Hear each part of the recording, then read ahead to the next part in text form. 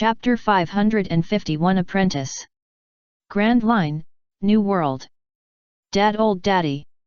Red Hair wants to see you. A report from one of Whitebeard's many sons on the Whitebeard pirates. This is a historical scene of the meeting between the four emperors. Whitebeard acted indifferent. I'll let him come over. That kid, did he bring me some good wine?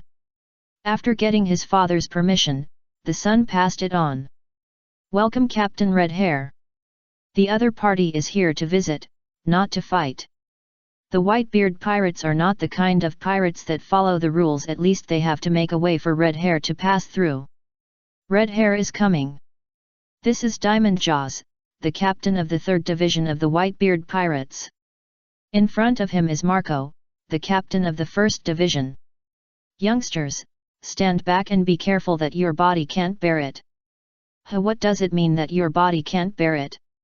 Never mind, anyway, hide behind quickly. As the ship's doctor, Marco was still concerned about the physical condition of the crew. But it was too late, as Shanks stepped onto the steps. The invisible aura of kingship spread out, and those with weak willpower immediately fell to the ground with their faces and foamed at the mouth. If Garp had trained his armament Haki into a passive state, then Shanks had trained his Conqueror Haki into a passive state, which was the face fruit now. Shanks also released some Conqueror Haki. After all, he was not a weakling to be able to join the Whitebeard pirates. What happened to you? What happened? Those who didn't understand panicked, while those at the captain level were used to it. It's too late, it's okay, don't worry about them. They just fainted. Marco explained. Jaws took over his words. If you stand in front of him and talk without preparation, you will faint. Same as before, full of domineering. I saw Shanks dragging a huge wine jug and walking over with every step he took. People fell on both sides. And even cracks appeared on the boat planks. Just as Jaws said, he was domineering. Everyone was quiet, with only the sound of Whitebeard drinking and the clatter of Shanks' shoes. Until Shanks came in front of Whitebeard. 8-meter-tall Whitebeard was taller than Shanks even when sitting, and his physique was much stronger than Shanks. But Shanks lost in physique, but not in momentum. Excuse me. It was an enemy ship anyway, and I scared them a little. I brought you water to heal your injuries. I have something to discuss with you. Whitebeard stared at Shanks with his eyes slanted down, looking arrogant. He had the qualifications, but it didn't mean that he looked down on Shanks. Every time I see your face, I want to ask, the wound that kid left on you is still aching, right? Look at your domineering look, and you still say you are not here to fight. You bastard! Gulala. The boy that Whitebeard was talking about was naturally Blackbeard. The 3 scars on Shanks' face were left by Blackbeard when he was in the Whitebeard pirates. He used iron claws as weapons. I don't know why he hasn't used them since he defected. Hey Red Hair, what do you want to do?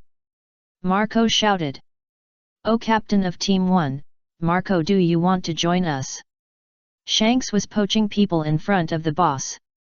Stop talking nonsense. Marco would never betray his father, Whitebeard. Dad, we. Jaws asked. Whitebeard didn't speak, so he certainly didn't dare to do it himself. It seems that he is not here to fight. Let's leave the 2 of us alone for a while. Whitebeard spoke, and his sons immediately followed his orders and retreated to the 1st floor deck, leaving only Whitebeard and Shanks on the 2nd floor. The wine from the West Sea doesn't look very good, Whitebeard commented before drinking it. Shanks smiled. I have traveled all over the world's oceans. There is no better wine than this. Try the bar in my hometown. Whitebeard heard it and raised his head to drink a sip. Not bad. Roger Garp Sengoku. Not many people know about the sea at that time. Whitebeard suddenly began to miss it. Shanks replied. 22 years have passed, no wonder. Whitebeard grinned. You have climbed up quickly. You were just an apprentice kid next to Gold Roger. My ship and Roger's ship often fought, and we became familiar with each other after a while. Where is the funny red nose with you? Is he dead? Speaking of Buggy, Shanks also recalled memories. Bakey. I really miss those days. On the day the captain was executed, we parted ways in Rogue Town, and there has been no news since then. I heard that he is still a pirate. For me, it was just a matter of a snap of the fingers. There are also many people who continue to write legends. The day you fought with Hawkeye seems like yesterday to me. A person like you actually lost an arm in the East China Sea. Everyone was stunned. What kind of enemy took away your left arm? Shanks covered the broken arm with his coat, and the figures of Luffy and Whitebeard appeared in his mind. Of course, Luffy had more. This. I bet him on New Era. When Whitebeard heard this answer, he drank and replied, as long as you don't regret it. Shanks smiled back, and after the pleasantries, he started to talk business. I have good news. A junior I know, Shanks said, and his mind flashed with what Beckman had told him before he boarded the ship. You must say that he is my apprentice. You must say that Bai Yun, who cut off Blackbeard's left arm, is my apprentice. He is Ben's apprentice. Whitebeard was puzzled as to why Shanks suddenly mentioned a junior. Ben, the Beckman who played with guns, right? Yes, his apprentice. What's wrong? His apprentice cut off Blackbeard's left arm, Shanks said calmly, and Whitebeard, who had always been calm, also showed a slight change on his face. Shanks noticed this and raised a smug arc at the corner of his mouth. Such a joke is not funny. Besides, you don't think you are a joker? This was Whitebeard's answer. Indeed, we have no evidence, and we didn't see it with our own eyes, but I believe that the child will not lie. And he is Ace's brother. Another sentence that made Whitebeard's eyebrows jump slightly. Ace's brother. Luffy, Bai Yun, Sabo. Ace mentioned his three brothers on the ship, but Whitebeard didn't expect him to remember them. Shanks nodded, it's Bai Yun. Just as he was about to continue, a voice came from the first floor deck. Chapter 552 Personally Presented. Shanks and Whitebeard talked about Bai Yun, and just as they were about to elaborate, a voice came from the first floor deck. It was Beckman who came up. Faced with the siege, Beckman acted calmly. Captain, the vice-captain came up together. Are we really going to start a war? Marco asked. Beckman had a cigarette in his mouth, dragging the den mushi in one hand and resting his hand on the butt of the gun with the other. What a big scene! I'm just here to pass the den mushi to my apprentice. Apprentice? Malco was puzzled. Why hadn't he heard that Beckman had an apprentice? After all, he was also a top fighter. Gulala, let him come up, Marco. Don't worry about me. Two little devils can't take my life. Whitebeard's words came down, very arrogant. But he had the capital. Dad, let me go up too. Although Marco knew that the red hair pirates were not the kind of sneak attacks, he still had to be prepared for everything. After all, they were four emperors. Beckman's strength was comparable to Shanks. So, although they had the least territory and the fewest crew members, the red hair pirates still held the position of the four emperors. Okay. Whitebeard believes in his own strength. He is arrogant, but he also knows Marco's character and cannot be as stubborn as him. Beckman and Marco came to the second floor deck. Shanks did not ask Beckman why he came. He had heard what Beckman said just now. I came to pass the den mushi to my apprentice. Shanks continued what he was going to say. It was not Hawkeye who left me with this injury, nor was it my injury during the adventure. This injury was caused by your subordinate Blackbeard. Teach. I didn't care too much at the time. You know what I mean. Whitebeard. He has been waiting for the opportunity. He has neither fought for the position of captain nor improved his reputation. Instead, he has been hiding under the banner of Whitebeard. When he got the power, he began to act. His ultimate goal is the highest point. By his own will, he will come to take your position one day. Whitebeard was silent for a moment. Shanks' words were dangerous, only he knew how much he had heard. What do you want me to do? This is the purpose of your trip. Shanks stated his purpose. Call Ace back. He is young and the captain of your second team. Ace is very strong, I know that. But his reputation and your trust in him will make this matter difficult. Now is not the time for the two of them to fight. Don't provoke Blackbeard. Teach, I only have this one request. After Shanks finished speaking, Whitebeard laughed. Gulalalala. You, a snotty kid, really know how to talk. It looked like a tense situation was about to start. Bai Yun, who was on the top of the wall of the swimming pool in the backyard of Carrera Company in the Seven Water City, spoke immediately. Bai Yun went to the top of the wall, secondly to see if Aokiji would suddenly attack, and mainly to talk to Beckman, Shanks, and others. It was such a coincidence that it was the time for Shanks and Whitebeard to meet. Don't fight each other. The slightly heroic voice of a young man came from the microphone of Den Den Mushi. The attention of Whitebeard and Shanks was attracted. Beckman stepped forward, stretched out his hand, and let Den Den Mushi stand between the two of them. Long time no see, Shanks. Ha ha ha, long time no see, Bai Yun, say hello to Luffy for me. Yet. Let's talk about business, Whitebeard daddy. Ace calls you daddy, so I call you that, is that okay? Gulala, in that case, you should be my son too. This was Whitebeard's answer. Not surprising, Bai Yun replied. Ace invited me, and my answer was that I already have someone to support at this time. Marco handed Whitebeard the latest bounty list of the Straw Hat Pirates. Straw Hat Luffy 300 million bounty, gulala, that's just a new kid. You too, Bai Yun kid 291 million, can you cut off one of Teach's hands? Whitebeard still had some doubts about Bai Yun, a rookie pirate, being able to cut off one of Blackbeard's hands. After all, he didn't know Bai Yun well, and who knew if he was lying? Bai Yun said very confidently about this question.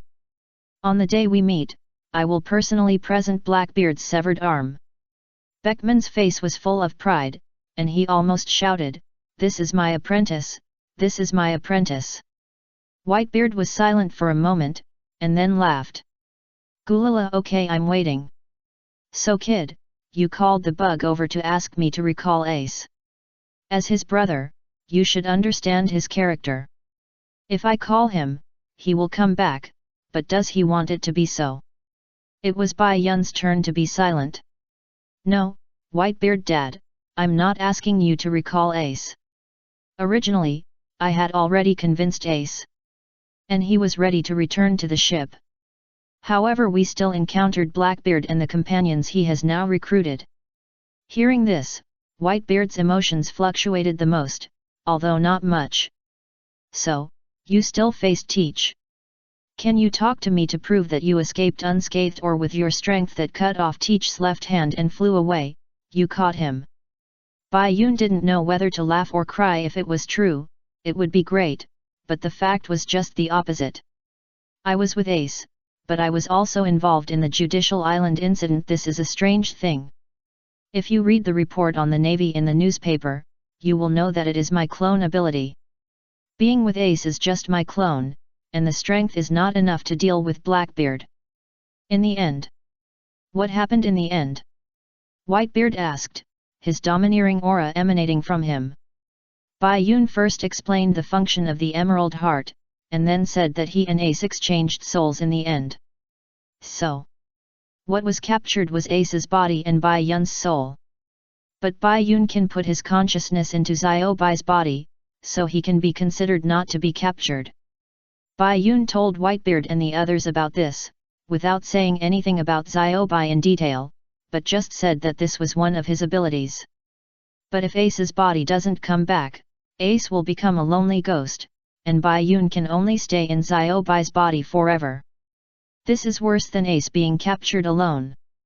But Ace's soul escaped, and Bai Yun's soul can also be transferred at will, so the mobility is high. And, with Bai Yun, then, as a master, Beckman. What it means that Ace's body is gone, and your soul can't return to your body within 7 days, then you will die completely. Bai Yun was talking nonsense about this. He didn't know what would happen if the soul left the body for 7 days. Chapter 553, Violating the Heavenly Law. Outrageous!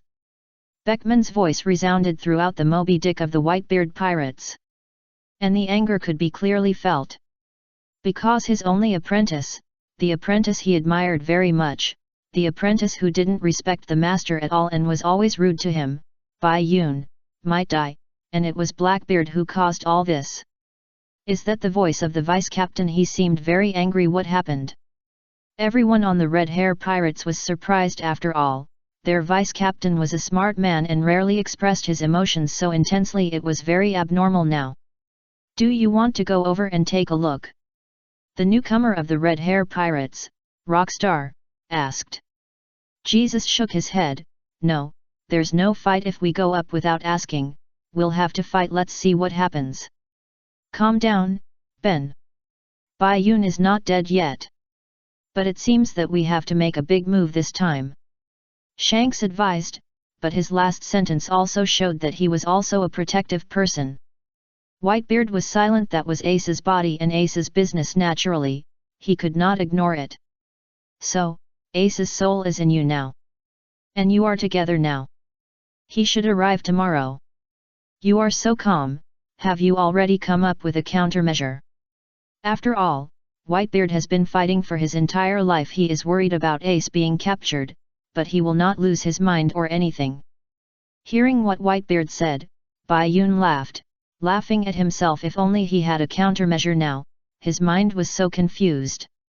I don't know, I tried to keep Ace away from Blackbeard, but in the end, it was fate that made them meet. What should I do now? I just want to cut off the other limbs of Blackbeard. If he develops, he will definitely be a big hidden danger, a person who can lurk for more than 20 years for his ambitions. It's okay if he doesn't show his teeth, but once he shows his teeth, he will bite others to death. Everyone was silent. Bai Yun's words really don't sound like what a 17-year-old boy would say, and Bai Yun seems to know Blackbeard very well. Only Beckman replied, well said, kid, cut off his limbs and use him as a target. Master. If talking can make it happen, that would be great. Now Ace's body is being taken to the Navy branch base by Blackbeard and his men. It's too late for you to rush over. My plan, it's not a plan, but I think this is the best way. Ace will definitely be taken to Impel Down. I'm going to break into Impel Down to save him. And Whitebeard, Shanks, and Master, as the 4 emperors, the Navy will focus on you. The Navy will be watching your every move at any time. I hope you can pretend that you don't know Ace has been captured to confuse the Navy. Just don't do anything. Oh, it would be best to destroy some Navy branches to attract the Navy's attention. If you are going to attack Impel Down, then this will be a world-class war. Let me do it. There are not many people in Impel Down that I am afraid of. If Ace is not rescued in the end, then this world-class war seems to be inevitable. Bai Yun finished talking about his plan and fell silent. It can only be said that he is very brave to break into Impel Down. That is a place that pirates avoid. Even Shiki the Golden Lion broke his legs when he came out of it. Breaking into Impel Down alone? Are you sure, Bai Yun? Shanks asked. Not alone, Shanks. Although Ace used my body, his fruit ability is still there. He is with me. Bai Yun replied, of course not alone, Ace is still there. What about you? If you are handcuffed with sea stone handcuffs, won't your ability disappear? If the ability disappears, with your physique, I'm afraid you won't even be able to get through the first level of the city. Beckman said this, a true master. Bai Yun couldn't help but smile. Although the Beckman in the outside world was smart and had advanced strategies, the Beckman he knew was like this, with a sharp tongue, lustful, smoking and drinking, and no perm on his hair. Don't worry, master, I'm not going to die. I have grown over the years. Why not let Whitebeard and Red Hair attack Impel Down to save Ace? It's easy to say, have you considered Magellan's feelings?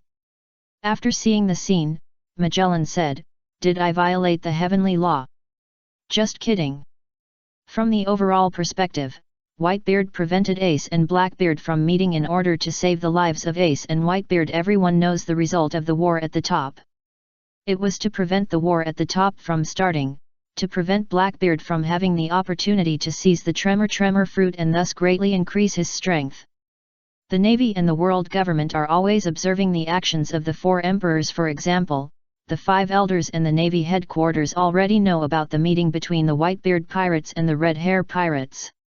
And the warships of the Navy headquarters are also on alert at all times.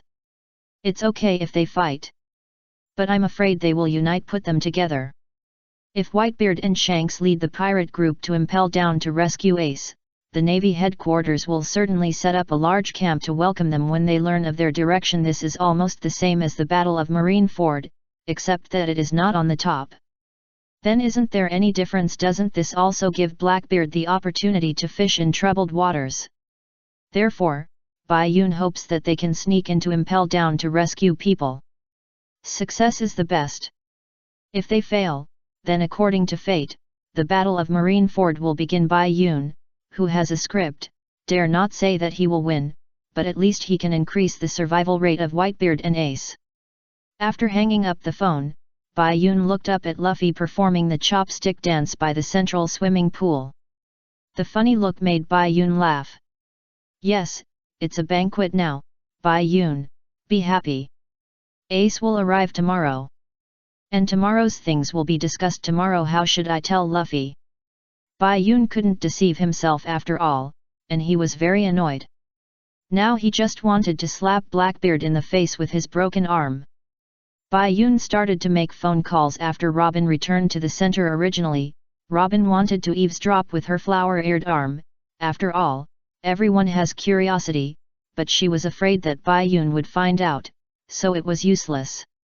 But now Bai Yun was worried and scratching his head, and she saw it all. But she didn't say anything, and planned to ask Bai Yun later. Since Bai Yun didn't tell everyone, she asked Bai Yun at the banquet now, but it was low EQ and spoiled the fun. Obviously, she, Nico Robin, would not do such a thing. After all, she is a 28-year-old adult sister. If it was Luffy, he would definitely ask directly. But Luffy is not low EQ, he is just stupid and simple. Chapter 554. This matter concerns the world. Beep beep beep. On the Whitebeard pirates' side, Bai Yun hung up the Den Den Mushi and heard a beep. Beckman put away the Den Den Mushi. He didn't need to speak, he was not the captain, but Shanks was. This junior kid named Bai Yun is very interesting, Gulalala. No wonder Ace often mentions his brothers. Of course, it doesn't matter whose apprentice he is. Beckman looked proud. Whitebeard glanced at him. The only shortcoming is that he is the apprentice of a gun-playing kid like you. Because of this, it would be more difficult for him to accept him as a son.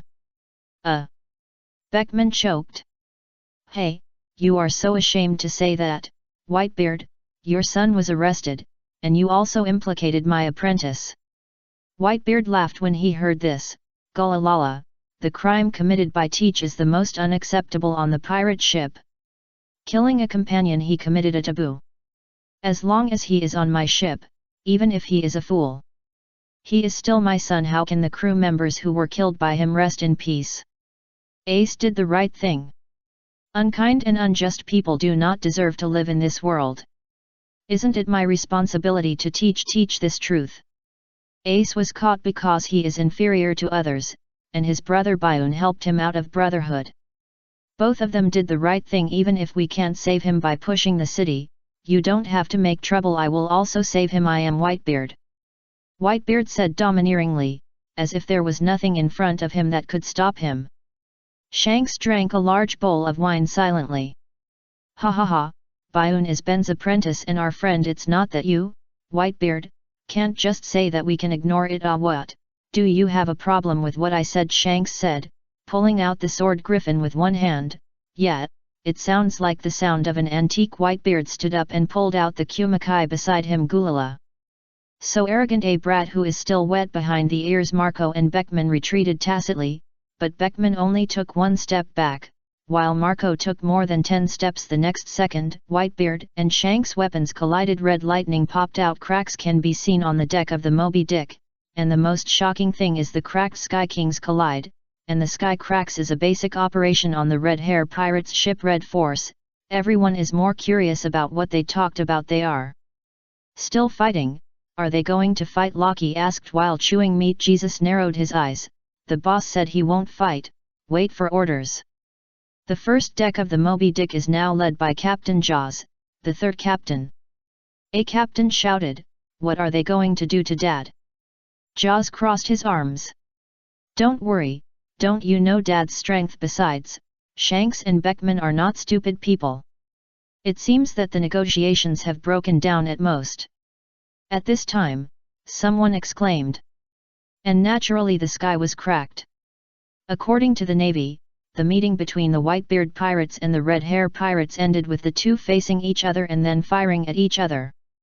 The Navy could not eavesdrop on what the two talked about, but the Navy was happy to see the result of the two sides fighting and not fighting. At least, this shows that the two people talked about something that should be broken. The not-so-smart people think so. It was impossible for Sengoku to think of the conversation between the two, so the Navy has increased its attention to the two pirate groups during this period. Whether the two really broke down in the negotiations or were just acting, it is always right to be cautious. The night after the banquet. As the banquet went on, it became bigger and bigger, until the whole town came to participate. The large number of dirty dishes and other things at the swimming pool naturally did not need the Straw Hat Pirates to deal with them. And the townspeople volunteered to help clean them. Luffy was sleeping soundly on the boat with a belly that was pregnant for 10 years.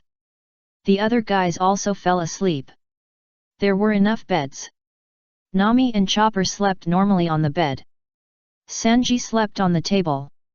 And Zoro sat directly on the ground, leaning against the wall under the window, and the moonlight came in and just shone on his legs. Only Bai Yun and Robin were left awake. Bai Yun sat on a chair looking at Bai Yun, waiting for Bai Yun to come tomorrow. It sounds weird, but it's normal when used on Bai Yun. Robin appeared at the window outside the house, put his hands on the edge of the window, crossed his hands, and stretched out one arm from the chair to poke Bai Yun with his finger. Bai Yun turned his head and saw Robin leaning forward on the windowsill, with his right hand stretched out to cover his right cheek, smiling. She didn't say anything. Bai Yun knew what she meant. During the day, Robin's eyes always looked at him. And Bai Yun couldn't have been unaware. Bai Yun nodded, suddenly transformed into a white snake and jumped directly over Robin's head, went outside the window, landed, and turned back into a human. Robin turned around and looked. Bai Yun didn't say anything, but pointed to a tree not far away, meaning to talk there. Robin naturally agreed, nodded, and walked away. The two spoke very quietly. But Zoro, who was sleeping against the wall under the window, still opened his eyes. "Tonight the weather is nice, the breeze is quite comfortable. Is Sister Robin interested in going out for a walk?" Although it was Robin who asked Bai Yun to come out, Bai Yun spoke first to break the silence. "The weather is nice. What happened, Bai Yun?" Robin smiled politely and agreed, then went straight to the point. Bai Yun was choked. "Sister Robin, you are so stiff. You can see it all." "Yes, something happened. But you don't have to worry about it," Bai Yun replied. Robin still had a smile on her face. "I don't want you to make my choice." Robin here refers to the fact that she made an agreement with CP9 privately. "We are partners, and we should trust everyone. This is what you told me, Bai Yun." Hearing Robin's words, Bai Yun was silent, and then sighed. "This is more important than CP9 and Judicial Island. This matter concerns the world." As soon as Bai Yun said this, Robin's expression changed, the smile disappeared, and turned into worry. Zoro, who had followed stealthily and didn't know he had been exposed, also widened his eyes. "So serious?" Robin couldn't believe it. How could he suddenly encounter such a serious thing? Bai Yun nodded. "Yes, I didn't say it because Luffy would not be able to calm down if he knew it." Robin grasped the key point. Is this matter related to Luffy? Chapter 555 Rules. Is this matter related to Luffy? Robin grasped the key point in Bai Yun's words. The world-class event that Bai Yun is worried about now is related to Luffy. Thinking back to the news he got during the day. His grandfather is a Navy hero, and his father is the leader of the Revolutionary Army, and he has a relationship with the Red Hair Pirates. This is really a big event that concerns the world. It's related to Luffy, but it's irrelevant if he doesn't know. With him, with your current strength, it's not enough to face this matter. Bai Yun replied, it's still God mysterious. You want to face it yourself. After all, Robin has been in the underworld for many years, and she was the intelligence chief of Baroque Studio for a long time. She is still very good at mentioning key information. And a companion. Bai Yun almost said brother. Hearing the word companion, Robin smiled again, that is your companion, aren't we? Don't talk about the problem of strength. I didn't believe that everyone could defeat CP9 before, but now. You think the same as I did then. Or, you tell me something, and I will decide whether to tell the captain. If you don't, I will let the captain ask you. After all, I am also a member of the ship. And I have to listen to the captain. Or, I may coincidentally face this matter with you. After saying the two choices, Robin's smile has a more dark taste. She is a dark big sister. Bai Yun didn't know whether to laugh or cry. Sister Robin, you are really loyal. This is the only description Bai Yun could think of. Robin accepted it calmly. Thank you for the compliment. Then he continued to wait for Bai Yun to make a choice anyway. The night was still long. The wind blew, and the branches swayed. The silence was not long, not more than a minute. Bai Yun sighed and said. When we reunited with Ace, you, Sister Robin, had not yet boarded the ship. Ace Fire Fist Ace. The captain of the 2nd Division of the Whitebeard Pirates, he appeared in Alabasta. Reunion. Are you old acquaintances? Just now, the hero of the Navy, the leader of the Revolutionary Army, the Red Hair Pirates. And now the Whitebeard Pirates have been added. Robin is terrified just thinking about it. He is Luffy and I's brother. We grew up together and are sworn brothers. Bai Yun replied, and was surprised. Didn't he say it before? Luffy's family is really... Robin was just full of shock in her heart. There was really no end to the buffs. During the day, Ace was captured by the Blackbeard Pirates and sent to the Navy as a bargaining chip to become a Shishibukai. That's what I'm worried about. Bai Yun finally told the story, and also explained how important this incident is. Ace is the 2nd captain of the Whitebeard Pirates. He is my and Luffy's brother. And my soul is now in Ace. My master is Beckman, the vice captain of the Red Hair Pirates. He was sent to the Navy, and Garp, who is our grandfather, is also a heroic vice admiral of the Navy. Buffs are stacked up. However, but the most fatal is Ace's identity. Ace's identity. Robin was puzzled. He didn't understand the sentence above that. Bai Yun said his soul was in Ace. Ace, does he have another identity? Bai Yun met Robin's eyes. He is the son of Pirate King Gold Roger. Robin's mind exploded for a while. Why? Because the buffs were stacked up. Bai Yun was waiting for her to digest the news. If she didn't know the news from the beginning to the end, and then knew about these top combatants on the sea, she would be shocked. If you change to Luffy, he probably only cares about Ace being captured and wants to rescue him immediately. He only has this simple brotherhood and doesn't care about anything else because he is Luffy. This is really a matter related to the change of the world pattern. Robin said as a historian, if this happened, she could imagine how much impact the record of this incident would have on future historians. Shall I continue? Yes. Without Robin asking, Bai Yun said that the reason why his soul was in Ace was because of the loss of the Emerald Heart, the treasure of the ancient Emerald City. So, Ace was not completely captured, but only his body was captured, while Bai Yun's soul was captured. As for the two people who were missing their own, they were ready to face this matter. 2 words to summarize: jailbreak. So, your plan is to go to impel down the castle to break the prison with Ace, who will come tomorrow and be in your clone's body, and take back your bodies and souls after he transfers his soul to your original body. Hope to prevent a world-class war where all the major forces collide. Robin will summarize. Bai Yun nodded. That's it. I've thought about the outcome, whether it's success or failure. What worries me is how to tell Luffy. This is the problem. Although Luffy is easy to deceive. Once Luffy is told about this, he will definitely go with us to save Ace. To be honest, his strength is not enough as his brother, we never want to see him get hurt, or even pay the price of his life. The price of his life. Robin looked into Bai Yun's eyes. What did you see? Bai Yun certainly said what she said. That's why I don't want Luffy to go with us. If he goes, you guys, as partners, of course, won't abandon him, even if that's impelled down. So, I hope you don't tell Luffy. I also hope I can think of a good reason tonight. To be honest, this is the first time Robin has seen Bai Yun so worried, and it feels like it's not common.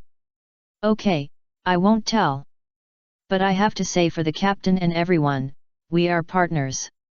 As you said, even if the destination is impelled down, if you need us, I will go there.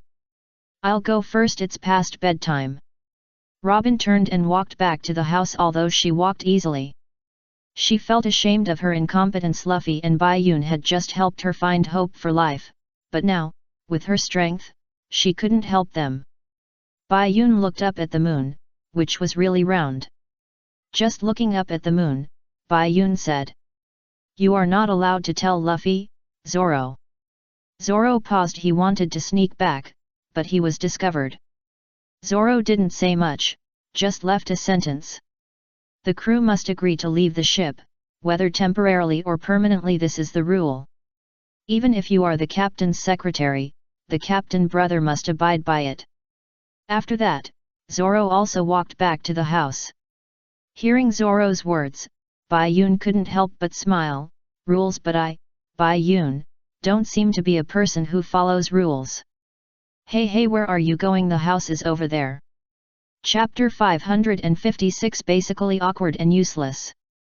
The moon and the sun switched shifts. The second day of the banquet arrived. Frankie and Iceberg, as well as Barry, Bipalulu, and Dalston, 5 top craftsmen, were still working tirelessly to build the dream ship. The next day, the newspaper about the Judicial Island incident was not spread to the 7 waters, and the bounty list had not yet arrived. And those top and high-level forces received the newspaper and bounty list on the first day after the Judicial Island incident ended. The president of the news agency still knows how to behave. Be a bird. Whatever he does, he will do it. Frankie at the old site of the Chi family, the Frankie family, who rebuilt their home, became excited because of the news in the newspaper. Originally, they thought they would become wanted criminals and live a life of escape, but they didn't expect that the newspaper report had nothing to do with them at all. Carrera Company's temporary headquarters pirate house. Everyone is eating breakfast.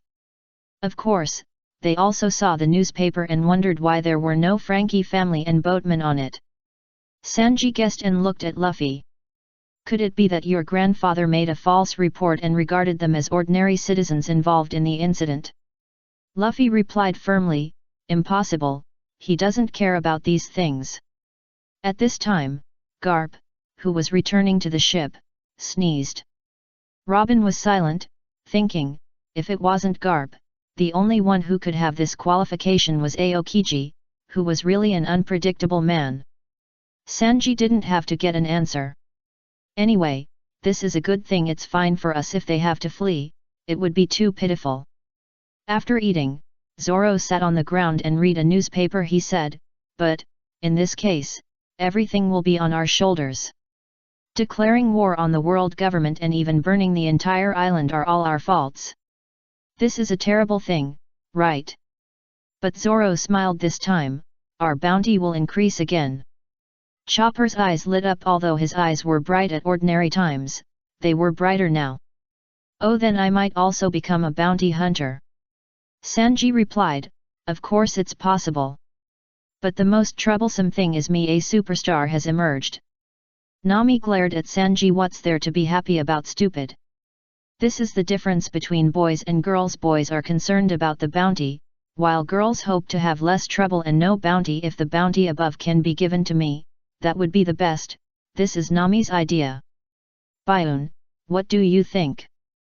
Bayun, who was eating breakfast quietly, was suddenly called out by Robin. Bayun had the right to suspect that Robin did it on purpose. What do I think? Didn't they report the Frankie family? Sanji is right, not reporting them is a good thing for them. Speaking of the Frankie family, Luffy, you don't know yet, Frankie is helping us build a ship. Bayun seemed to change the subject, but Robin didn't bring up any topic. Hey, is Frankie helping us build a ship? Great, that group of people is really good.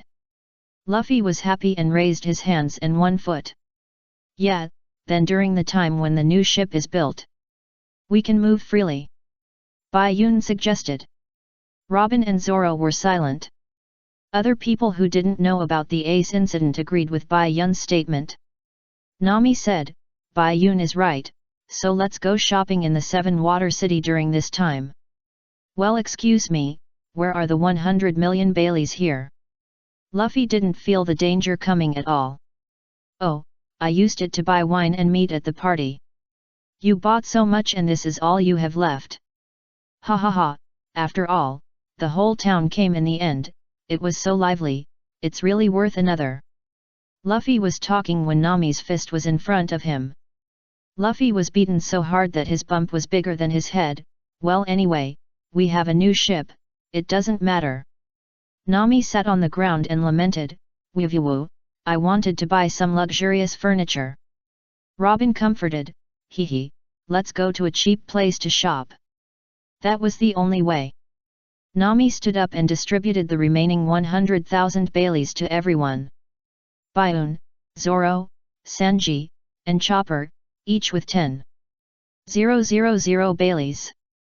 She and Robin used the remaining 60,000 to buy furniture. Nami, I want to go play too, give me pocket money. No share for you. Nami was so angry, you still want money? Bayun handed his share to Luffy, I'll give you my share, I'll go enjoy the sea breeze, no need for money. Luffy was also not polite, thank you so much, Bayun, you are still the best. Let's go, Chopper, we're going to the east. Nami and Robin left first. Then came Luffy and Chopper. Zoro went to buy a knife. Sanji went to buy ingredients. Only Bayun was left in the room. Bayun didn't know why he suddenly felt lonely. Look at the time, Ace should be here soon. Luffy and Chopper bought some candies together, and then Luffy accompanied Chopper to buy medical books. When Luffy tried to open a book, he fell asleep immediately. Zoro took 10,000 Baileys to buy a knife, and the boss cursed, you want to buy a knife with this little money, dream on, you insincere guy. Not everyone followed the owner of the weapon shop in Rogue Town. The knife buyer on credit, Ippon Matsu. Sanji bought a cart of ingredients, and unlike Zoro, the owner of the ingredient shop praised Sanji. Thank you for your patronage, you have a good eye. Sanji said, haha, I'm first rate. Nami and Robin went to buy furniture, but Nami couldn't walk after seeing the clothes on the street. The last Bayun was seen holding his body and going to the beach to pick up Ace. Originally, Ace and Bayun came to the 7 Water City on Kama's ship. Who is Kama? He was the second prince of the West Sea Black Hand Gang, who was swapped with the soul by Chongsheng, the owner of the Life Auction House, and offended Bayun. Then Bayun raised the price to 500 million to buy the atom trunk to make a coffin for his grandfather. Originally, Bayun and Ace were going to say goodbye to Kama in the food town and have a good time. After eating, they took the sea train to the 7 Waters, but the appearance of Blackbeard broke the plan. Ace did not go to the food town, but took Kama's ship, traveling day and night, and came directly to the 7 Waters. Bayun came to the coast with his body in his arms, and he could vaguely see Kama's ship. There was also a long nose on the coast, talking to himself, laughing and talking. Usopp was practicing how to return to the Straw Hat Pirates without embarrassment. Other methods he thought of were basically embarrassing and useless. Chapter 557 Bayun. Can you come back, Usopp? Wahahaha, of course, if this is your request, then I will come back to be a vice-captain with great reluctance. Long time no see, Usopp. Scare. Usopp was at the coast, thinking about how to return to the Straw Hat Pirates normally, but he thought that if everyone begged him to come back, he was basically dreaming. He was suddenly startled when he heard a voice behind him, and turned around immediately. Bayun. Bayun. Usopp was a little confused when he saw the white-haired Bayun holding Bayun behind him. Wow, haha, yes, long time no see. Bayun. Why is there another Bayun? What are you holding yourself? Usopp also heard Bayun explaining to everyone, but of course he would not say that he eavesdropped. Bayun smiled back, you kid are still pretending, right? Bayun was too lazy to explain again, I'm holding it for fun. Hold it for fun. Usopp couldn't get this answer. Ha, that's really interesting. What I said just noted until you hear it, Bayun. Usopp tried to ask, which was very embarrassing. People with normal EQ would naturally say they didn't hear it, and even if they heard it, they would pretend not to hear it, not to mention people like Bayun who have a relatively high EQ. I heard it all. All of it, without missing a word. Vice-Captain Usopp. Usopp was so ashamed that he wanted to jump into the sea directly, but he was afraid of being crushed to death by the reef, and he only hated that there was no hole in the ground to drill. At this time, Sanji went to the sea to catch a few fresh fish and came back with the vegetables he bought before, and saw Usopp and Bayun on the coast. What is Usopp doing? Also, Bayun said that he came to blow the sea breeze, and brought his body with him. Why didn't he just return to his body to blow it? Sanji left without calling the two. Bayun was waiting for the ship to arrive, just hugging his body in silence. Usopp was also silent, he was so embarrassed that he didn't know what to say. Bayun, why did you come to the beach? Waiting for that ship. Bayun replied. Usopp looked ahead and saw a ship coming. Judging from the flag, it was not a pirate ship. Usopp wondered. Why was Bayun waiting for this ship? His friend. I remember the design of this flag was the Black Hand Gang's. The Black Hand Gang. Why was Bayun waiting for the Black Hand Gang's ship? Could it be that Bayun's real identity was the prince of the Black Hand Gang, the descendant of the Black Hand Gang boss who was left behind? Usopp was imagining wildly in his mind after learning that Luffy's father was the leader of the Revolutionary Army and his grandfather was a naval hero. He now felt that anything was possible. While he was imagining, the ship also docked. The sound of chains sliding and anchors falling into the water. Ace, carrying Bayun's clone body, jumped off the ship. Bayun. The three Bayuns were all there. Bayun. Usopp rubbed his eyes, and three Bayuns appeared in front of him. It's normal, it happened before, but the situation now is different. It was the same Bayun before. Now there is a fainted Bayun, a white-haired Bayun. And another Bayun who always feels weird. This scene looks very strange. Don't talk nonsense, hurry up. Bayun grabbed the body he was holding. Ace still didn't understand the hand of Bayun's body. Ah! Turn your soul around. Otherwise, when your body is handcuffed with sea stone handcuffs, my ability disappears, and your current body becomes a bullet. No one knows what will happen then, Bayun explained. Ace understood. I understand. Usopp didn't understand. What, your body, my body? What does this mean? No one answered him. Ace took off the emerald heart from his neck and held it with Bayun's body hand. Green light burst. Soul transfer. Ace opened his eyes and felt that he was held by Bayun. Put me down first, Bayun. Bayun put his hands down directly, and Ace rolled down, almost falling to the ground, but fortunately he held on with his hands.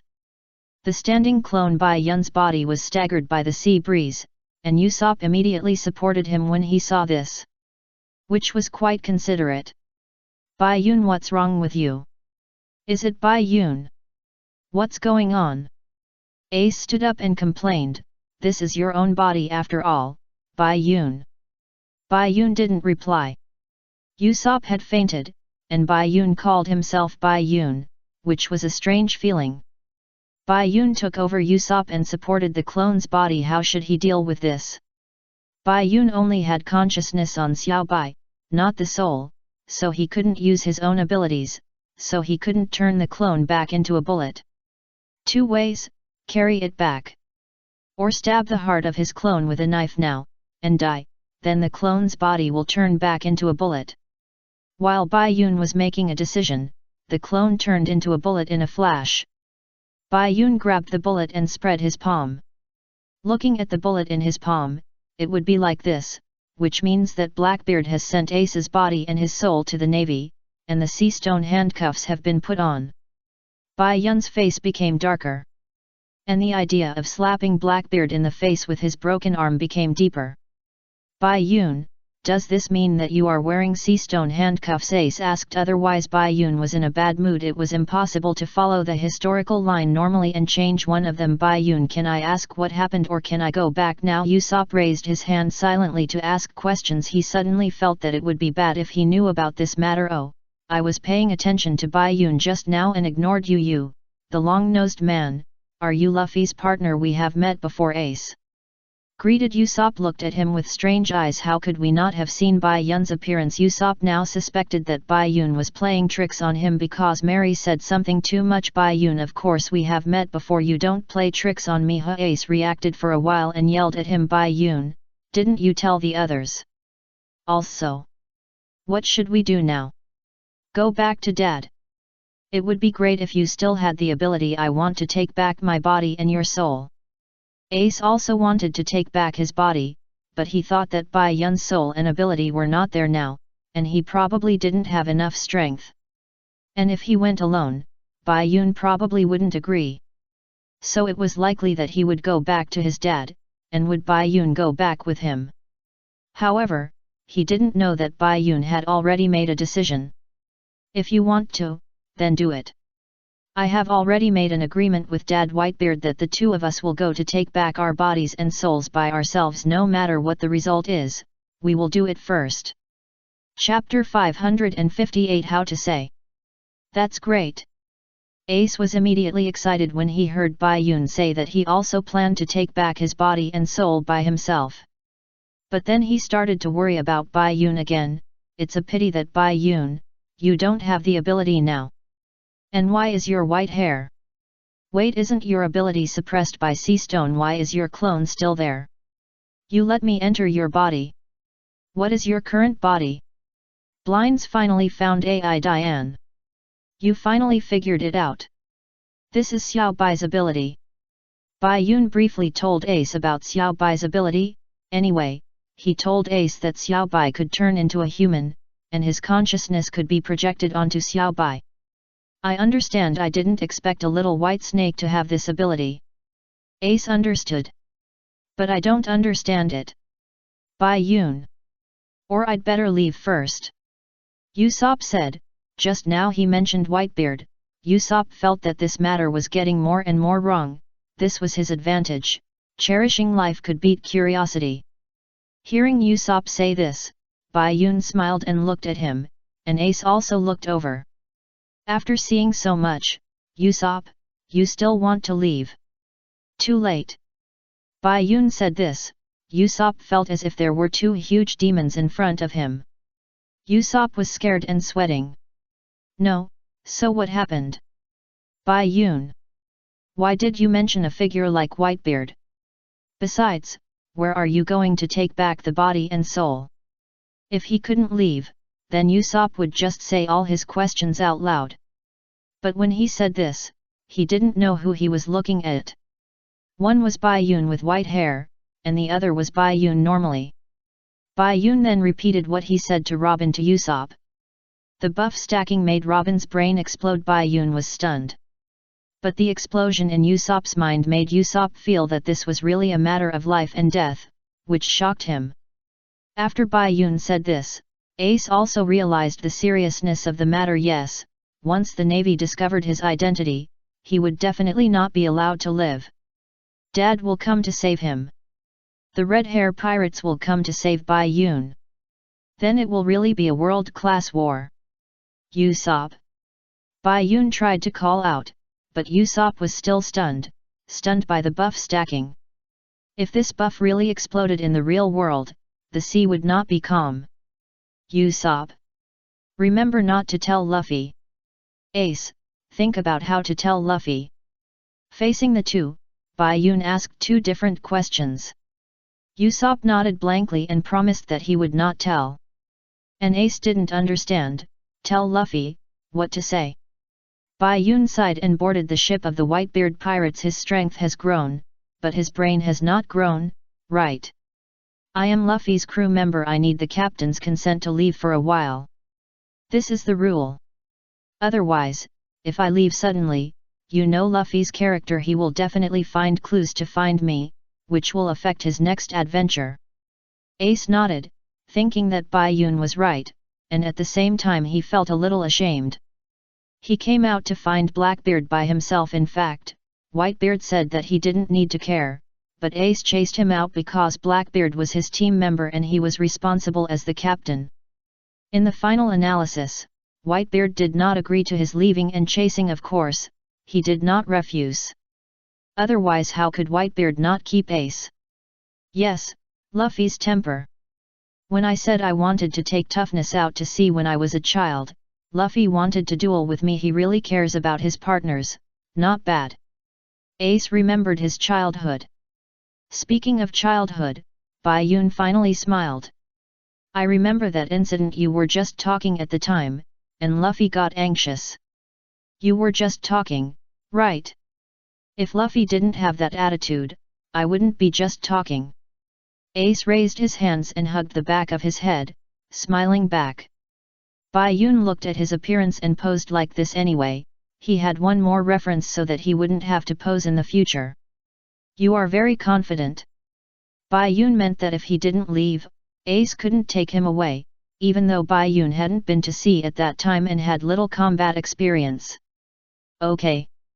Let's not talk about this. Think about what to say now.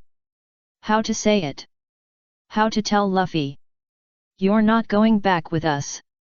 Bai Yun and Ace were going to the pirate house. Time couldn't be wasted now. It would be best if they could rescue Ace before his body was taken into the city of Push.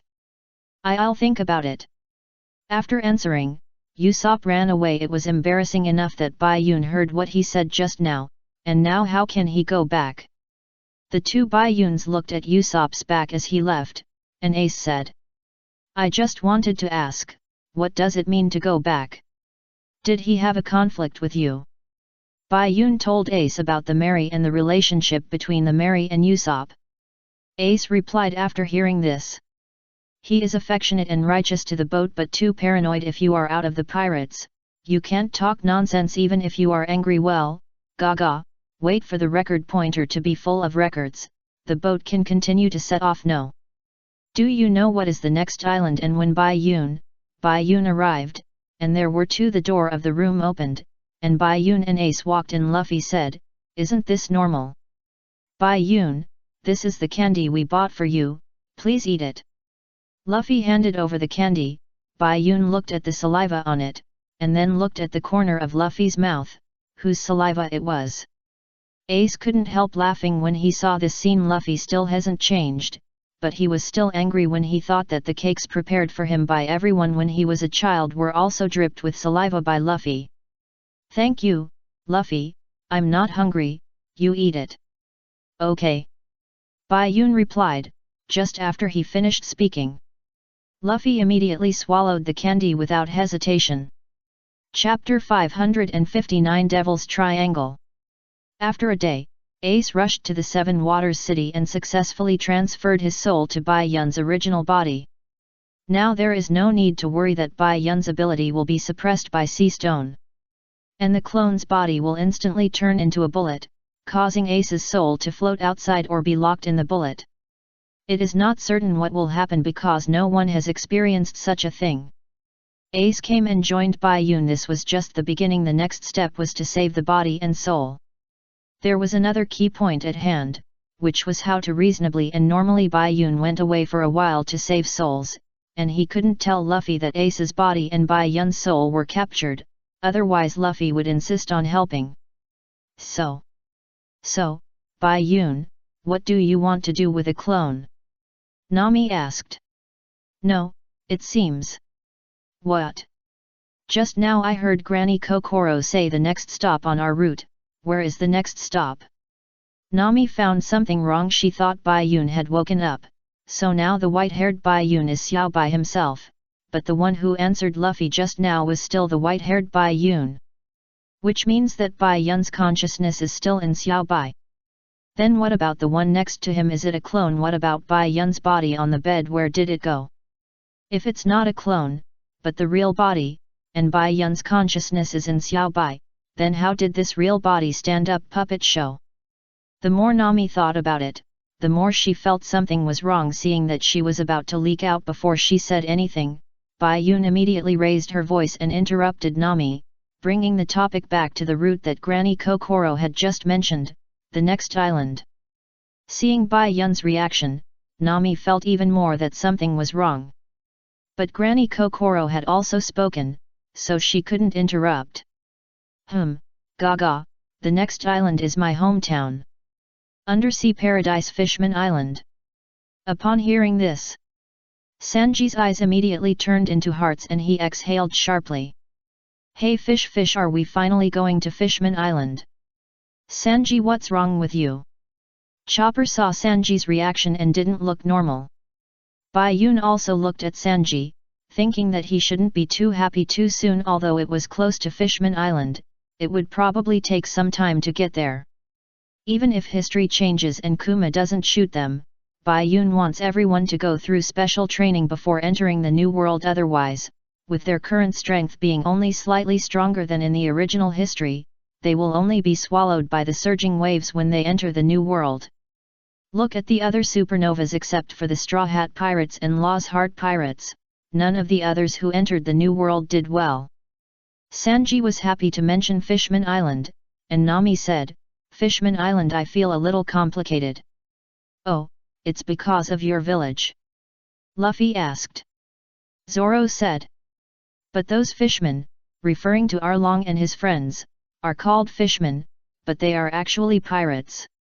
Sanji spun his body excitedly. That's right, there are not those people in Fishman Island. You finally said something good, Green Algae Head. Fishman Island is a famous attraction on the Grand Line. The beautiful mermaids draw beautiful arcs on the sea. Playing like fish, it's a dream kingdom. Sanji seemed to be able to see the mermaids in cool clothes playing in the water, and then he glanced at Granny Kokoro. Can't you let me dream? I'm a pirate. Sanji pounded the ground in pain. He was afraid to go to Fishman Island and see Granny Kokoro everywhere. Granny Kokoro was also angry. Yes, there are young mermaids. After drinking a sip of wine to calm down, Granny Kokoro continued. But, paradise is not easy to get to. Robin thought the problem was at the bottom of the sea. You just said I was a little worried about the bottom of the sea. That's okay, the problem is not there. You will know when you go there, Granny Kokoro replied, then unfolded the newspaper on the table and pointed to one of the reports. Take a look at this report. Nami did as Granny Kokoro said and read out the report. The unknown horror in the fog. Another 14 ships disappeared this month. What's going on? Granny Kokoro smiled, but with her face it was scary. Devil's Triangle, that's the only way to paradise. All routes will pass through there, and only by passing through there can you go to Fishman Island and then enter the new world. The Sabayati Archipelago is the endpoint of the first half of the Grand Line. No matter which route, you have to gather here, coat, and then pass through Fishman Island to enter the new world. After entering, the routes will separate again. Therefore, the Sabayati Archipelago is the most suitable place to open an auction house first. It is close to the Navy headquarters and the Holy Land of Marijoa, which is convenient for the arrival of those big guests. The Celestial dragons. Second. All pirates who want to enter the New World will gather here, which is suitable for taking auction items on the spot. Nearly 100 pirate ships disappear in that sea every year, but afterward, they will find empty ships without a person. There are also people who keep witnessing ghost ships drifting on the sea carrying the dead. Everyone had different reactions when hearing Granny Kokoro's rumors. Chopper believes everything. Will there be monsters coming out so scary? Will you encounter living skeletons? This is Luffy's prophecy. Living skeletons, it's interesting to think about it.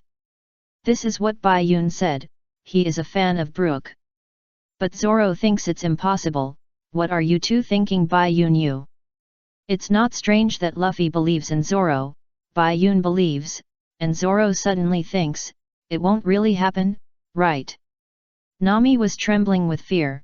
After all, she is also a girl. Hate it, I don't want to encounter it. I don't even want to see it, such a terrifying ship. What happened in that sea? Kokoro took out a candle from somewhere and shone it on her face. Gaga. Who knows, because no one has come out alive after encountering it, so no one knows. It was a foggy, dark sea. Nami and Chopper were so scared that they hugged each other and cried. Kokoro didn't know after playing. He put down the candle and said seriously, in short, that is a sea area with many accidents and it is very dangerous, you must be prepared before sailing. Robin's reaction to the excitement and fear of others was, merchant ships and pirate ships have become ghost ships, there should be a legendary treasure ship with treasure. Bai Yun agreed. It's possible, who knows if there is any treasure left on it. Nami's expression changed instantly, go find the ghost ship. Leave it to me. Luffy was excited again, as long as it was adventure and eating, he was excited. Chopper didn't love money. But he was still afraid. Sanji said that if he went to sea, he had prepared enough food. Zoro was thinking, there should be a knife on the treasure ship, right? And Bai Yun, looking at everyone's excitement, he didn't want to tell Luffy clearly. Chapter 560, The Curse of the Ziobai Family. Kokoro Granny arrived and popularized the Devil's Triangle for everyone. Everyone was happy instead, and they were going to take risks to find ghost ships and treasure ships. Bai Yun was also happy. After all, in his previous life, he liked the gentleman skeleton who was not very gentlemanly the most. Unfortunately, this time he probably won't be able to go to the Devil's Triangle with everyone. We are well prepared, and we can set off when the pointer is full and the ship is built. That's great. But I have something to say, Luffy. When Bai Yun said this, Robin and Zoro looked at him first, and the attention of others also turned to Bai Yun. Ace was also curious, he was curious about what Bai Yun would say. Because they had discussed it for so long on the coast just now, and the conclusion was zero. What's the matter, Bai Yun? Luffy asked. Bai Yun looked depressed. You are also curious why my consciousness is in Ziobai now, but why my own body can move. That's because Ziobai's soul is in my body. We exchanged souls. What? Everyone was surprised, including Ace. And Ziobai in the consciousness space, yes, that's it. As for why we exchanged souls, this is because of Ziobai's curse of their family. Bai Yun showed his acting skills very well. Everyone was shocked again. Curse? Yes. Ziobai's family is the snake tribe. They are a rare race on the sea now, a race that can turn into snakes. Originally, before the age of 18, their family would remain in snake form and occasionally change into human form. Only after the age of 18, they can keep human form or snake form at will. Their family is good at using ice. So they are envied by those who have eaten the cursed fruit and cursed. The 18-year-old coming of age ceremony of their family has become a curse on the day of molting. Their whole body is hot as oil. The closer they get to that, the more you get, the more uncomfortable you will feel. Only when you get through it can you be considered to have defeated the curse. Otherwise, you will disappear completely, leaving only a snake skin. And the legendary geocentric spring water can help the snake people. We have already determined the location of the geocentric spring. Besides, Xiaobai's 18th birthday will be in a few days. He and I exchanged souls, which can reduce the burning sensation, because it is my soul, and my soul is not cursed, so he will not feel the heat on his body, and when he enters my body, the heat he feels will also be reduced. Are you right, Xiaobai? Bai Yun bumped Ace's shoulder. Because Ace was stunned, he didn't expect Bai Yun to make up such a story in such a short time. Bai Yun said, I was an online writer in my previous life, okay. Xiaobai was also stunned. What curse? What about shedding skin and becoming a human? What about cooking in oil? Why don't I know the script didn't write this part? Robin and Zoro were also stunned. Good guy, in order to deceive Luffy, you are really good at making up, Bai Yun. When Ace and Bai Yun came in, they had already figured out that he was Ace. Ace came to his senses after being hit by Bai Yun and nodded in reply. Yes, Bai Yun is right. That's it. Ace had never lied to Luffy since they became sworn brothers when they were young. Now he felt a little reluctant to lie to him, but he knew that lying to Luffy was for Luffy's good, so he had to lie. Wow, you've really worked hard, Xiaobai. Chopper rushed over and hugged Ace. Ace looked at the crying Chopper and was a little at a loss. This UI I'm fine. I didn't expect Xiaobai to have such a life experience. Sanji sighed. It's really pitiful. But Xiaobai's power can freeze the tsunami Akula Lagna. This curse is too powerful. Nami also sighed. She saw Xiaobai's strength with her own eyes. Zoro and Robin remained silent as they knew the truth. They didn't know what to say. Is that so? Xiaobai, you've been working really hard. It's okay, you're Bai Yun's pet, and you're also our partner. We'll turn to the Earth's core spring, don't worry. Luffy smiled and promised. Ace smiled. Luffy was still the same Luffy. But this is not what Bai Yun wanted. No. Luffy, the Earth's core spring is different from our next route. If we go, it will lead to a change in the route, and there will be more unknowns. Besides, the Earth's core spring is full of dangers. There are regiant plants and dinosaurs, and Earth's core people. What Earth's core people? It feels so interesting. Luffy's eyes were full of stars, and he became interested instead. Bai Yun smiled bitterly. He shouldn't have said too much. Luffy, I know you are interested. But don't be interested yet. Xiao Bai's matter can't be delayed, but our new ship still needs time to be built. So, I want to go alone with Xiao Bai. With our strength, the danger in the center of the earth is nothing. You just wait in the Seven Waters City. When the new ship is ready, you can also set off without waiting for us. We will catch up with you, just like the time in Sky Island. After listening to Bai Yun's words, Luffy thought about it. Yes, they don't have a ship now, and they can't go out to sea. Well, there is no way. Then Bai Yun, you can leave a clone like Sky Island. Luffy inadvertently said two words that embarrassed Bai Yun. There is no way. You see, my body is lent to Xiao Bai, so I can't use my ability for the time being, but I can use Xiao Bai's ability. Xiao Bai is very strong. Even the clone can't stay. Luffy felt depressed if possible. He naturally didn't want his friends to leave everyone and him. Luffy. Ace couldn't bear it and spoke. Bai Yun twisted his waist and told him to shut up and not reveal the truth. Ace was in so much pain that tears came down as I said, this is your body, Bai Yun. Luffy, there's nothing we can do about it. For Xiaobai. Xiaobai, hee. I have to go. But I also promise that I will come back. I promise. Luffy met Bai Yun's eyes and couldn't resist the request in them. Okay, I believe you will come back, Bai Yun. But, Bai Yun, don't you have a boat too? Nami asked the question. Bai Yun smiled back. This problem has been solved just now on the coast.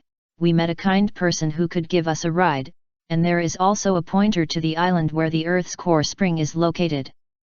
The kind-hearted man said, I am really kind-hearted. Brother Bai Yun. Can you put down your gun? Chapter 561 This is growth. Bai Yun and Ace are going to leave and return their bodies and souls that were pressed into the impel down. Currently, only Robin, Zoro, and Usopp know the real purpose of Bai Yun and Ace, including the fact that Ace's soul is now in Bai Yun's body. Bai Yun also tricked Luffy by making up a curse for Xiao Bai's family that he and Xiao Bai need to leave for a while. Robin and Zoro, who knew the truth and were present, remained silent. And Luffy was still worried about whether Bai Yun and his friends had a boat, which made Bai Yun and Ace, the two brothers, ashamed. But not telling Luffy is also for Luffy's own good.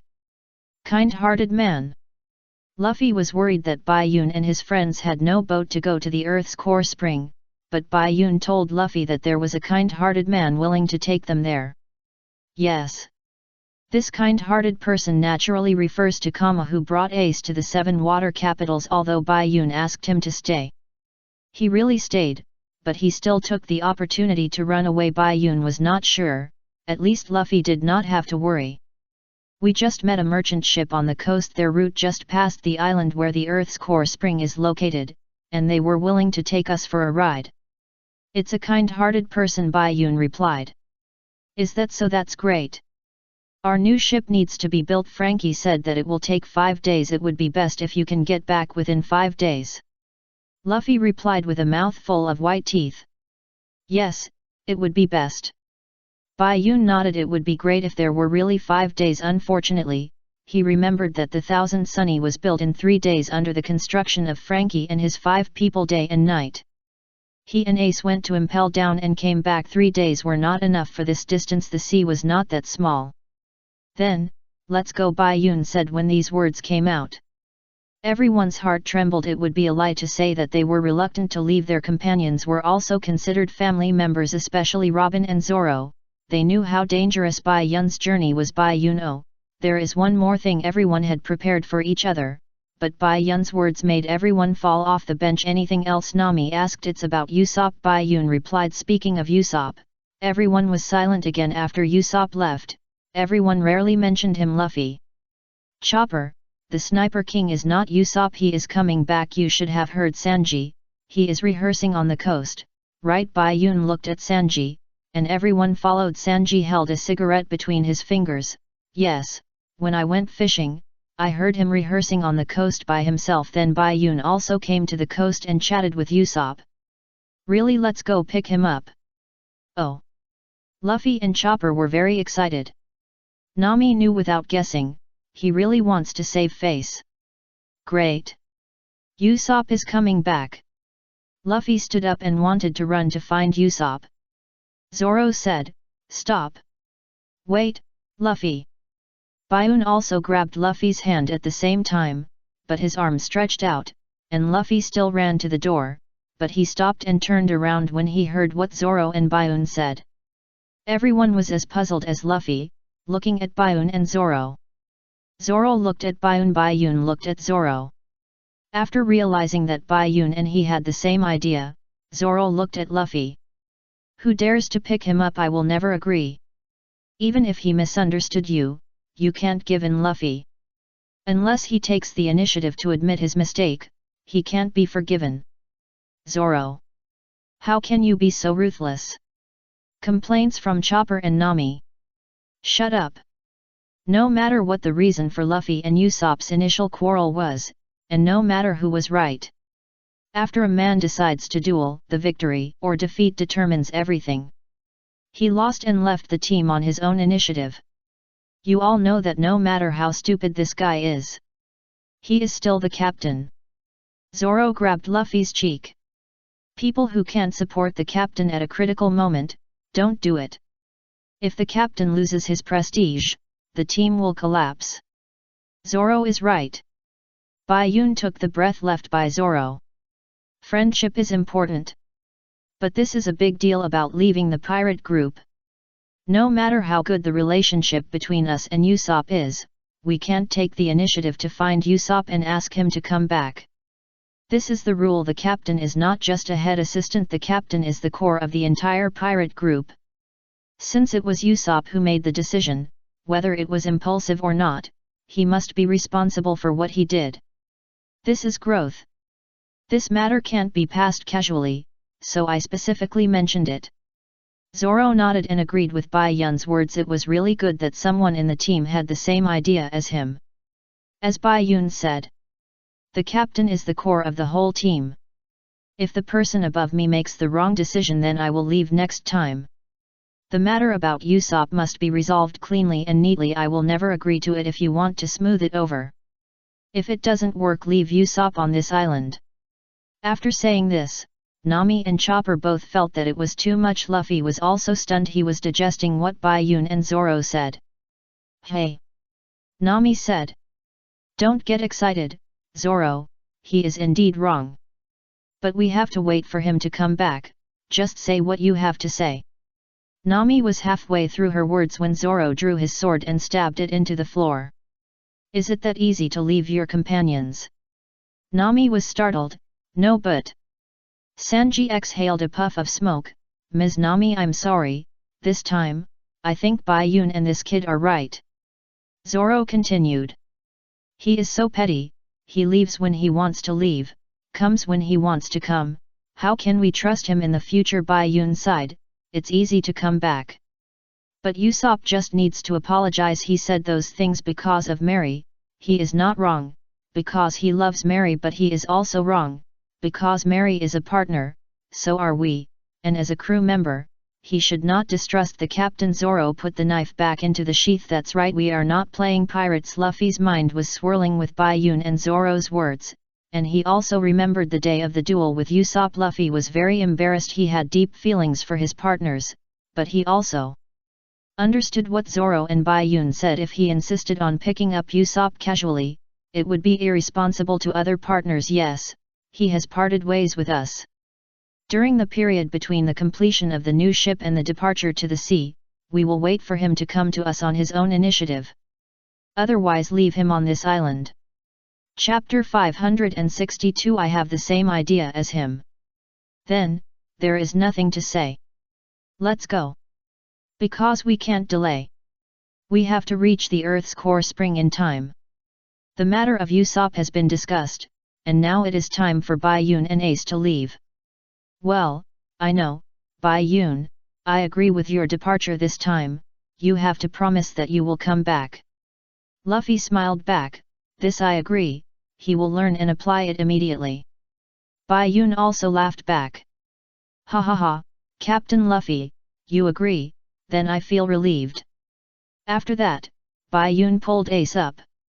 Chopper came over and hugged Bai Yun and Ace. Wow, come back safely. I will miss you. We will miss you too, Chopper. We won't be gone for long. Bai Yun rubbed Chopper's head. Nami put her hands on her hips. Hey, without my navigation skills, it will be difficult for you. But, Bai Yun, you should know how to do it. I'm not worried. Just come back early. Bai Yun nodded. Yes, it is indeed difficult to navigate without Miss Nami, but we can make do with it. Hey, I'm used to cooking so many portions, it doesn't matter if there are too many. But it's a bit annoying if there are too few. Remember to come back early. This is what Sanji said, and everyone is more or less arrogant. Bai Yun smiled and replied. Yes, I'm still thinking about what to do when there is no food cooked by Sanji. Sanji turned his face to the side, slightly flushed, and just looked at Zoro. Zoro said, You blush like a bubble teapot. I'll go and see you off. I'll go and see you off. Zoro and Robin said this at the same time. The scene was silent. Luffy said, Ha ha ha, why don't we go together and see you off? No need, Luffy. Before Bai Yun said anything, Zoro said it first. He wanted to go with Bai Yun. What can Bai Yun say if Luffy follows him? Robin agreed. Bai Yun took over Zoro's words. Well, listen to Zoro, he and Sister Robin will take us away. You guys go about your business. Oh, that's fine, have a good trip, Luffy was taught by Bai Yun and Zoro just now. And now Luffy agrees to whatever Zoro and Bai Yun say. Bai Yun and Ace immediately ran away. Zoro and Robin followed and sent them off. When the four of them left the house, the room gradually became quiet. Suddenly Sanji thought, we don't seem to have anything to do. On the way to the coast, Bai Yun has Zoro on the left and Robin on the right. Ace doesn't know which side to stand, and can only walk behind. The two of you are so cold that it's scary. Bai Yun joked, pointing to the two of them standing on the left and right, but not saying a word. In fact, Robin and Zoro were just waiting for the other to speak first. Robin smiled, I don't have anything to say. I won't tell Luffy. I really just want to see Bai Yun off. Really, you won't leave with us in the end, will you? Bai Yun replied, fearing that Robin would treat him in his own way. Robin said, I know my own strength. Going to that place will only hinder you. Bai Yun smiled, don't belittle yourself, Sister Robin, with your status. You will have to be at least on the 5th floor if you go there, so it's best not to go. Robin smiled and said nothing when she heard this. So dear Zoro, what about you, what do you want to say? Bai Yun turned the microphone to Zoro. Listening to Bai Yun's artificial tone, Zoro responded with a cold expression. What you said about Usopp proves that you understand. You had to lie to Luffy this time. The place you are going to is a dangerous place that all pirates avoid. I just want to tell you, what if you can't come back? Should I tell Luffy?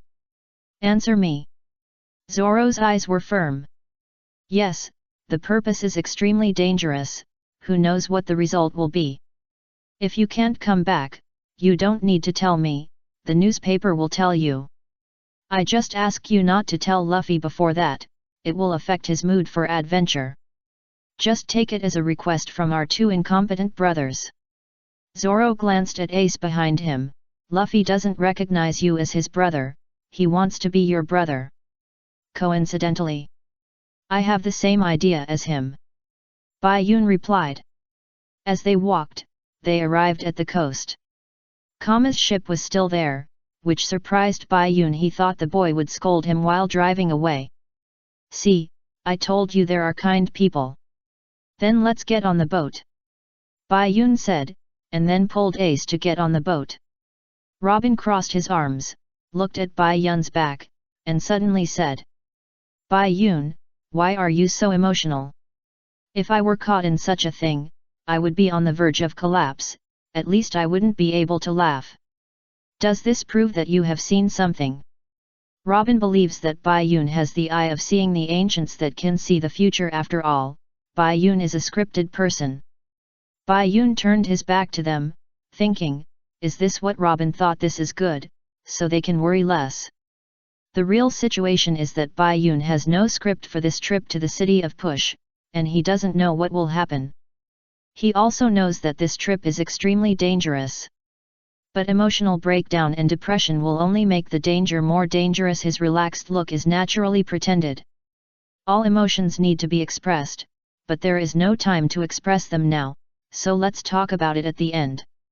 Yeah, I saw some clips. I can't guarantee 100% success, but I can guarantee that I won't die. Bai Yun stopped and showed the two people his side face. There was sunshine in front of him, which was really handsome. Let's go. Bai Yun and Ace jumped directly onto the boat. Seeing this, Kama also ordered to raise the anchor and set sail. Bai Yun turned around and looked at Robin and Zoro on the shore, waving, I will be back as soon as possible. The ship gradually went away. Zoro and Robin saw the ship disappear on the sea level. On the shore during this process, Zoro kept pressing the hilt of the knife. Bai Yun has hidden a lot of things from us. His strength is one of them. He can already see what the top combat power in the world is like, and we know nothing. Robin turned and walked back, talking as he walked.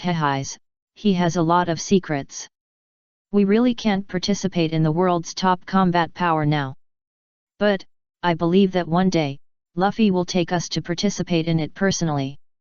Chapter 563 Reasonable. I am surprised that you didn't leave. This is what Bai Yun said to Kama. He was surprised that this guy didn't drive the boat away when they left. After all, Bai Yun was also the one who cheated him of hundreds of millions of Baileys.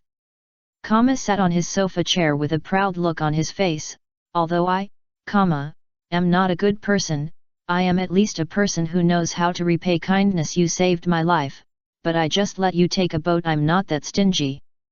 Speaking, picked up the red wine glass and asked before drinking, where are you going next? Impulse City. Puff. Hearing Bai Yun's answer, directly spit out a mouthful of red wine. What did you say? Where is your next destination? Impel Down. Are you crazy? Bai Yun and Ace both acted calm. Ace replied. To get the body back, we have to go to Impel Down. Was stunned. He knew that Ace had exchanged souls with Bai Yun. After all, he was also the one who knew the Emerald Heart, and he also took Ace to the Seven Waters City. I see you are doing well in Bai Yun's body, and doesn't Bai Yun also have another body? That's it. Said this, Ace and Bai Yun gave him a "you are so smart" smile. Bai Yun can't always focus on Xiao Bai's body. Even if he can, it means that Bai Yun has lost the ability to replicate the fruit. Ace can't always occupy Bai Yun's body. Even if Bai Yun is willing, he won't accept it. The main thing is that Ace has a special identity. No matter what, he will go to rescue him. Whether he can be rescued or not is another matter. After a moment of silence, hesitated. Bai Yun looked at him. I know what you are going to say. Is it too late for us to go down now? Right. Didn't answer. Bai Yun continued. Even if you don't say it, we are going to go down. Because you know how to push the city. Do you have a permanent record pointer for the city of Push? This is another question, how to get to Impel Down. As pirates, Bai Yun and his team naturally cannot have a permanent record pointer of Impel Down, and as is a member of the Black Hand Gang, Bai Yun does not think he has one. Impulse Down not only holds pirates, but also the Black Hand Gang and national war criminals. It is the celestial dragons who regard everything in the world as theirs, their slaves, and their playthings. After saying that, Bai Yun did not wait for to answer, and did not care about Ace's words, and closed his eyes directly. He had to find a way to get to Impel Down. The only clue he remembered about the location of Impel Down was Impulse Down is located in the Belt. It is located in the Ice Hall of Judicial Island and the headquarters of the Navy, Marin Fan. There are many huge whirlpools between these three places. And there are gates of justice in these three places. Ordinary ships cannot open the gates of justice and spin in the whirlpools. Only by opening the gates of justice and letting seawater flow in can ships reach these places. So, only Navy warships can enter these three places through the gates of justice. This is another problem. Even if they find the city of Push, how can they get in? Push the gate of justice open with bare hands. Even if Garp comes, it is not certain. Seeing Bai Yun close his eyes and think, Ace said, yes, this is a problem. Bai Yun, do you have any solution? The words were taken back in his heart, and Bai Yun was not disturbed. Bai Yun chose to close his eyes and think. One is that he was really thinking, and the other is that Xiao Bai called him. How can I reasonably open the door of justice and then enter it? In the consciousness space, the exhibitionist Xiao Bai looked at Bai Yun and muttered as he walked. Because it was consciousness, Bai Yun was in his original appearance. And his hair was still black. In the consciousness space, the 2-meter-tall Xiao Bai had a heroic face and a majestic look without anger, with a smile. He seemed to be doting. Elegant and free-spirited white hair, strange scarlet eyes, and a tall and strong figure, he was handsome. Bai Yun was not sure whether this was Xiao Bai's real appearance. Bai Yun only knew that when Xiao Bai changed into a human form, he seemed to be able to change his appearance. For example, his current body changed from a 2-meter-tall strong man to a person who looked almost the same as Bai Yun except for the hair color. Oh my, isn't this my savior, Xiao Bai? Is the Earth's core spring coming? I'm almost scalded to death. It's so hot, so hot. Xiao Bai was sarcastic when he met him. Bai Yun was still thinking about how to push the city and ignored him. Ignore. Xiao Bai was very unhappy. The tail behind him stretched out and wrapped around Bai Yun's waist, pulling him closer. Bai Yun was pulled back from his thoughts. What are you doing, Xiao Bai? Don't bother me while I try to find a solution. How heartless, Xiao Xiaobai. We came out this time just to help me defeat the curse, what else do we need to think of? Xiaobai replied. Bai Yun knew that he was being sarcastic and he made up a story without discussing it with him. I owe you a favor, okay? I don't have anything to do with you now, I really need to find a way to get to Push City. Xiaobai's tail pulled again, directly pulling Bai Yun in front of him, lowering his head, staring at Bai Yun with his eyes. What are you doing? Let's talk it over. Bai Yun tried to struggle out, but the tail was tied tightly. You owe me so many favors, but you don't even pay them back, Xiaobai said with a sad look on his face. I don't even want you to ask for it, Bai Yun replied. To repay the favor, then tell me what you need. He, I don't need anything for the time being. Okay. I forgive you. Xiaobai released his tail and put Bai Yun down. Bai Yun rubbed his waist. This guy made his waist hurt, but he didn't forget to continue thinking about how to get to Impel Down. Xiaobai looked at Bai Yun's painful thinking and smiled. I remember the orange-haired girl said that Impel Down is where you pirates are imprisoned, right? Then, to get in reasonably, there are 3 types of people, the Navy, the world government, or pirates. Being caught in it is reasonable. As soon as Xiaobai said this, Bai Yun almost cursed back, but if you think about it carefully, it's right. Being arrested is reasonable. Of course, you can't be arrested as long-hair Bai Yun, otherwise you will be handcuffed with sea stone. To get in like this, it's best to disguise yourself as an ordinary pirate in an ordinary pirate group, and wear ordinary handcuffs after being captured, and immediately break free from the handcuffs and start rescuing when entering the Impel Down. This is the best way. Because even if you disguise yourself as a navy, you can't enter the Impel Down without the order of the headquarters or the world government. In the original history, Vice Admiral Flying Squirrel, who came with Empress Hancock, was stopped outside. After thinking of a way, Bai Yun felt at least a little better. You are worthy of it, thank you, Xiaobai. Bai Yun left his consciousness and returned to the real world. Xiaobai looked at the place where Bai Yun was just now, with a smile on his face. He, what do I need? What if I say I need your body, Xiao Xiaobai? No misunderstanding, no shivering. Chapter 564 Pirate-Loving Sisters. You're awake, Bai Yun, do you want some water? Although Ace has become polite, he is not so considerate. If it were the previous Ace, he would not ask Bai Yun if he wanted to drink water, but would drink water in front of Bai Yun to show him. Ace is like this now because he implicated Bai Yun's soul and was also captured, which is a manifestation of guilt. Bai Yun is not hypocritical. He took the water and drank it, he was really thirsty. Thank you. What's the point of saying thank you between us brothers? Bai Yun accepted the water, and Ace was very happy. He wanted to try to ask if he had thought of a solution, but he felt that it would put too much pressure on Bai Yun. Bai Yun saw his look and knew his concerns, so he took the initiative to speak. They are really brothers who care about each other. Bai Yun told Ace about disguising as an ordinary pirate, pretending to be caught, and then entering the Impel Down. Of course, Kama, who was sitting on the sofa in front, also heard it. That's a way. As expected of you, Bai Yun, you are still as smart as when you were a child. Ace praised. But Bai Yun said, yes, but you have changed, not as frank and real as when you were a child. Who are you showing this to? We are brothers, I help you without regrets.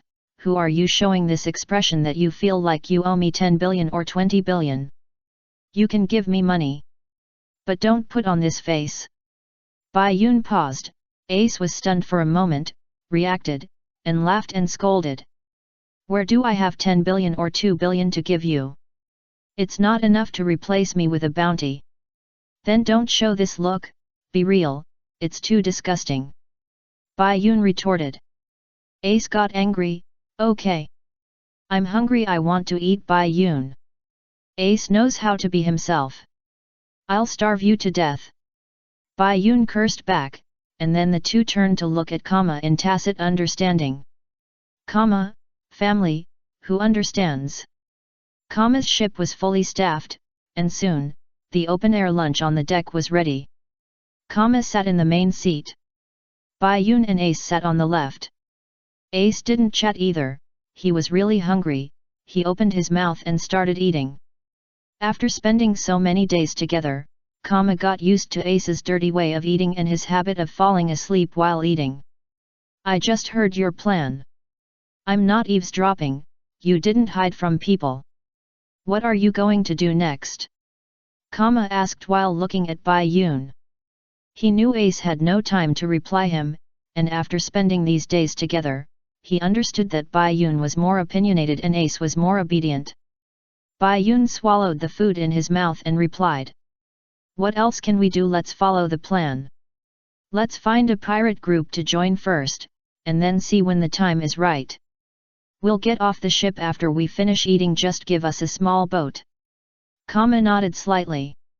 Unexpectedly, as soon as Bai Yun finished speaking, there was a sound of artillery bombardment in the distance. Bai Yun looked up and saw, with the vision of Xiao Bai's body, that it was a warship chasing a pirate ship. Seeing this, Bai Yun couldn't hold back his smile. What a coincidence! It seems that I'm lucky today. Bai Yun took 2 more bites and waited for the 2 ships to get closer. Do you have oil paint? Bai Yun asked. Kama snapped his fingers, and his men went to get the oil paint. Okay, let's go, Ace, let's get in. Bai Yun patted the sleeping Ace. Ace woke up and was still confused. So Bai Yun put a stroke of oil paint on his face. Draw a heart with pink paint on his right eye. Oh Bai Yun, what did you draw? Ace asked. Bai Yun did not answer, and took off the headband that tied his hair. He looked at his current appearance, well, satisfied with the face blindness in the pirate world, it should not be seen. Then Bai Yun drew a heart on his left eye facing the reflective silver cutlery. As for the hair, Xiao Bai, who looks the same as Bai Yun, has never tied up his hair.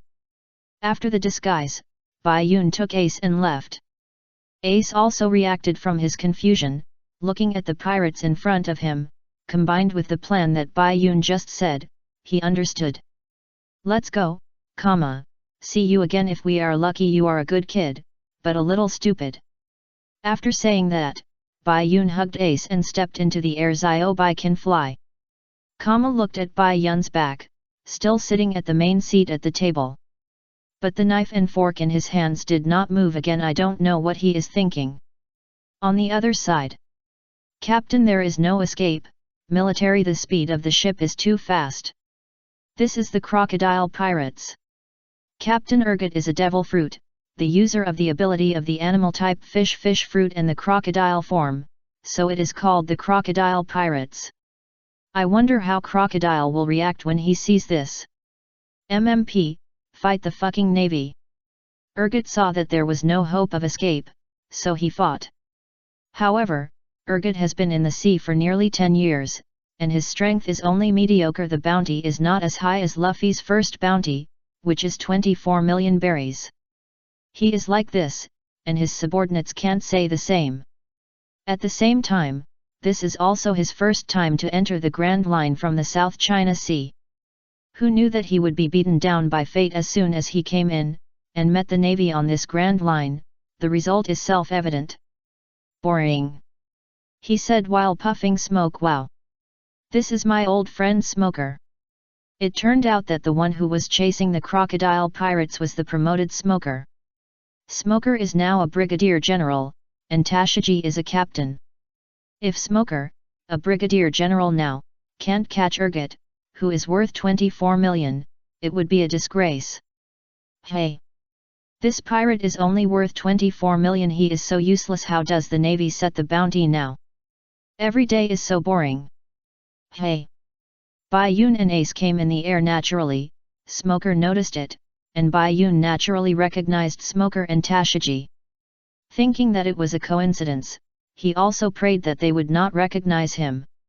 The two landed on the boat, and Ace came down immediately. He was not like Luffy, who was held by the princess. He felt very ashamed, even though he was in Bai Yun's body now. "Who are you?" Smoker was not surprised that he did not recognize Bai Yun. Hearing him ask this, Ace thought about the words Bai Yun had said earlier and felt even more ashamed. Bai Yun stood on the right and Ace stood on the left, with a very obvious pink heart on his face. Bai Yun replied with a pinched throat. Since you asked sincerely, I will tell you mercifully. We are the loving sisters of pirates who roam the sea, Ai and Ai. Ace felt ashamed and about to explode. Chapter 565 Paradise. As for how to get to Impel Down, Bai Yun's plan is: first, get into a pirate group, then pretend to be caught, and after being pressed into Impel Down, find a way to break free. So, one thing you must remember is not to show that you are a person with special abilities, otherwise it will be difficult to break free from the sea stone handcuffs. Moreover, you cannot be imprisoned no matter which floor of the Impel Down, all prisons are made of sea stone. The plan was just thought of, and this first step was delivered directly to the home. The crocodile pirates were hunted by the navy, and the one who was hunting was still the old acquaintance Smoker. He did not recognize Bai Yun and Ace, which was just right. And the plan was carried out. Smoker asked who you were, and Bai Yun answered. We are the loving sisters of pirates who roam the sea, Ai and Aier. Bai Yun has gotten used to it. Ace felt like he was about to explode with shame. Half of his body was hiding behind Bai Yun. He really admired how Bai Yun was so handy. Pirate-loving sisters. The navy on the opposite side was talking about it, and the conclusion was, who is this? Of course they couldn't have heard of it. After all, this group was established on the first day today. Who? I don't care what sisters you are. What do you want? Smoker still has a bit of gentlemanly demeanor. What for? Of course, I see injustice and help. Really, lady? Heroine. Save us. When Urgot and the others heard this, and Bai Yun and Ace came up on their own initiative, they couldn't help but think that Bai Yun and Ace were kind-hearted strong men. After all, this was their first time in the Grand Line, so who knows? However, Bai Yun and Ace were indeed strong men. At least it was not a problem for the two of them to beat Smoker. The main problem was that the two of them were prepared to be caught. So. Oh. Quite courageous. Bai man. Smoker attacked instantly. Bai Yun also reminded Ace, we are going to be caught, don't expose the ability of the fruit. Ace nodded. The two separated. Bai Yun drew his sword. Ace drew his gun. Seemingly fierce. Then he was caught by Smoker's smoke-like arm in the next second and hung upside down. Urgot and others who were ready to cheer them up the second before saw this scene before they could say anything, saying, boring, cuff them. Tashigi came forward and handcuffed the two, and Smoker let them go after seeing this. Bayun and Ace fell to the deck, and Tashigi saw this. You are so rude, Commodore Smoker. Although they are pirates, they probably haven't done anything bad with their strength. Bayun couldn't tell for a moment whether Tashigi was helping them or scolding them. Smoker sat down and started reading the newspaper. No matter how strong they are, whether they have done evil or not, since they choose to be pirates, they are criminals. They must all be arrested and sent to Impel Down. Smoker would naturally not go to Impel Down. Besides, he came out from Rogue Town, which he was responsible for, to play in the wild, and he couldn't go to Impel Down without the order of the headquarters center the city. So, now the warship is heading towards the nearest naval branch. And every naval branch will have a special ship to take the prisoners to the city every 3 days. Ace's body and Bai Yun's soul are still being escorted. If there is a way to confirm the location, Bai Yun can still fly over and intercept and save people, but there is no way to confirm the location, so he has to use this method. Ahem, although you two didn't help much. But after all, you two also want to save us as the captain of the crocodile pirates, Urgot. Thank you. Bai Yun and Ace were thrown on the deck with the crocodile pirates. Urgot thanked him politely, which was a bit different from his big and strong appearance. You're welcome, Bai Yun replied. Ace was silent. He didn't want to speak as AI or it was too shameful. I didn't expect that Urgot, would be caught after entering the Grand Line for the first time. It seems that my dream is hopeless. Urgot sighed. Suddenly Bai Yun asked curiously, since he was free anyway, can I ask you what your dream is? Urgot and Bai Yun looked at each other and replied, my dream is to collect sand from all the islands in the ocean. Bai Yun, crocodile pirates, and I like sand. Does crocodile know you? Good dream. Bai Yun's answer was purely worldly. Ha, it's not that. Great, what about you two girls going to the sea alone? They should have dreams to pursue, right? Also, do you two know anything about that Impel Down? I heard that it is the largest prison on the sea. Is there a chance to escape? Don't look at me being caught. I am the user of the crocodile fruit ability. If I hadn't been attacked by that white-haired guy, I could still fight. Urgot's question undoubtedly exposed himself. I thought he was an evil pirate with a wild look, but he turned out to be a simple-minded newbie who knew nothing. Regarding the dream, Bai Yun did not answer Urgot. He also knew that the purpose of Urgot talking to him was not about dreams, but about information about Impel Down. Is Impel Down? I do know a little bit about it. Is Impel Down located in the Calm Belt? Do you know the Calm Belt? I know the sailors said that it is where the giant sea kings live. We have never been there. Urgot replied. Yes. It is this Calm Belt. Impel Down is located in the Calm Belt. We pirates cannot easily find the exact location. Only the navy with the permanent pointer and the warship with sea stone at the bottom can easily get there. As for the Impel Down, it is a prison. Prison is where prisoners are locked up and executed. Not enough. I heard that Impel Down is divided into 6 floors, but according to legend, there is a mysterious floor called Paradise. The paradise in the prison is a paradise of enjoyment. I think you will be interested. Bai Yun thought of Ivankov. After all, she, is an indispensable helper in this trip to Impel Down. Urgot seemed to understand. Is that so? There is a paradise in the prison. It seems that this legendary big prison is nothing great.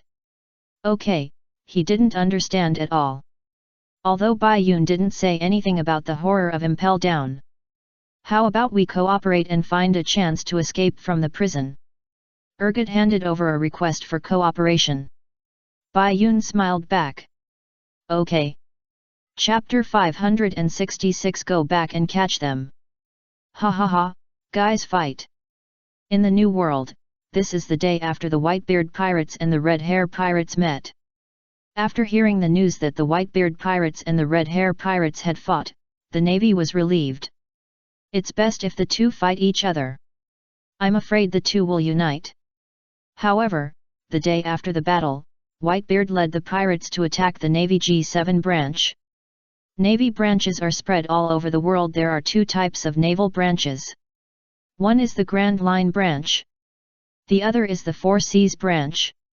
Among them, the Grand Line branch is a direct branch of the Navy headquarters. The naming rule of the Grand Line branch is GX, and the rank system and strength are at the same level as the Navy headquarters. If the former Colonel Axman Monka of the Four Seas branch and the Mouse Colonel of Kokosia village return to the Navy headquarters, they will be the captains of the headquarters. The highest leaders of the branches of the Grand Line are all Vice Admirals, such as Vice Admiral Flying Squirrel of the G1 branch, Vice Admiral Gumier of the G2 branch, the Vice Admiral who bought milk from the little girl that Bai Yun and Ace met during their adventure, Vice Admiral Smoker of the G5 branch, not yet, Vice Admiral Jonathan of the G8 branch, the smart uncle who just fought with the Straw Hat Pirates and was plotted against by Bai Yun with a Sea King anesthetic, Vice Admiral Dor of the G14 branch. These and so on are all known Vice Admirals of the Grand Line branches of the Navy. The Whitebeard pirates are now attacking the G7 branch, and the Vice Admiral in charge is Anigamo. Bai Yun said that he didn't say anything. It's just a coincidence. It was Whitebeard's decision to fight against the G7 branch. As for why he chose the G7, Whitebeard said it was because they were close. Hey!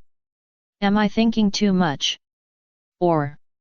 In the office of the Admiral of the Navy, Marineford, Sengoku looked at the G7 battle report. Needless to say, not to mention that the Spider Demon is an 8-sword style, even if it is an 80-sword style, it can't stop the Whitebeard pirates. The G7 branch suffered heavy losses, and almost all the buildings in the branch collapsed. In the New World, if the Navy ruins something for the 4 emperors, the 4 emperors use the branch to save face. This is a common thing. But now, Whitebeard is looking for trouble for no reason. But think about it again, is it really for no reason? As a marshal, how could Sengoku not know the news that Ace was captured? After all, Blackbeard had to nod his head to become a 7 warlords of the sea. Even if the 5 elders forced him to do it, he couldn't refuse. For example, the idiot Whitebeard too, Akainu was already the marshal at that time, and the 5 elders forced Whitebeard too to join the 7 warlords of the sea. Which was also the reason why Zephyr rebelled against the navy. Sengoku felt strange because of this. Did Whitebeard know that Ace was captured? If he didn't know, why did he attack G7 for no reason? If he knew, how could he only attack G7? According to Newgate's character, if this was a show of force, there is no reason for him not to stay and tell me. So Newgate didn't know, he just wanted to attack G7. Hey! No matter which possibility it is, Fire Fist Ace must be dealt with as soon as possible and effectively. Garp. As a wise general, Sengoku brainstormed on 2 aspects for just one action of the Whitebeard pirates. However, regardless of whether Whitebeard knew that Ace was captured or not, and whether attacking G7 was a show of force, Sengoku would not give in. If it was any other captain, it would be fine, but it was Fire Fist Ace. What is the identity of Fire Fist Ace? Sengoku couldn't have been unaware, so when it came to Fire Fist Ace, Sengoku naturally thought of Garp as soon as he thought about it. The Den Den Mushi rang, and it was his own private Den Den Mushi. There are so many people who know his private phone number that they can't count them on one hand, and the one who calls most is, "Hello, Garp." Ha ha ha, Sengoku, are you having a good day today? Sengoku knows Garp very well. Don't say that nonsense. Ha ha ha, you're so cold. Okay, let's get down to business. The criminals on Judicial Island, the Straw Hat Pirates, I accidentally let them escape. What do you think we should do? We're going back to the headquarters now. Garp said the real purpose of the call. Aokiji also said, "Hello Marshal, Nico Robin, the remaining criminal of O'Hara, also let her escape." Sengoku naturally knew that Luffy was Garp's grandson. After hearing the words of the Vice Admiral, the First Admiral, and the Master and Apprentice, Sengoku said, "You think I'm stupid, right? If you're serious, the Straw Hat Pirates can escape from you. If you want to act, don't act it for real. Sengoku, you still. Beep, beep. Beep, go back and catch them." Sengoku cursed until he could only beep, and then hung up the phone and asked Garp and the others to go back and catch Luffy and the others. This was at least a show. Second, Sengoku didn't know about Ace's capture so quickly like Garp. The sky darkened, and the sun and the moon took turns. The sea at night became more mysterious, beautiful, and more dangerous. Under the escort ship of the Navy G16 branch in Impel Down, Urgot and the others had no interest in appreciating the night seascape, but Bai Yun was enjoying it. Anyway, it was boring. Look, a group of glowing jellyfish. The bottom of the warship held the pirates who were sent to Impel Down this time, of course not only Bai Yun, Ace, and Urgot, but also other pirates. Bai Yun and Ace were sitting on both sides of a small round window at this time, and only from this position could they see outside. Bai Yun saw the warship passing by the group of glowing jellyfish, and said excitedly. Ace smiled back. It was indeed pretty. The other pirates were puzzled. When the hell did they see a group of glowing jellyfish? Shut up! You two bitches! You come here and show me your power. A middle-aged pirate with one eye, a scar from his left eye to his right chin, and a bare upper body raised his handcuffed hands, pointed a finger at Ace and insulted him. Ace almost couldn't help it. Bai Yun held him down. The middle-aged pirate had the highest bounty among the pirates captured this time, with a bounty of 280 million, and was called Scarface Jess. Bai Yun didn't know him, and Ace didn't know him either. So after Bai Yun calmed Ace down, the two ignored him for his provocation. This had to be now.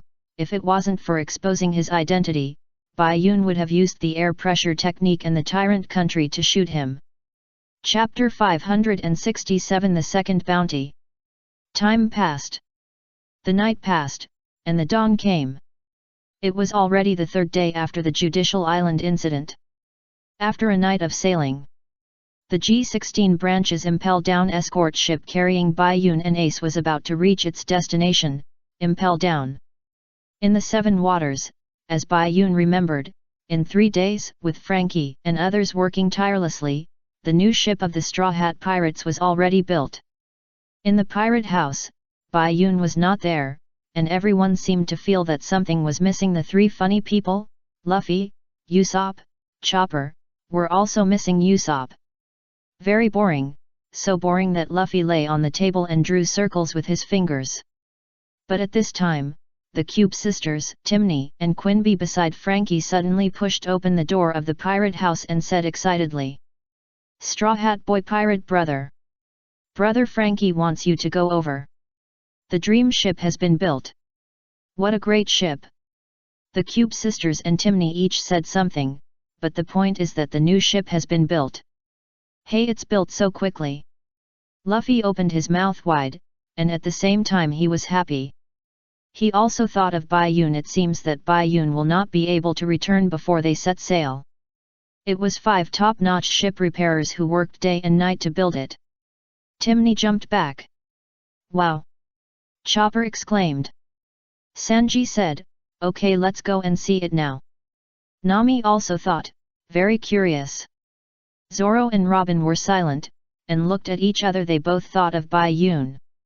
It's a pity that Bai Yun and Ace's adventure in Impel Down has just begun. Just when everyone was about to go to see the ship, as soon as they went out, they suddenly heard shouts of praise. "Straw Hat Boy!" In the distance, dust and smoke rolled, and Frankie's family ran over. "It's Frankie's family, why are you all running out of breath?"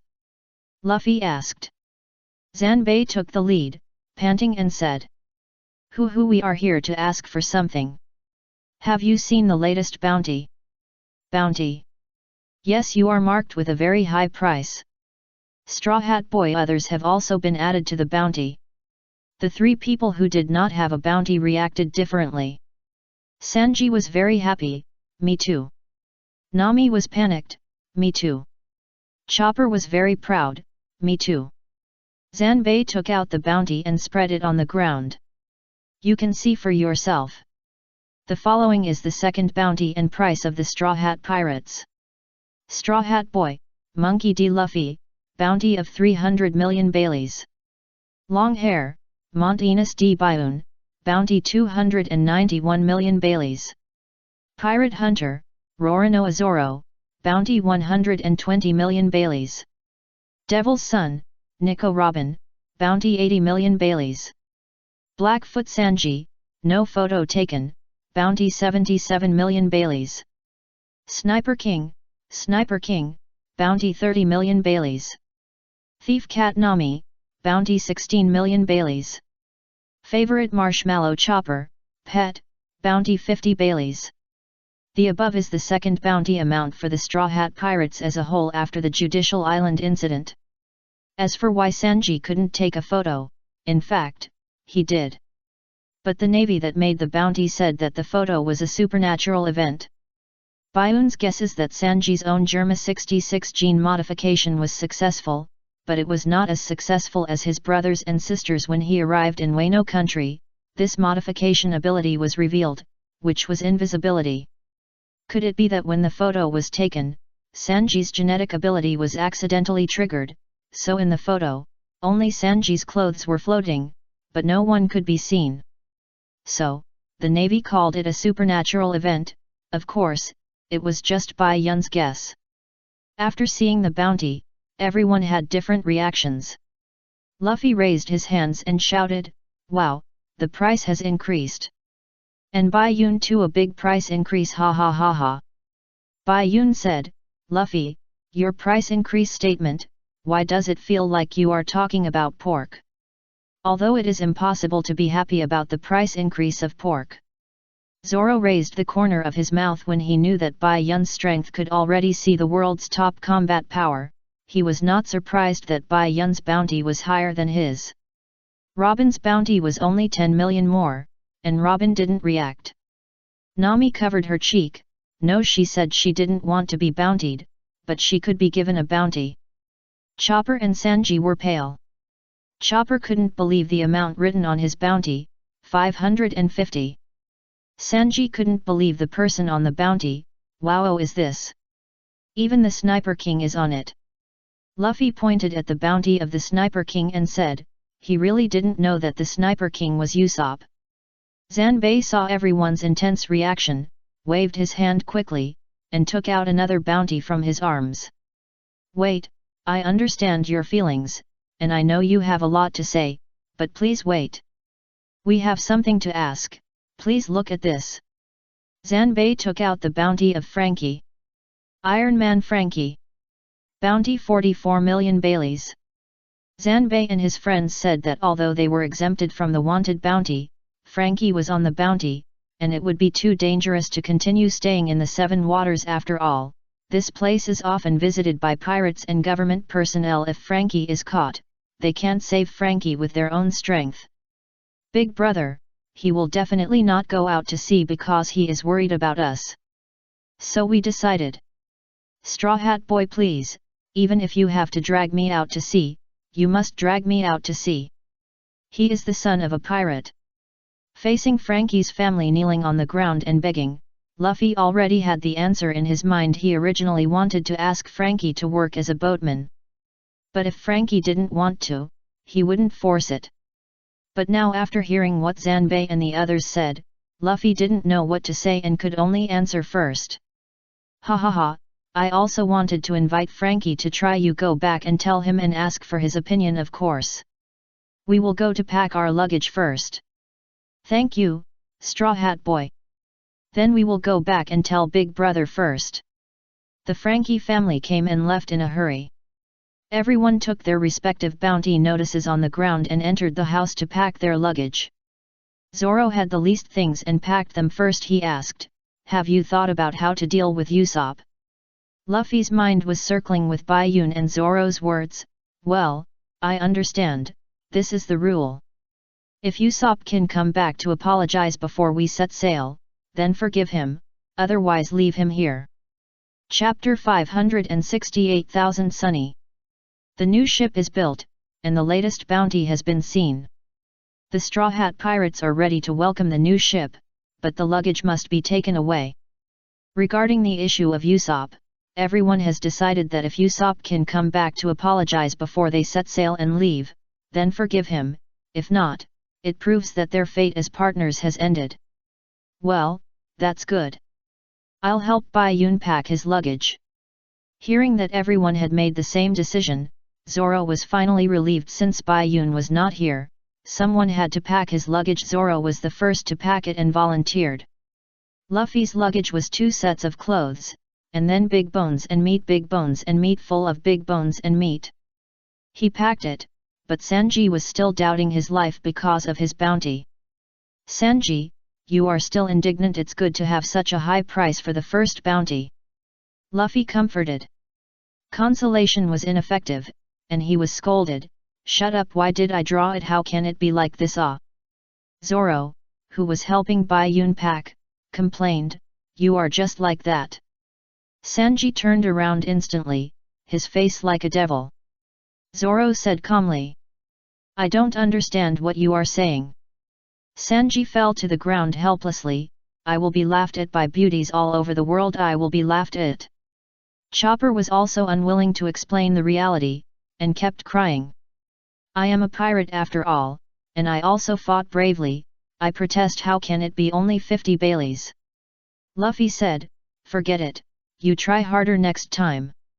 Although Nami didn't seem to be wanted, her reaction was not as big as Sanji and Chopper's. Her wanted list was pretty good. I was deceived, and he said he was a reporter from the town magazine since he took good pictures. I won't care. Okay, pack your luggage quickly, Chopper. Zoro packed Bai Yun's luggage while persuading Chopper, worthy of being called iron-blooded Chiao's mother.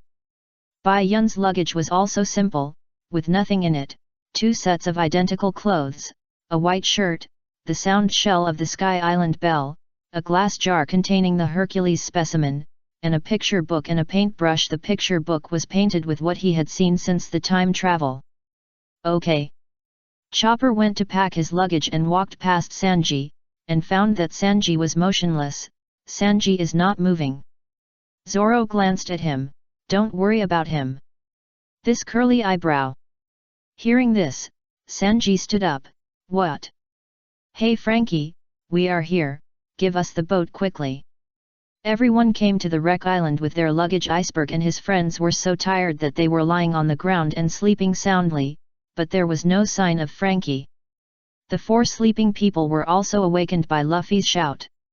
Uncle Iceberg! You are here, but it's a pity that Frankie is not here, but the ship has been built. I will show it to you on his behalf. Iceberg said as he stood up, then walked to the front of the ship and pulled the cloth covering the ship. This ship is great. When I first saw the design drawings, I was stunned with surprise. It can cross any ocean. This ship can easily go to the ends of the earth. You want to become the Pirate King? Just take this King of Beasts ship. After saying that, with a high-spirited word, Iceberg pulled the white cloth that stamped the ship. The 1,000 Miles Sunny, also known as the 1,000 Miles Sunny, Sunny. I'm not sure if it's 1,000 miles or 1,000 miles, both are used, so I'll just write 1,000 miles. Sunny is a direct translation, was displayed in front of everyone. Wow! So big, so handsome. It looks like it's about to fly. Luffy's eyes lit up. Chopper was the same. It's a pair of schooners. As a navigator, Nami still knows a little about ships.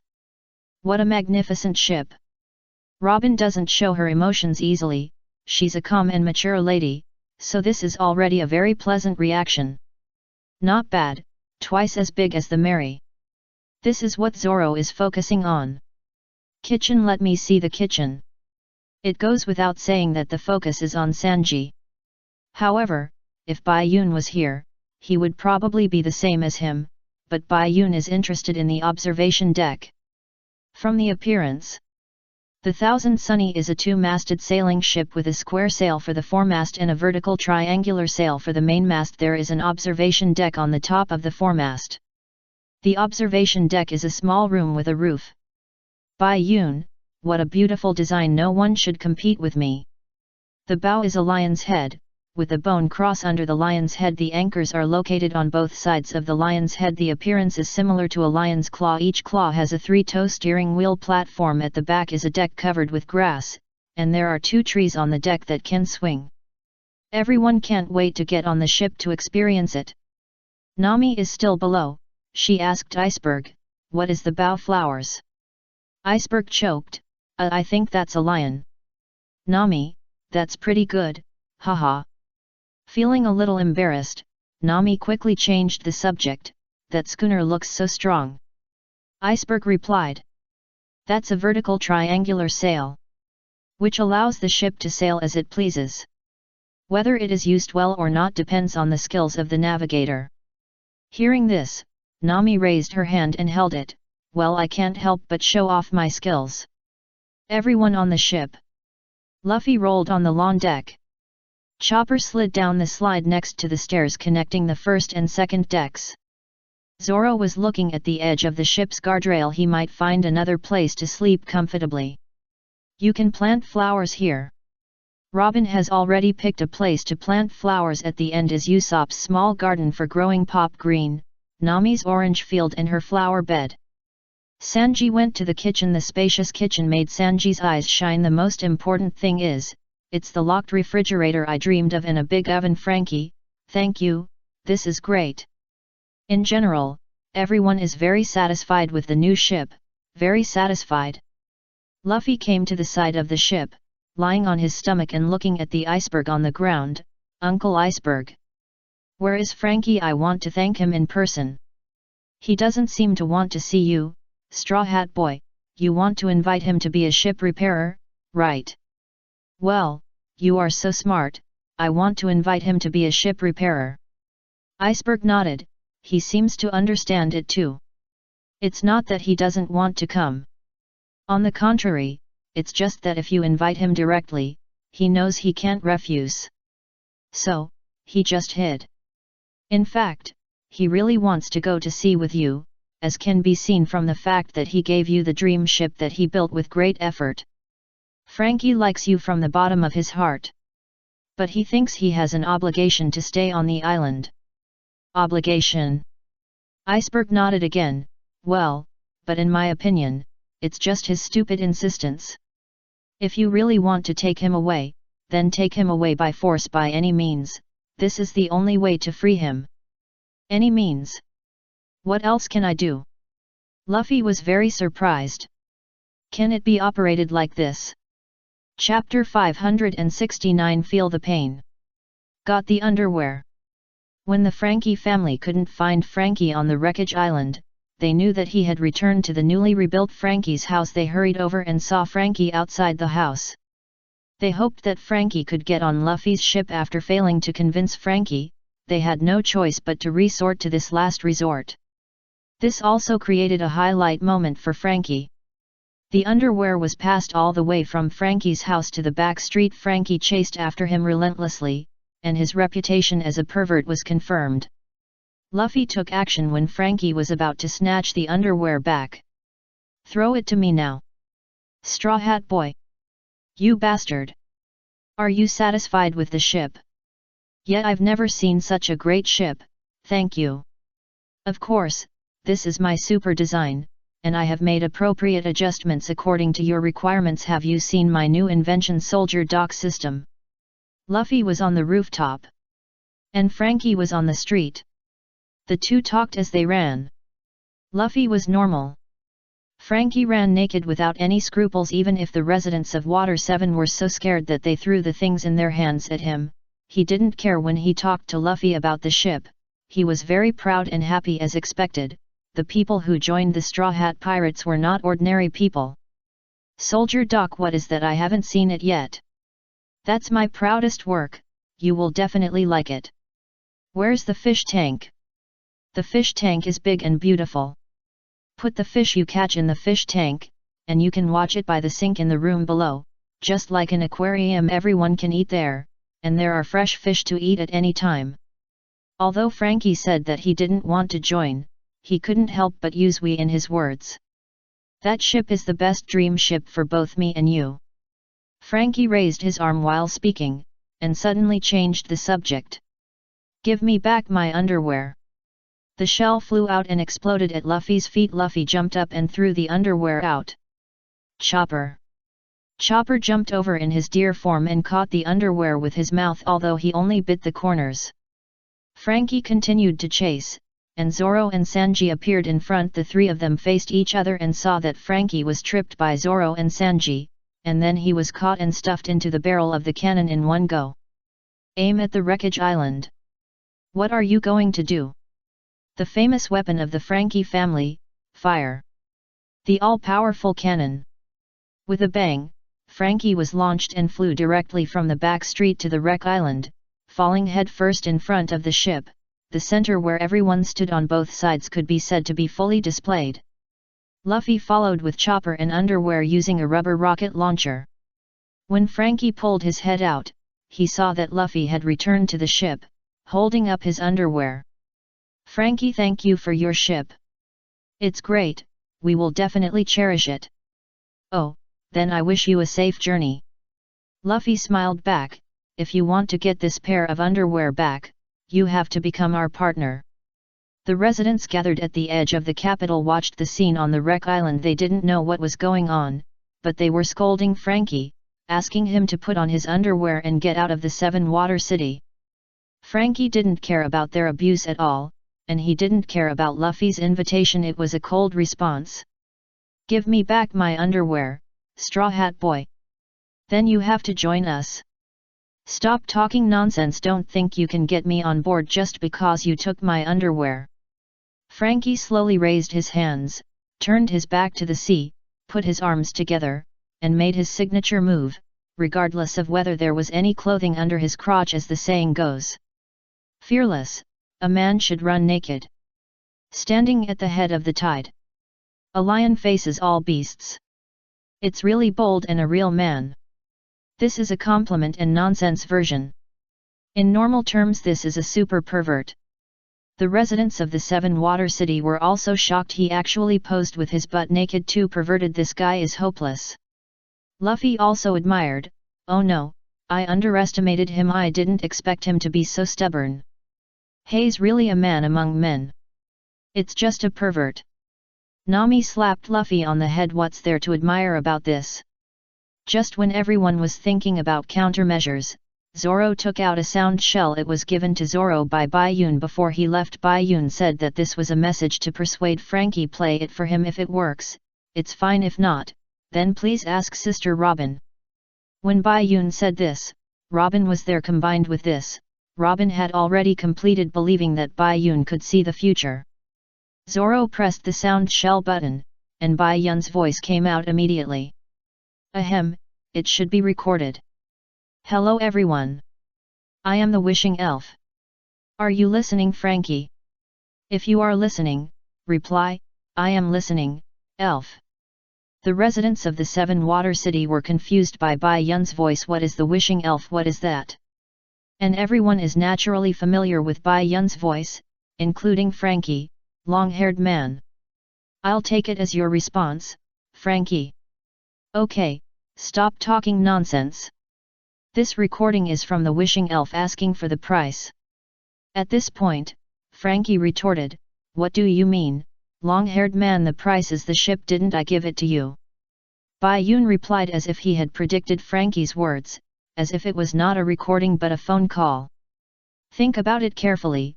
When did I say the price was the ship? You gave us the ship voluntarily. What I said is the same as what you thought. Haven't you ever thought about becoming our partner?" "I didn't." "No, you did. The price I really want is that you accept Luffy's invitation and become a shipwright for our Straw Hat Pirates." "Okay. I'm done.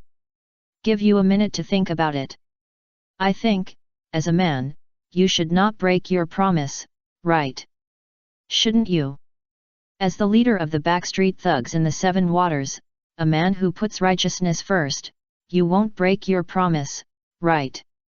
Bayun's words were not convincing at all, and were purely sarcastic. Frankie was silent, and everyone was silent, waiting for Frankie's answer. 1 minute passed. I thought Bayun's words of righteousness first would make Frankie abide by the agreement, but Frankie actually pinched his orchid fingers, and the scene was very chaotic, with voices mixed in. "Oh, then call me a woman, man, Frankie, from now on." Everyone's ears and eyes were hit by a double blow. They didn't expect Frankie to be able to do this. For persistence, he actually did this. He is really a man. Luffy and Chopper were moved to tears. Nami was very puzzled. What is there to be moved about? 1 minute passed, and Bayun's voice came again. "Okay, 1 minute is up. Then, 2 results. Either Frankie, you accept the invitation. Or, you refuse the invitation. Of course I hope you will accept it. But I can't guarantee that you will agree, so if you refuse, you have to have a second way. Well, I don't know what the result will be. If you refuse, then, feel the pain, Frankie." Bayun's voice disappeared after he finished speaking. At the same time, Robin raised his hands and crossed them. 2 rounds of flowers bloom. Chapter 570. Only more perverted. 2 rounds of flowers bloom. Robin activated his ability, and saw Frankie's left and right thighs grow two flower arms, grabbing towards the middle. Pinch! Robin pinched with both hands, and the flower arms naturally followed.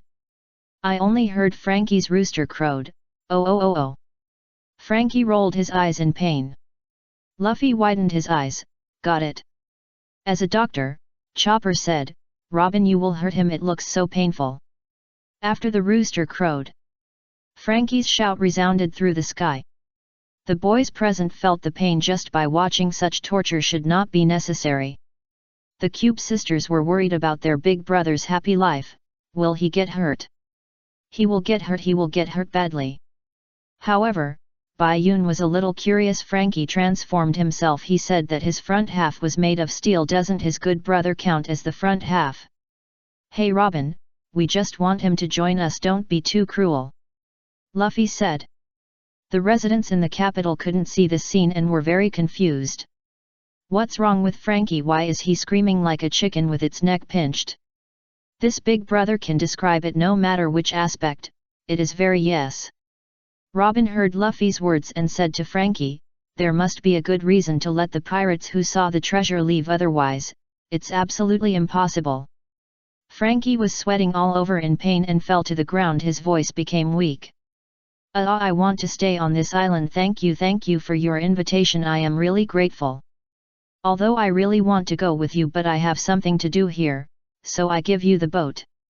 Besides, I have retired from being a ship repairman, so this is my last work in this life, my long-cherished wish, a real dream ship. Just when Frankie wanted to completely refuse, Iceberg spoke. Wait, Frankie, this ship has not become the dream ship yet. Think carefully about what you said when you were a child. When Frankie was a child, he said that after the ship was built, he would go on board as a ship repairman and go on adventures with the ship to ensure that he could see with his own eyes the ship he built crossing the sea, riding the wind and waves, until the end of the world. Even if the ship may have become scarred by then, it will emit a great light that no other ship has. This is the real dream ship. Frankie retorted, I have changed what I want to do. Iceberg was very calm. What do you want to do? Everything you do on the island now is atonement, right? You gathered the thugs in the back streets to protect the Seven Waters city that Mr. Tom loves. Mr. Tom was arrested, and you always thought it was your fault. You want to atone for your sins. You gave up your favorite shipbuilding industry and suppressed your own nature. Do you plan to do this for the rest of your life? Mr. Tom has forgiven you and pointed out the way for you. I forgive you too. Let the past go. It's time to end. Forgive yourself, Frankie. You should live for your dreams. Iceberg's words made Frankie leave Little Pearl again, but he was too proud to admit it. He shouted it hurts and smashed the wooden board in front of him with his head, saying that he was crying because of the pain, not because he was moved. Suddenly, a bag fell from the sky and landed in front of Frankie. It was Zanbei and his men, Frankie's younger brothers, who brought Frankie's luggage. Zanbei and his men apologized. But they had no choice but to take off their pants. Frankie said, as a big brother, would you happily let your younger brothers plan your life? You know you are stupid, but you still worry about it. I'm sorry, but can't I just think about it? You are the great benefactor who gave us a new life. Can't we consider your happiness? In the pirate world, there are perverts and cruel people, but there are also the most sincere feelings. Frankie was so moved by Zanbei's shout that he fell to the ground. Bing Shan couldn't help but smile. Kokoro's mother-in-law complained, who is stupid? Frankie couldn't stop his tears. He, an Iron Man, almost cried himself. Rusty, she continued to yell that it hurts to hide the fact that her tears were from being moved. This is also a tsundere. Chopper was scared. Robin, if you continue, Frankie will become a cripple. He rolled over in pain. Frankie also shouted, asshole Nico. Robin, I will never forgive you. It hurts so much that tears are coming out. And you? Damn long-haired man, feel the pain, it really hurts. Woo wow wow. Faced with Frankie's shouting, Robin turned around with a smile, and Luffy found out, you didn't do anything. I just hit you at the beginning. This guy is so cunning, pretending to be in pain to hide his tears. "Brother, are you okay? Although it doesn't look like you're okay. The behind-the-scenes hero of the Seven Water City, we will work together to do it no matter where you go, we are your little brothers. Don't worry. Don't worry, brother. Brother." Frankie was moved and shocked. Zoro and Sanji came back at this time. "Luffy, something bad has happened, your grandfather is back, and he is preparing to attack on the opposite coast, searching for us everywhere." When Garp was mentioned, Luffy panicked. What didn't he say he wouldn't catch us? How should we know? Let's go." Sanji and Zoro got on the boat. Luffy stood on the top of the railing by the boat, threw the underwear back to Frankie. "Give it back to you." Then he crossed his arms, looked down at him, and invited him again. If Frankie refused this time, there would be no next time. "Get on board, Frankie. Get on my boat." Frankie caught the underwear and smiled. He, you are so arrogant. Amateurs who can only hammer nails, sitting on such a good boat. If there is no good ship repairer, it will be a shame for this ship. I really have no choice. I will help you." Frankie accepts your invitation and will be your ship repairer. Luffy and Chopper raised their hands and feet happily. Great, there are new partners. Of course, others were also happy. Carrying the luggage and grabbing the underwear, Frankie walked towards the boat, thinking of the brothers and friends of the Seven Water City. Turning his back to them, saying goodbye to them in his heart. Farewell is always sad. Frankie's tears flowed again. He turned his head to look at them, then bent his waist, raised his butt, jumped up, and shouted, "I'm leaving." Really, there is no most perverted. Only more perverted. Chapter 571. Sorry. Set sail. Luffy shouted, and Zoro and Sanji raised the anchor and lowered the sail. A new ship, a new journey is about to start. Praise them for shouting Frankie and saying goodbye. "Hey Luffy! Luffy! These are what Nami and Chopper said." They are asking Luffy, "Are you really not waiting for Usopp?" Frankie also asked, "Are you serious, Straw Hat Boy? Aren't you going to wait for that person?" Luffy sat on the deck, leaning against the mast. "I've been waiting for him after listening to Bai Yun. I've been waiting for him in the room of Carrera Company, but he didn't come." This is his answer. This kid must be able to make it on his own. He won't give up being a pirate. See you later. When he said this, although Luffy smiled, he was very sad in his heart. As a person who cherishes his partners very much, how could he not be sad? Everyone was silent since Luffy had made a decision. They could only accept it. At this moment, a cannonball suddenly hit and landed on the sea next to the ship. The waves caused by the explosion made the ship shake. "Oh no, the Navy discovered it," Frankie said. Luffy also came to the side of the ship, and Garp's face appeared on the dog-headed warship opposite. "It's Grandpa." "Hey Luffy, Bai Yun, can you hear me?" I'm Grandpa." Garp picked up the loudspeaker and shouted, because he was afraid that someone didn't know that he was Luffy and Bai Yun's grandfather. Luffy shouted in response, "Hey Grandpa, what are you doing? Didn't you agree not to catch us?" Garp replied, "Oh, there was a little accident, sorry, you guys should just feed the fish here." "Hey! To apologize, let me deal with you alone." Putting down the loudspeaker, Garp took the cannonball handed to him by the soldier.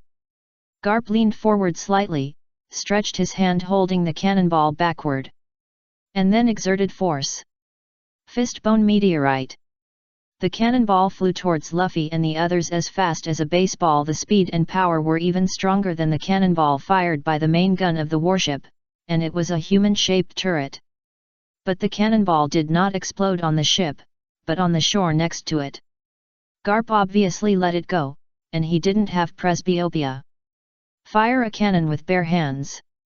This power is even greater than the one that was fired. This is not baseball. Sanji and Zoro were shocked by Garp's operation. Garp laughed and said, "Wow, I'm not old yet," but he said, "My strength has decreased a bit recently, it's not good." Nami reminded everyone, who was surprised to run quickly, otherwise the new ship would be blown to ashes as soon as it was received. Garp on the opposite side took off his coat and shirt, revealing the black t-shirt inside, and the soldiers behind him pushed a cart of cannonballs. Garp pressed his hands and smiled, saying, "It started. Little devils. Oops, there are so many more." Here, everyone saw Garp's ready appearance. It was simply awful. "Full speed ahead, we will resist the cannonballs," Luffy shouted, still a bit like a captain. The ship has started to move, waiting to defend against Garp's attack. Sanji held a cigarette in his mouth, thinking, damn, is he really not going to come? He, of course, refers to Usopp. However, just as he finished thinking, Chopper spoke with excitement in his tone, "Here he comes, Usopp is here." He really? Chopper and Robin looked at the edge of the capital, and Usopp appeared in the crowd. Everyone has good eyesight. At the edge of the capital, Usopp squeezed through the crowd and looked at the sea. Zanbei was surprised. "Why are you here? I thought you were already on it." Usopp himself couldn't believe it after hearing the two giants say that the ship was built. He rushed over immediately. Now he saw the ship leaving. He couldn't believe it. "What's going on? Why is the ship leaving? What's going on? Wait a minute, what are you doing? Hey, I'm still here." He couldn't believe it and ran down the stairs directly, but the stairs were broken by the tsunami and have not been repaired yet. Zanbei reminded him that the bridge was broken, but Usopp didn't care at all. "Why didn't we keep fighting together after the quarrel? I am the Sniper King. Are you giving up on me because I'm gone? Hey, don't worry, I'm back." The broken bridge was at least 10 meters from the ground, and Usopp jumped as he said even though it hurt when he hit the ground, he didn't feel any pain in his heart. On the boat, Chopper kept shouting, "Usopp is coming, Usopp is coming." But everyone seemed to have heard nothing, and only focused on resisting the bombs thrown by Garp. Getting up from the ground, seeing that the boat still didn't stop, Usopp continued to run. "Asshole, stop now. Hey, cheer up, it's me. Chopper, the weather is nice today. Let's go fishing. By the way, there is good news, I'm back, and I can be your vice captain in the future." Usopp kept shouting while running. This is what he wanted to do to break the ice and join everyone's opening remarks. Just like Bai Yun said, it was useless and embarrassing. "I was just talking casually at that time. You're not serious, are you? Even though we quarreled, we're still friends. Let the past be the past. How about it? Answer me now, don't be angry, you guys." Usopp's voice kept coming, but no one heard it. Chopper, the simple guy, was still reminding everyone. But everyone said, "I didn't hear anything." "Liar, you all heard it. Do you really not want me anymore?" Usopp reached the shore, but the boat didn't stop at this time. Bai Yun's words on the coast that day echoed in his mind. "Leaving is not something you can say. If you say you're leaving casually, you have to take responsibility for your actions. If I didn't know your feelings for the Mary and what you said to Luffy, as his brother, I would really want to hit you." "Me too," this is what Ace said. "You and we are right about our feelings for the Mary, but your feelings for us companions are wrong. You want to go back, you know what you should say, and saving face is the stupidest thing to do." Bai Yun stopped abruptly. Usopp's eyes gradually moistened, and he saw the ship going away, and he understood and shouted, "Sorry. I shouldn't have been so petty, I'm sorry. I was wrong." The voice reached everyone's ears, and everyone paused. "Although it's embarrassing to say these things, although I said I would quit the pirate group. Can't those words be cancelled?" Usopp was already crying. "No, please, I want to be with you. Let me go back." Chapter 572 The Thousand Sunny Sets Off. Usopp apologized and pleaded again and again. He put down his face, he realized that he was wrong. Just as Zoro and Bayun said, Usopp apologized, then forgive him. Luffy's palm stretched out in front of Usopp. "Luffy." Luffy raised his head. Crying with tears and snot, he never blamed Usopp from beginning to end. If Zoro and Bayun hadn't said it, he would have gone directly to Usopp. "Fool, hurry up and catch him! Wuvaa! Luffy!" Usopp shouted and held Luffy's hand. Luffy retracted his arm and pulled Usopp over. Both cried equally ugly. Zoro smiled and said, "You are the idiots." Nami also laughed with tears, "Ha ha ha, you are so embarrassing." Luffy still had tears in his eyes, and smiled with his white teeth. "Everyone, finally Byakugan hasn't come yet, it's okay, he will come, I believe in him. Let's run away first. Let's start a new adventure together." "Oh!" Everyone responded enthusiastically, but they still had to think about how to escape now. Garp is not a vegetarian. On Frankie's notice, everyone put up the sails. The Navy was puzzled. Are they going to surrender? Garp knows Luffy best. Luffy will never surrender even if he dies. How is it possible? What on earth do they want to do? Besides, Garp didn't want to catch Luffy. Didn't you hear what he said just now? Feed the fish here. Feed the fish, instead of pushing the city. Now, Luffy and the others looked like they were giving up by taking down the sails. Garp was a little panicked, thinking, "Grandson, what do you do? Grandpa will be in trouble." "Is it really okay, Frankie?" Sanji asked worriedly while retracting the sail. Everyone was reunited, and Frankie danced with joy. "Fools believe in this ship." "Yeah, believe in him, idiots." "Fools, fools. You idiots." These words were said by Luffy, Chopper, and Usopp, who were arm in arm with each other. Zoro was speechless. "Usopp, a few seconds ago you were." Nami was also speechless. "Why don't you come to help quickly? Forget it." During the preparation period, and because Garp had used up all his shells, Frankie said, "We have to give this ship a name. A ship without a name will have no momentum when it sets off. How about calling it Lion?" The lion on the bow was chosen by Frankie. He felt that the King of Beasts was very suitable for conquering the sea full of beasts, although this lion head could easily be mistaken for a sunflower or the sun. "Me, I have a super nice name, called Bear White Bear Lion. How about it?" Luffy spoke actively. "Good, rejected. How can a ship be called such a weird name?" Usopp spun a knife and slashed Luffy's shoulder. "Then, call it Tiger, Wolf, Lion. How about it? Don't list the names of animals. What kind of spell is this? Squid, octopus, chimpanzee. Where is the lion?" Luffy and Usopp, these two funny guys, are like performing a manzai, one pretending to be stupid, really stupid, and the other complaining. Faced with Luffy's string of meaningless names, Frankie said, "I have a candidate name here." Frankie recalled the time when he showed the bow to Iceberg and the others. Barry and the others mistook the bow for sunflower. "You are all wrong, are you idiots?" Bing Shui smiled. "Well, no wonder you made a mistake. This is the ship for the future Pirate King. You want to express this wish, right, Frankie? This sun is good." Frankie was about to praise Iceberg for his vision, but Iceberg also made a mistake. "No.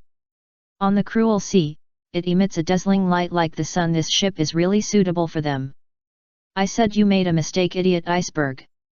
Iceberg seemed not to hear Frankie's words like a strange complaint. "How about this name? Let's call it Thousand Sunny." Oh, what a cool name!" Chopper and Luffy exclaimed at the same time. Luffy said, "It's much better than the Mariko Gorilla Lion I thought of." Usopp was still complaining, "Is that a word connecting game?" The three people next to him, Zoro, Robin, and Sanji, also expressed their seriousness. "It's better than the boss Lionel I worked so hard to think of. It's also better than my Dark Maru. It's better than the Sunflower Lord I thought of." The three of them were serious, and Usopp had become accustomed to complaining.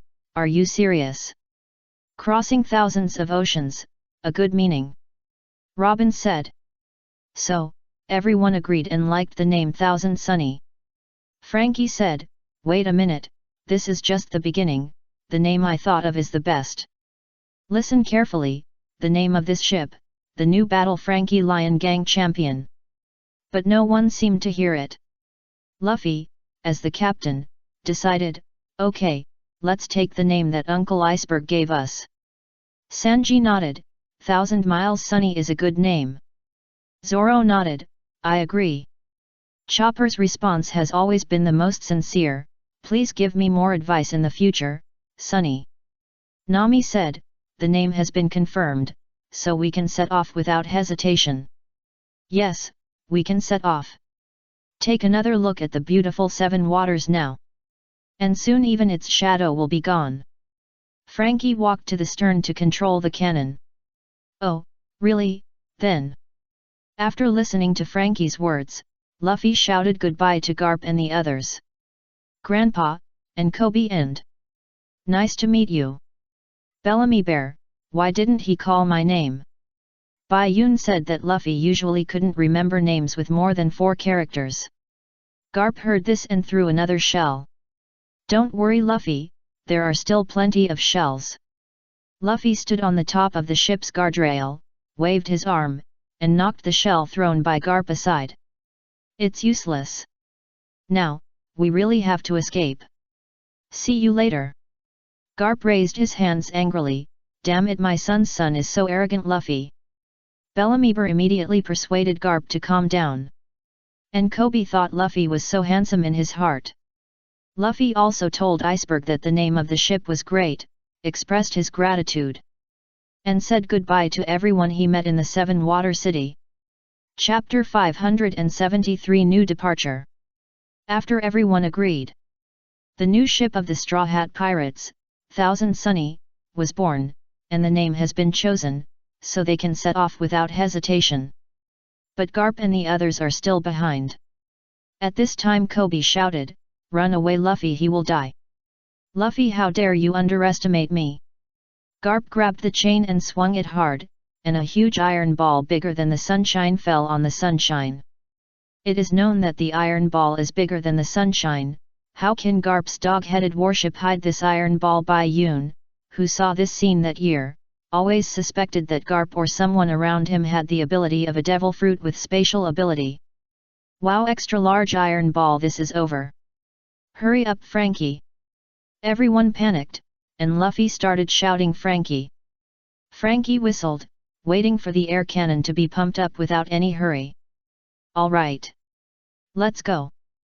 The huge air cannon that can only be launched by relying on the hull built by the treasure tree atom. Wind comes and jets. The air cannon at the stern of the ship exploded and shot obliquely into the sea, splashing huge water. The shock wave directly took the sunshine off obliquely. The huge iron ball hit nothing. The ship flew up and escaped. The Navy soldiers were shocked. Kobe and Bellamy were so surprised that they couldn't speak. Even Aokiji's face showed surprise. Garp looked at the flying ship and raised the corner of his mouth. "Okay. Oh my, this is bad, they escaped," Aokiji said. Garp laughed, "Ha ha ha ha, you are worthy of being my grandson." "Escaped? So what this time? You, the Admiral, saw it with your own eyes, testify to me." Aokiji. Aokiji has already thought of the scene where Sengoku and Garp scolded him together. That, long-hair Baiun, is not on the ship. Suddenly changing the subject, Aokiji, as an admiral, can detect the number of people on the Sunny with his observation haki. Yeah, this kid is not here for such a big thing as resetting sail. And he didn't even know to say goodbye to me, his grandfather, and was still sleeping when I met him on the island. How rude. Garp complained about Bai Yun. Aokiji was silent for a moment. His ability is a big trouble for the Navy. Aokiji subconsciously said that Bai Yun might be causing trouble. Garp was also silent for a moment, then laughed, "Ha ha ha, he's just a little brat, you let him come to me." Bai Yun has been with Luffy since he was a child, inseparable, and will never leave Luffy. Garp meant that as long as Luffy didn't do anything big, Bai Yun would not do it alone, because as a member of the Straw Hat Pirates, it would implicate Luffy. But this time it was beyond Garp's expectations regarding Ace. Bai Yun had to do it. Listen to Garp. Having said that, Aokiji said nothing more, put on his eye mask and continued to sleep. Flying in the air. Usopp felt a familiar feeling. I've had this feeling before, Mary. Usopp was referring to the feeling when the Flying Mary flew to the Sky Island along the surging ocean current. Frankie returned to the center deck, looked at the blue sky and said to everyone, "You can fly 1 kilometer by consuming 3 barrels of coke. What the Mary can do, this ship can do, and it can do it better. The brave soul of the Mary will be inherited and carried forward by this 1,000 miles sunshine." Bang! The sunshine hit the sea surface, splashing a lot of seawater, just like rain. Frankie said excitedly, "Even if there is damage, I will repair it perfectly. The ship and the weapons are all on me. From today on, this is your ship." "Oh oh oh!" Everyone cheered. Sanji brought the wine, and everyone raised their glasses to toast. "Then, let's toast to our returning partners Robin and Usopp, and our new partners Frankie and the Thousand Sunny." Cheers! "Go ahead, next stop, Undersea Paradise. A new ship, a new adventure. This is a new start." Zoro just saw an extra glass of wine, which belonged to Bai Yun, and took it without hesitation. He was happy to have extra wine. At the same time, he couldn't help but think about Bai Yun's current situation. Luffy ran, oh no, flew, and Garp, with an unstoppable smile, also gave orders to retreat. As the Straw Hat Pirates and the Navy left one after another, the residents of the Seven Waters withdrew, and there was no excitement. What was there to gather together for? Granny Kokoro drank wine and took her granddaughter and pet back to work. The two giants, Amwa and Casey, were still lamenting that Usopp didn't go with them in the end, but they believed that they would see Usopp again in Elbaf. Frankie left. They said they would take good care of themselves, but without Frankie, they didn't even know how to dismantle the ship to maximize their profits. "I was laughing at myself and waiting to starve to death. Iceberg appeared. I knew it would be like this. I will arrange work for you. You should send one person to report to Carrera Company every day." "Really? Iceberg?" "No, it's the new big brother." "New big brother? Iceberg, don't call me that." The Judicial Island incident was the first incident that made the Straw Hat Pirates famous, and all the partners were rewarded. Everyone's family members in their hometown were happy for them. The same was true for the partner who didn't get on the ship. Vivi. King Cobra saw in the newspaper that Robin was a member of the Straw Hat Pirates, and was afraid to let Vivi know, but Vivi actually knew it a long time ago. Everyone started a new journey. The family members in their hometown celebrated their fame. The Seven Waters returned to peace. Life goes on, time passes. On the 4th day after the Judicial Island incident, and the 2nd day of Luffy's new journey, Bai Yun and Ace, who were escorted to the Impel Down, finally arrived in front of the Impel Down. "Go forward, hurry up." The Impel Down is a huge tower-like structure submerged in the sea, with its foundation on the seabed because it is built on the doldrums. The entire Impel Down is surrounded by huge sea kings, so the periphery is guarded by a naval warship, and there are blue gorillas hunting sea kings on the seabed. The Impel Down is divided into 7 floors, 1 floor on the sea and 6 floors of the underwater prison. Counting from the top to the bottom, the larger the floor, the lowest floor is the 6th floor on the seabed.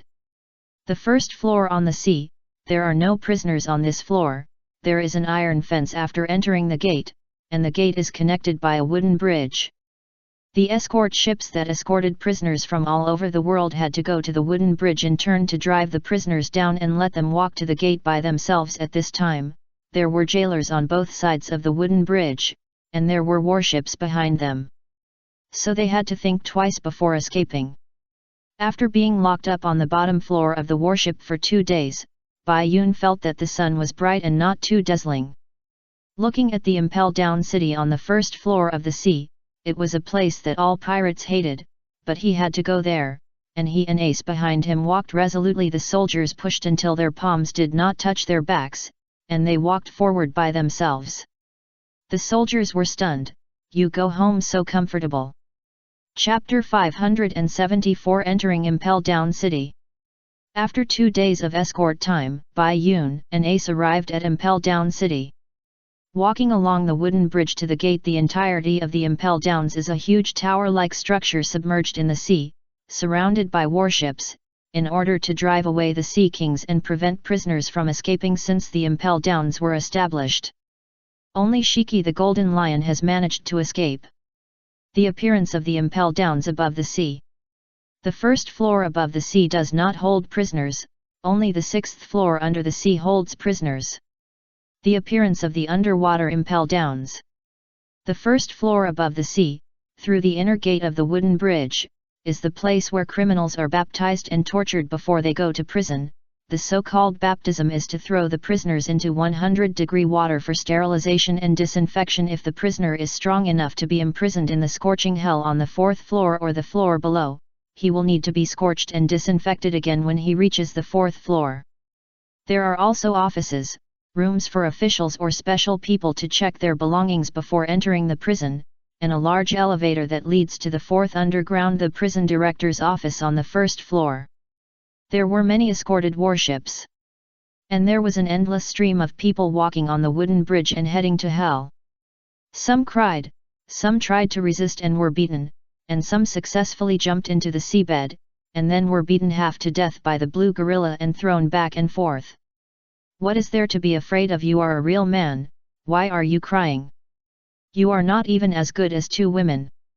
Scarface Jace was walking behind Ace and Bayun, and when he heard the people behind him crying, he mocked them. Urgot was also calm and indifferent because of the lack of information he was observing around, thinking about where he could escape after escaping. Go go! The soldiers urged, even they didn't want to stay in Impel Down for long. According to the picture, Impel Down has 2 gates, the outer and inner gates. After the soldiers were responsible for escorting the prisoners to the outer gate. They would hand over to the prison staff and hand over the list of prisoners they were responsible for to the prison staff to complete the task. Almost all soldiers turned around and left after handing over the list. And then they had to go to the back of the inner gate for baptism, and they had to go there one by one according to the list. So, Bai Yun and Ace temporarily stopped at the outer gate. It happened that they were the first 2 in their team. Seeing their relaxed appearance, the jailer holding the list thought that they were scared silly. They look okay, but it's a pity that they were scared silly. Without a reward, it's probably 1 layer, which is even worse. The jailer talked to himself. Bai Yun and Ace still didn't react, so it's better to say less for now. But Urgot, who was confused behind him, asked. Why is it worse? Besides, this prison looks like there is only 1 layer and there are layers. Hearing what he said, the jailer laughed, ha ha ha. It turns out that you are a fool who knows nothing. You were caught as soon as you went out to sea. Urgot was silent. He thought it would be better not to say that he had been sailing for 10 years. The jailer smiled. Since he didn't know anything, he had to scare him well anyway. The work was boring.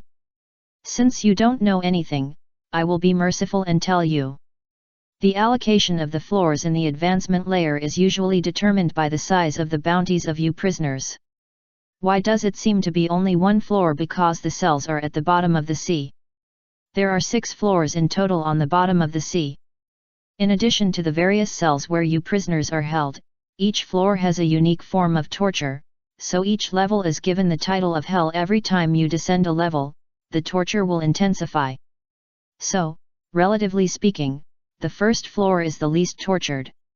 And why am I imprisoned on the first floor? The level is even worse. It is because the torture is relatively light. And those prisoners will find something to kill time in prison. People like them who are good looking and weak, if they are not imprisoned with male and female prisoners, they will be guilty. If they are imprisoned with women, they will be targeted because they are weak and good looking. I don't need to say anything about imprisoning them with male prisoners, right?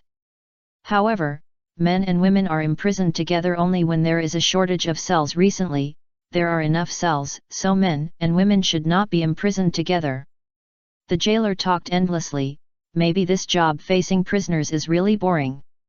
At this time, his colleague came to lead people again. The jailer handed over the list of Bai Yun and his team and said, Okay, it's your turn, let's go. The front is where you can take a shower, ha ha ha ha. Bai Yun and Ace still didn't reply, and walked straight forward. Urgot thought, it's pretty good, they are allowed to take a shower before entering the prison, that's good. Yes, it's a bath. But the water is 100 degrees Celsius. What is this?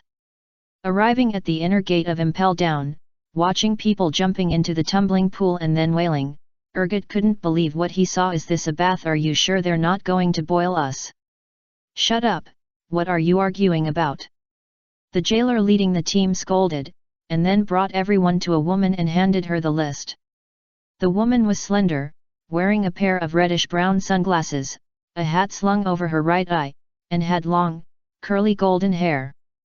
She wore a brown jacket and brown shorts, a white shirt, a black tie, dark red high boots and dark red long gloves. A woman with a queen-like style was the deputy warden of Impel Down, Domino, the woman who examined the Empress and was petrified. She looks good. Ace and Bai Yun were almost calloused to hearing this. Girls can leave their clothes behind, but boys should take off their outer clothes. Go line up there! Domino shouted. And the jailers rushed over and tore off the male prisoners' clothes and pants, leaving only their underwear. Wait! When Urgot's clothes were about to be torn off, he immediately shouted as if he was being molested. What for? Domino asked impatiently. Can I leave my pants behind? 3M not wearing any underwear. Domino. Chapter 575 Prison Break. Ace and Bai Yun jumped in without hesitation after being baptized by 100 degrees Celsius boiling water. Ace is a user of the flame fruit, so would he be afraid of boiling water? Although the water soaked half of his body and made his body weak, it had no effect. As for Bai Yun, his current body is that of Xiao Bai, and as Xiao Bai who can control ice, this temperature is nothing. To put it bluntly, with the physique of the pirate world, soaking in 100 degrees Celsius boiling water is nothing. Of course, even if you can't be killed by the scalding, but it still hurts. For example, Urgot, who was kicked down, screamed so loudly that the world was shaken and the crocodile could not withstand 100 degrees Celsius boiling water. Compared to him, Jace was indifferent. Although he blushed, he said, "It's comfortable, this temperature is just right." After the boiling water baptism, the prisoners came down one by one to receive the black and white striped prisoner uniforms. Although the oil hearts on Bai Yun and Ace's faces were washed off, their identities were not recognized. There are different changing rooms for men and women, but there is no separate changing space in the changing room. Bai Yun and Ace are feasting their eyes. They squeezed in the corners to cover each other when changing clothes, and then were laughed at. It was flatter than the sea level in the windless zone. After changing clothes, the responsible prison guards of each floor came to take the prisoners to be detained. Basically, the 4th floor and above are all in charge of the prison guards, while the 5th and 6th floors are in charge of leaders like Domino. So, Bai Yun saw an old acquaintance again. Where are my prisoners? What a hassle, as a deputy warden, I have to take care of prisoners. What a promotion, Magellan, that bastard. I let it slip. The appearance of the man was like a combination of a demon and a pharaoh, with his upper body naked, his belly bulging like a demon, his brows extending outward like horns, a fake beard of a pharaoh, and a yellow and green pharaoh turban with hair sticking out of the turban. A face that looks like Pruchna wearing devil-like wings and holding a long iron trident in his hand. He is the deputy warden of Impel Down, Hannibal. When Bai Yun saw this person in the anime, his appearance and name made him think he was a man-eating ruthless character. After all, he was also a deputy warden, but he didn't expect it to be just a funny character. As mentioned earlier, the prisoners on the 5th and 6th floors are escorted by the leaders. After all, the pirates on the 5th and 6th floors are already 1 in a million. And the 6th floor is 1 in 100,000. Hannibal is responsible for escorting prisoners on the 5th floor. Among the prisoners who came this time, there was only one prisoner on the 6th floor, and there was no prisoner on the 6th floor. It is not so easy to catch prisoners who have the strength and bounty to be imprisoned on the 6th floor. Deputy Warden, this is it. He is the only prisoner on the 5th floor this time. Facing Hannibal, the jailer stood at attention and saluted, and then pointed at Jess, who was handcuffed and shackled on both hands and feet. It was Jess who came with Bai Yun and Ace. He was the only prisoner on the 5th floor in Bai Yun's group with a bounty of 280 million, he must be imprisoned on the 5th floor. As for why Crocodile with a bounty of 80 million is on the 6th floor, first, although his bounty is only 80 million, it is unknown how many years ago that 80 million was 80 million after becoming a Shishibukai. He has been secretly planning the matter of Pluto. In addition to his status as a Shishibukai, his bounty naturally cannot increase. Second, the navy is not stupid. Who can become a Shishibukai would be weak. A luck is also part of strength. That's him. Deputy, it sounds annoying. When can he become the warden? Oops, I've exposed my ambition, haha. When Hannibal looked at Jace, he also let slip his ambition to get promoted. That's his personality, otherwise Bai Yun wouldn't have called him a funny character. Jace was still sizing up the deputy warden, but now he doesn't think he's a strong man.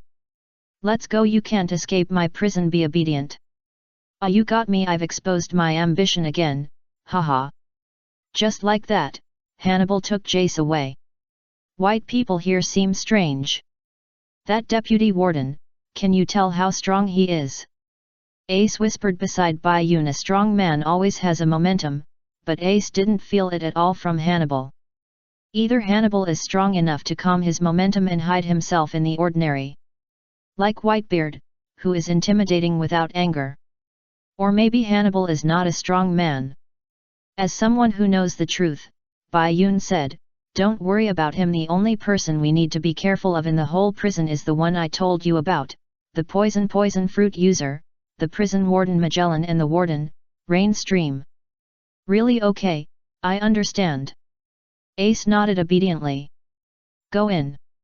After the baptism, the jailers in charge of floors 1 to 4 each led the prisoners to be detained. There were those who resisted, but they were suppressed in an instant.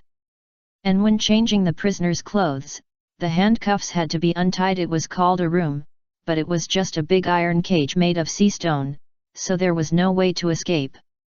Bai Yun and Ace were taken to a cell, and before the jailer pushed them, the two of them walked in automatically. The jailer was also surprised. Is this how they cooperate? Oh, here come 2 young girls. He. Bai Yun and Ace were mistaken for women. Or they were captured as pirate sisters from the beginning, so they were naturally locked up in the women's cell. There were 9 female prisoners in the cell, including Bai Yun and Ace, a total of 11.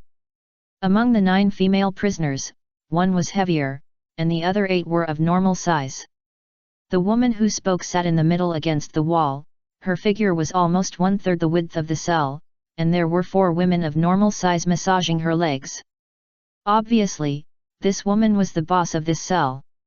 Bai Yun and Ace stood in front of them, and did not respond to the woman's words. Are you scared? Still dumb? The woman spoke again, but Ace and Bai Yun still didn't answer. The woman was angry, her expression became ferocious. I'll ask you again. If you don't speak, I'll tear your mouths apart. I'm Dashin Polly. There are thousands of pirates on the sea. Bai Yun and Ace can't know all the pirates, naturally they don't know this Dashin Polly. And don't want to talk nonsense with her to compete for the boss of the cell, so they are ready to start jailbreaking. The 2 of them activated their abilities, and flames appeared on Ace's hands, melting the iron handcuffs directly. Bai Yun's cold air froze the handcuffs, and with a strong shake, the handcuffs broke along with the ice. Polly and the others saw it and couldn't help but widen their eyes. What? Chapter 576 Plan. Ordinary handcuffs are useless to Bai Yun and Ace. The flames and ice instantly unlocked the handcuffs. This stunned the other prisoners in the cell. Polly was surprised and said, "You are people with special abilities, then it is impossible that you were not given sea stone handcuffs. Or, you hid your abilities." "No, impossible," you were caught in a fight without using your abilities, right? Polly guessed for a while, and obviously she couldn't guess that Bai Yun and Ace came in on their own initiative.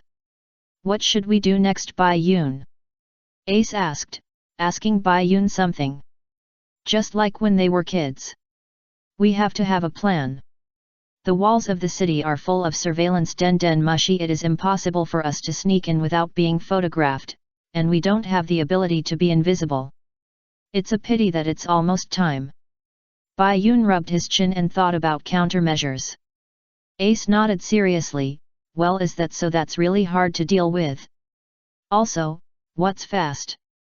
Bai Yun's fast, but not fast in the original history. Ace seemed to be captured and pushed into the city at this time. It's mainly the ability of invisibility. If Bai Yun can go to Moonlight Moria's ship first, he can replicate the invisibility ability of his subordinate, the Leopard Man. Speaking of the invisibility fruit, there is also his next ability user here. Rainstream. It's also a difficult guy to deal with. Nothing, just lamenting that I haven't met an ability user with invisibility ability to replicate.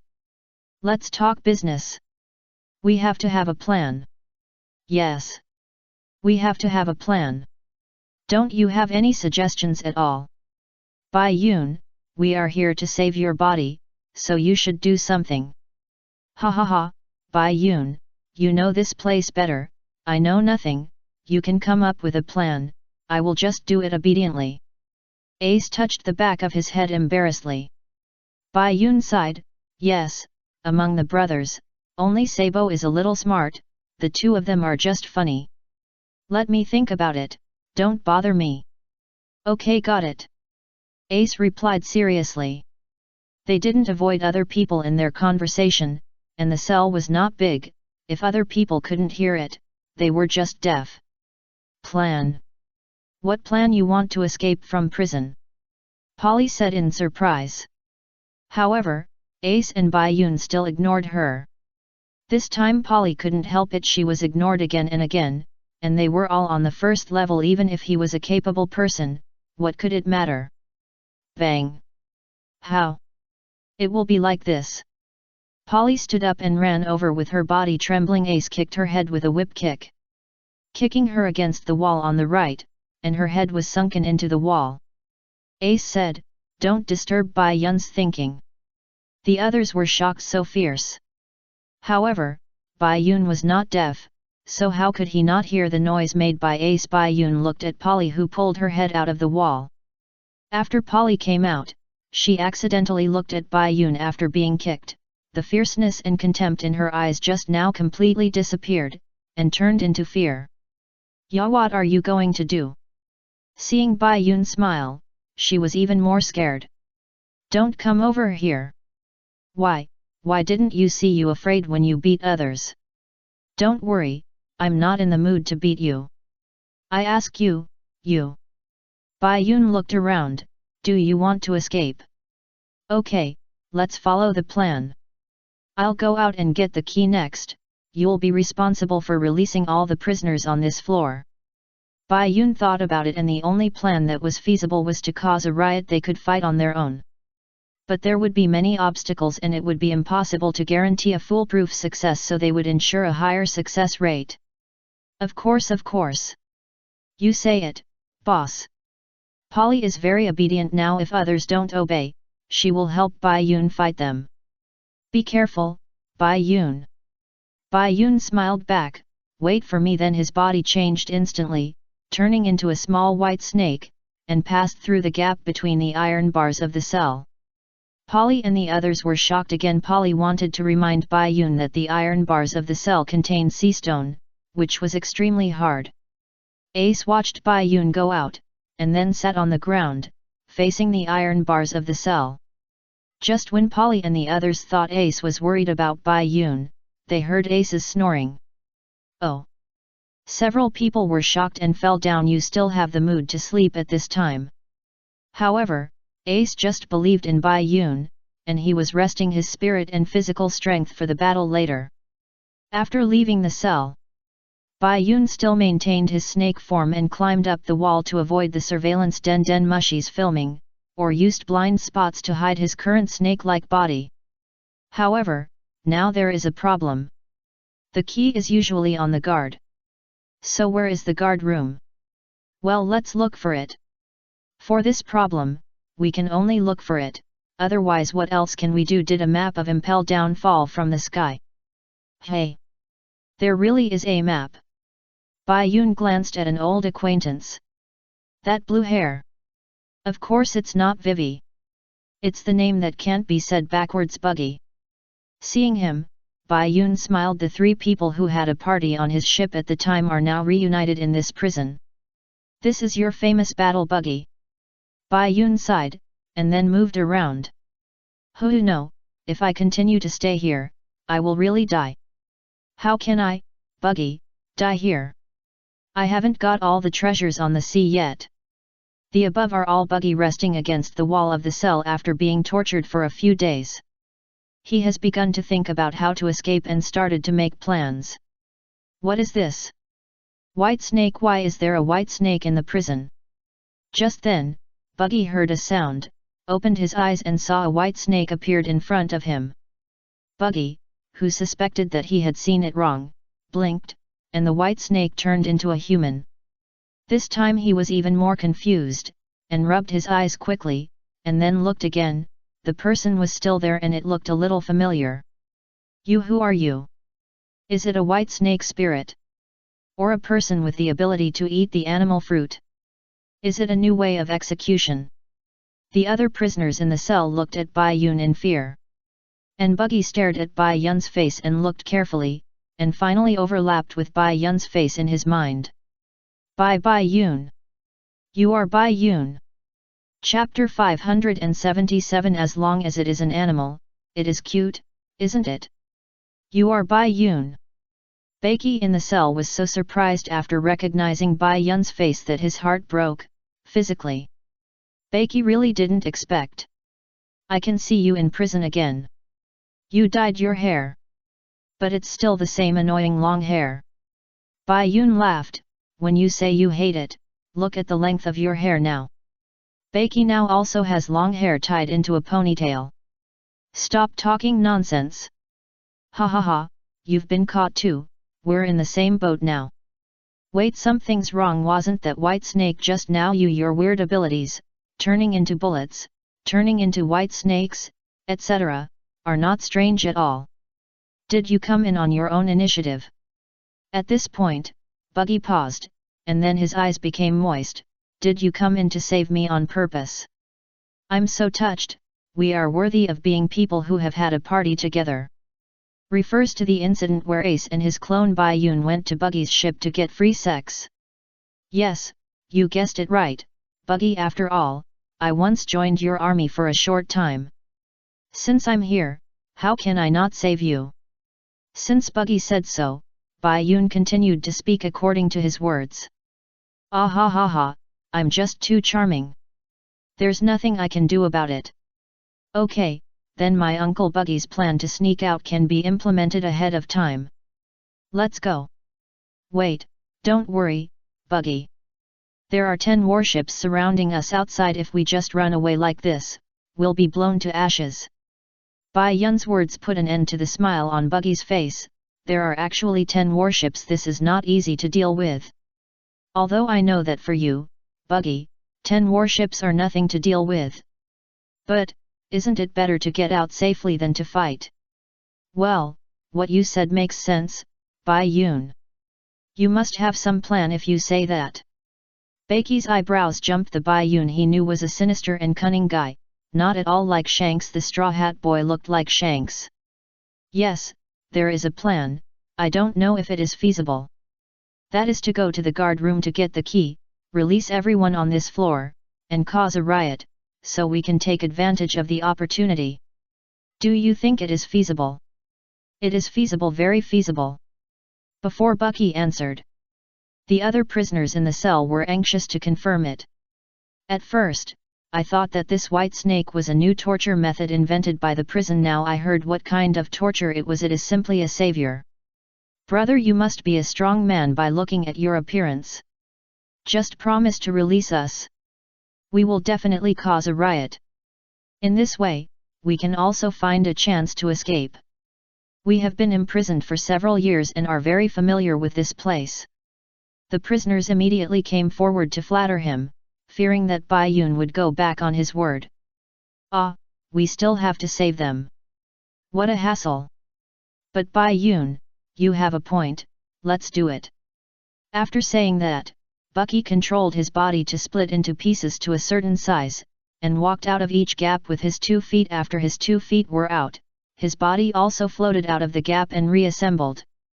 Bai Yun also turned into a little white snake again. And then turned back into a human. The prisoners had seen Bai Yun's snake transformation once, but they had been locked up together for a while, so I have no idea. Becky, you have this trick. Ah ha ha ha, of course, I'm Buggy, ah ha ha ha. Looking at the laughing Buggy, Bai Yun really wanted to kick him. Are you really afraid that the jailers won't find it? Okay, stop talking nonsense, let's go. No need to hide, since the plan is to cause a riot, it's more important to seize the time. Show me the way, do you know where the guard room is? Okay, okay, okay. Becky was very unhappy that Bai Yun interrupted him to pretend to be cool, but it was true that it was important to seize the time. Let's go, here. It's agreed, after we get there, you will be responsible for the guard, I'm just too lazy to do it. Bulu bulu. Bai Yun and Buggy went to the guard room without hiding from the surveillance den Mushi. Naturally. They were photographed by the surveillance den Mushi on the wall. After the jailer in the surveillance room saw it, he immediately passed it on. Hey, there's an escaped prisoner on the first floor. There's an escaped prisoner on the first floor. There are 2 of them. They are Buggy the clown and AI, the newly imprisoned pirate sister AI. Please arrest them immediately. The notice was passed on, and the jailers on the first floor immediately led the way to arrest Bai Yun and Buggy. Here, even though there was no movement yet, Bai Yun knew that they were probably exposed. This why. The 2 came to a corner, and Buggy signaled Bai Yun to go over here, and he led the way in front, but as soon as he turned in, he saw the backs of 4 blue gorillas. Buggy was so scared that he immediately stepped back and pulled Bai Yun back. It's the blue gorillas. These guys are so fierce that they can even kill sea kings. They are called sea fighters. The blue gorillas are the guards of this underground layer of the Red Lotus Hell. They are huge, with light blue on the upper part and dark blue on the lower part. Their heads are skulls. Although they are only as big as a bear, they can hunt huge sea kings. Their weapons are huge double-sided axes. Let's take a detour and don't provoke them. Bai Yun. Buggy carefully stretched his head out to look. The 4 blue gorillas were still there. Buggy said he would take a detour. Then he retracted his head to look at Bai Yun. What was Bai Yun? There was no figure. Then Buggy heard Bai Yun's voice coming from the aisle. He looked again and was scared to pieces. Bai Yun was standing in front of the 4 blue gorillas. Compared with the blue gorillas, Bai Yun looked so petite, furry and cute. Oh my god, is Bai Yun looking for death? How dare he say those provocative words? Blue gorillas can understand human language. However, just when Buggy thought that Bai Yun was going to be chopped by 4 blue gorillas with axes, the 4 blue gorillas actually lay down and bowed their heads to Bai Yun. Bai Yun reached out and touched their heads. So good. Buggy pinched his cheeks. Could his current experience be a dream he had after falling asleep after the execution? What a ridiculous picture. At this time, Bai Yun's voice came. Blue gorillas are animals, right? Speaking, Bai Yun went too far. Any animal is cute, isn't it? In the eyes that emitted this scarlet light, the pupils changed from round to vertical. When Buggy saw this pair of eyes, he couldn't help but tremble, thinking that Bai Yun was really a snake demon. Chapter 578. I'm just stating the facts. This way the prisoners are running this way. How did they get out? The iron bars of the cell are made of sea stone. Who knows? Let's hurry up and arrest them. Oops, hit something at the corner, it's the blue gorilla. Are you okay? Get up quickly. The jailer helped up another jailer who fell down after hitting the blue gorilla, but the other colleagues behind them were like seeing a ghost. The blue gorilla raised the huge double-sided axe in his hand and slapped the axe at the two jailers in front of him. Hoo weary here, the guard room is in front. Baki ran all the way here and was a little out of breath. What a strong emperor. At this time, another blue gorilla caught up with him from behind. Ah, here they come again. It's the blue gorilla. There are more this time. Baki shouted immediately. But Bai Yun just turned his head and said, "Go back. Go dance anywhere." The red light in his eyes burst out. And the blue gorillas seemed to be hit by a spell, their movements slowed down, and they turned back. Baki still couldn't believe Bai Yun's ability. This was too buggy. He just went away when he was told to go. Turning back, Bai Yun kicked over without hesitation and entered the guard room. Several guards in the guard room sat around a table eating hot pot. Bai Yun kicked the door fragments and they fell directly into the hot pot, splashing soup all over them. These 4 guards naturally received the notice of the prisoner's escape. However, they didn't believe that the prisoner would come here. Which prisoner would escape and run to the prison guard's room for no reason? And there were many traps on the first floor, and there were blue gorillas guarding the corridors. With the strength of the prisoners on the first floor, it was impossible to defeat the blue gorillas and escape. In addition, one wall of the guard room was full of cell keys. The rules stipulated that even if there was a riot, the guard room could not be empty. So, they continued to eat hot pot with peace of mind. However, the things they were not worried about were all realized by Bai Yun and Baki, that is, the prisoners took the initiative to visit the guard room. The mechanism was not triggered, and the blue gorilla, let alone hitting Bai Yun, was lucky enough not to hit his own people after being frightened by Bai Yun. "Raise your hands." "Sorry." The 4 guards in the guard room immediately raised their guns and pointed them at Bai Yun. However, Bai Yun actually apologized instantly, which made them unable to deal with it. "Ah. I'm sorry, such a good hot pot, I broke the door into pieces, and I can't eat 2 bites. Bai Yun said regretfully. The jailers staggered. "Your focus is too weird, although it's a pity that such a good hot pot is ruined. You are one of the escaped prisoners. You have been surrounded, just surrender." It seems that the lines of the arrestor are always just these few sentences. "Then I'm sorry, I'm not a fool. I can't agree to your foolish request." Is fool considered an insult? It shouldn't be, because I'm not scolding you at all now, I'm just stating the facts. Bai Yun's call confused the jailers, but anyway, it means not cooperating. Shoot! Sparks flew, bullets shot, Bai Yun's figure disappeared in an instant, and appeared behind the 4 people. The snake tail appeared and wrapped around the 4 people, and threw them against the wall, knocking them unconscious. Then, Bai Yun looked at the key on the wall. "How do I get this out? Go Baki!" Baki was terrified outside, thinking what Bai Yun had been doing for so long. At this time, Bai Yun's voice came, and Baki saw something flying towards him. After listening to Bai Yun's words, he immediately reached out to catch it. "This a hot pot?" Bai Yun poured out the soup in the hot pot, and then used ice to absorb the oil in it, and then took it to hold the key. If it is divided into strings, there is only one big key in a string, which is the key to the iron door of the cell of the semicolon, and the rest are the handcuffs keys of the prisoners in the cell. "Go, let the others out, Baki." "Why is it?" "The task of accumulating favors is now up to you. If you release them all, they will be so grateful to you, right?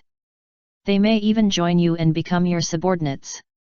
Just when Baki was about to ask why he should release them, Bai Yun's words immediately stopped him from saying so. He had already imagined how he would be admired by the prisoners. "Ha ha ha, well, leave this tiring task to me." After saying that, he turned around and ran to release the people with the hot pot in his arms.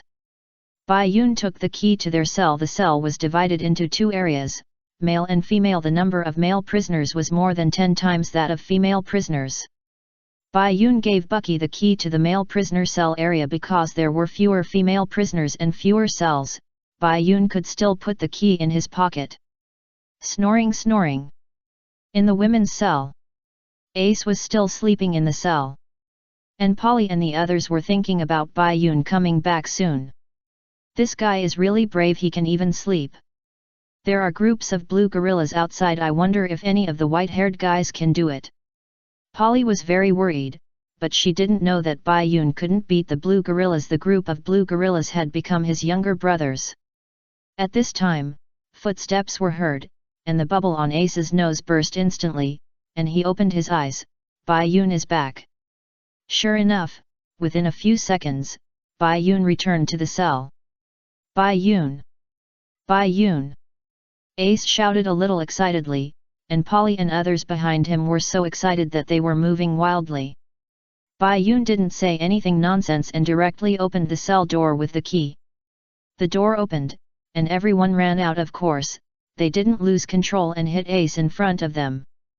Bai Yun, well done! Ace praised with a smile. Bai Yun smiled briefly, this is just the first step. He thought, Nori. The key is for you. And these are the keys to other cells next, you are responsible for releasing them. Polly took the key. Nori, why is she called Nori? She didn't ask in detail, and she didn't dare to ask. The prisoners in the next cell saw the key that Bai Yun threw on the ground, and they rushed behind the iron bars like a dog seeing a bone. Key, is it really a key? Hurry up and do what this white-haired bitch sister says. The prisoners have begun to get emotional, which is exactly what Bai Yun wants. The prisoner riot and the betrayal of the blue gorilla are enough to make this floor chaotic. Let's go to the next floor now, Bai Yun said, pulling Ace and running. Chapter 579 Brook. This day is the fourth day after the Judicial Island incident. Bai Yun and Ace successfully entered the Impel Downs to carry out the operation to rescue their souls and bodies. And the Straw Hat Pirates started a new journey, referring to changing ships, on the other side. And also started a new adventure. After everyone picked up the red glowing Poseidon treasure barrel, because of the storm at sea, under the command of Nami and the soldier dock system of the Sunshine, the Vortex outer wheel of Channel Zero, they successfully left the storm area, but also entered the foggy Devil's Triangle. This should be the area of that place, a terrifying sea area with thick fog and mysterious disappearance of everything. Frankie reminded everyone with a smile. Luffy did not hide his smile at all. This sea area is haunted. Usopp was not there when Granny Kokoro was popularizing the Devil's Triangle, so now he heard about it and started to tremble with fear. Haunted. Then he comforted himself. Stop talking nonsense, don't scare people. Why haven't I heard of it? Granny Kokoro told us. They said there are still living skeletons. Luffy replied with his teeth bared. Sanji crossed his arms. That's your imagination, don't scare him. Sanji is such a warm man. But the next second he took out a match, lit it, stood in front of his face, and said in a gloomy tone, listen carefully, Usopp, I heard that hundreds of ships disappear in this sea every year. What's more terrifying is that there are ghost ships carrying the dead sailing back and forth. Sanji's words scared Usopp to hold his head with a gloomy expression under the light of the fire and an equally gloomy tone. Wow, why didn't you say these words earlier? What's the use of saying it? I'm ready. I want to bring the magic weapon to exorcise ghosts. Chopper believes everything, even if Bayun tells him now that he is a marshmallow. Usopp, give me some magic weapons too. Just then, a faint singing voice came from the sea. Yo ho ho ho! Yo ho ho ho! Usopp stiffened instantly, and mechanically turned his head slowly to look behind him where the sound came from. What he saw was a huge, dilapidated, and old ghost ship. It's here! A ghost ship! Everyone was so shocked that their jaws dropped and their eyes widened. Even Zoro, only Robin's expression didn't change much. She might think people were more terrifying than ghosts. If Aokiji appeared on the other side, it would be terrible. Yo ho ho ho! What song is that? Nami asked in a low voice. It's the ship song of the ghost ship. Don't listen, cover your ears, you'll be cursed. Don't listen to ghosts either. If you answer, you'll be thrown to the bottom of the sea. Usopp said he didn't believe in ghosts, but now he acted like an expert, a timid expert. There's someone on the ship. Robin saw a figure on the edge of the ship. Zoro flicked the blade with his thumb, and part of the blade popped out. Whatever it is, just chop it. Zoro's style of doing things, just chop it. As the ghost ship and the Sunny were level, everyone saw the figure on the edge of the ship clearly, a skeleton with an afro holding a teacup. Musician, strength unknown, lecherous gentleman Brook appeared.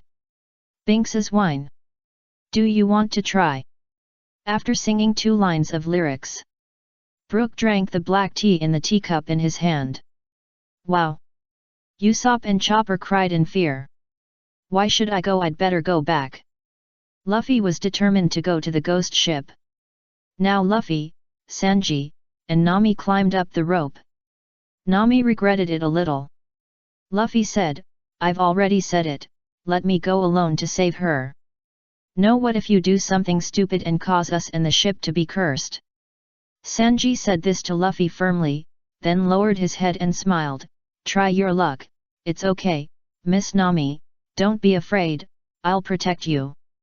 Nami, don't you dream of finding the treasure ship. Luffy also comforted her. Nami looked at her and said, why don't you listen to what you are saying, this is not a treasure ship, it's obviously a living skeleton.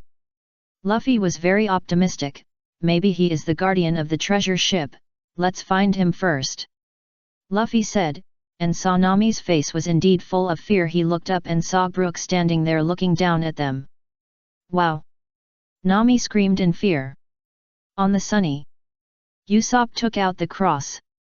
Evil spirits, go away, evil spirits, go away. Luffy, rest in peace.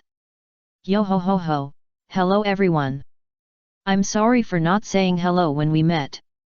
Luffy and the other 2 arrived on the ship facing the 3 people. Brook grabbed the brim of his hat and raised it in respect. You scared me, I haven't met a living person for decades, all I met here are ghost ships, it's really scary. Come on, please come in. Luffy was very excited, look, he's talking, the exploding skull is talking. Oh my, this lady is so beautiful. My eyes will pop out when I see a beautiful woman. Of course, I am a skeleton and I don't have any eyes anymore, yo ho ho ho. Nami waved her hands after being praised, no, no. Then Brook suddenly said, can you let me see what you mean by underwear? You are dreaming. Nami waved her hands and chopped Brook's head, chopped to the left, and chopped straight would only hit the afro hair. Brook fell down and had a bump on his head. We don't know why skeletons have bumps. Yo ho ho ho, oh my, you have such a bad temper. It makes me sad to the bone, because I am only left with bones. Shut up! Nami shouted, how can you say she is fierce? Wah ha ha ha.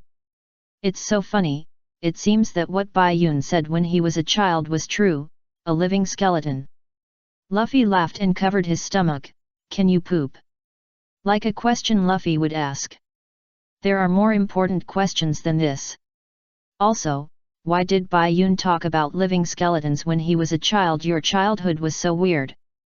Sanji complained. Brook stood up, yeah, sure. You actually answered it.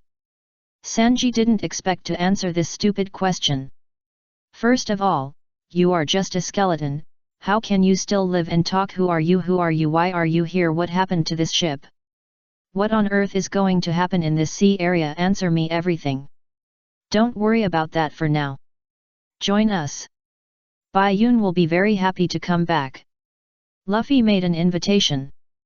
Bayun's favorite characters are Strange, Brook, and Ivankov. Brook didn't hesitate at all, yet. Okay. Nami and Sanji were shocked. The invitation and acceptance were completed in the blink of an eye. There was no time to react at all. Hey. Originally, Bayun was not here, so the space for writing the Devil's Triangle was purely original, so this space was directly ignored, but some important points were written, such as Brook's appearance. How could the appearance of the new partner be completely ignored? Also, the animation's remote chapter of retaking the pirate flag, that guy with the heat-hot fruit, this part was not written either, there was no reason, just didn't want to. Chapter 580 Shanks in the Animal World. In this way, Luffy and his friends met a new partner, Brook. and opened the 7 warlords of the Sea Gecko Moria copy. And Bai Yun and Ace were taking advantage of the riot of the prisoners on the first floor to go to the second floor. Report. The prisoners on the first floor have escaped. The first floor is in riot. The jailers escaped while notifying the monitoring room through Den Den Mushi. The jailer in the monitoring room also saw the riot on the first floor and immediately called the warden. Although Magellan only worked 4 hours a day because of the poison fruit, excluding meals, 8 hours of sleep, nearly 10 hours of diarrhea, and food poisoning caused by the poison gas he exhaled. Now it is probably his time in the toilet, but such a big riot, even if Magellan is getting married now he has to report it. Bulu. Hey! In the warden's office on the 4th floor, the Den Den Mushi on the desk rang, but Magellan was not there, in the toilet. Hannibal, the deputy warden who had just detained Jace, happened to be in the office. The desk Den Den Mushi rang, and he sat down without hesitation. Just as he was about to answer it, Magellan came. When is it your turn to answer the phone? The poison gas exhaled by talking floated out and directly poisoned Hannibal. Oh, I really want to be the warden. Ah no. How could I have such a heartless subordinate like you? Ah, such a bright space. If you want a dark and enclosed space, it's best to close your mind as well. In this prison, the warden, the deputy warden, and the warden are not normal people. Hello. Magellan came to answer the phone and just stood in front of the table. And Hannibal also climbed up and left his seat. If he just exhaled poison gas, he was almost immune to it. It was just the result of being poisoned for a while. Warden, all the prisoners on the first floor have escaped. And a riot is happening now. Why did such a big thing happen suddenly? Magellan was very surprised. Such a thing hasn't happened for a long time, but it was just a riot on the first floor, and he was not worried at all. The jailer in the monitoring room immediately reported the cause and effect. It started with the escape of the pirate clown Buggy and a female pirate AI.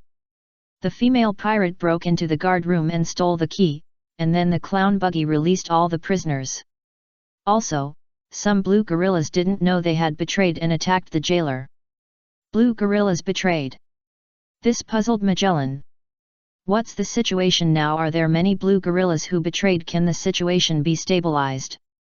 Not many, only about 10, but with these blue gorillas, it may take some time to quell the riot. Besides, the prisoners, the pirate sisters AI and AIer, and the clown Buggy are heading towards the Red Lotus Forest. I wonder if we should go down to the second floor. Well, okay. You continue to quell the riot and arrest the prisoners. I will let the blue gorillas on the second floor go up to help. Magellan gave the order, then hung up the phone and notified the prison chief Sardis to order the prison blue gorillas on the second floor to go to the first floor to assist Pinkfin, and then wait for the escaped prisoners on the second floor and capture them together with the prison beasts on the second floor. The scene returns to Ace and Bai Yun. By the way, Bai Yun, do you know how to go down to the second floor? Ace asked an important question while running. Bai Yun answered. I just know that there is a big hole in the Red Lotus Forest near the guard room that leads to the second floor. Ace smiled and nodded. Then let's go to the guard room quickly. Didn't you just come back from there? In fact, you can't remember it just by going there once. Wahahaha, who am I? Lord Buggy. Buggy released the prisoners. And the prisoners now admired him very much. Buggy stood in a high position and enjoyed their support. Suddenly, 2 figures ran by, and a snake tail wrapped around his neck and pulled him away. Lord Buggy. The prisoners looked at each other, but no one wanted to save Buggy. Moreover, at this time, the jailers and the normal blue gorillas arrived. No, it's the blue gorilla. Run! The blue gorilla is the ruler of the first layer, but he met Baiun, or Ziobai, the Shanks in the animal world. What are you doing, you bastard Baiun? Baki saw 2 Baiuns in front of him and thought he was hallucinating, so he rubbed his eyes. Looking again, there were still 2.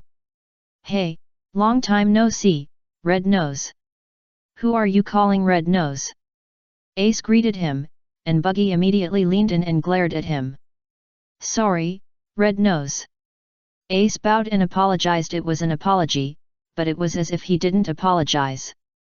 Seeing his action, Buggy remembered Ace, who came to his ship uninvited that day. "Fire Fist Ace. It's me." "You're kidding. This must be your conspiracy, Bai Yun, right? What are you going to do? What are you going to do if you don't escape from prison?" Becky didn't believe that this person who looked exactly like Bai Yun was Ace, and thought that Bai Yun was teasing him or calculating him. Bai Yun told him about the soul exchange between him and Ace, and now they were going to save each other's physical souls. Soul exchange? How did you do it?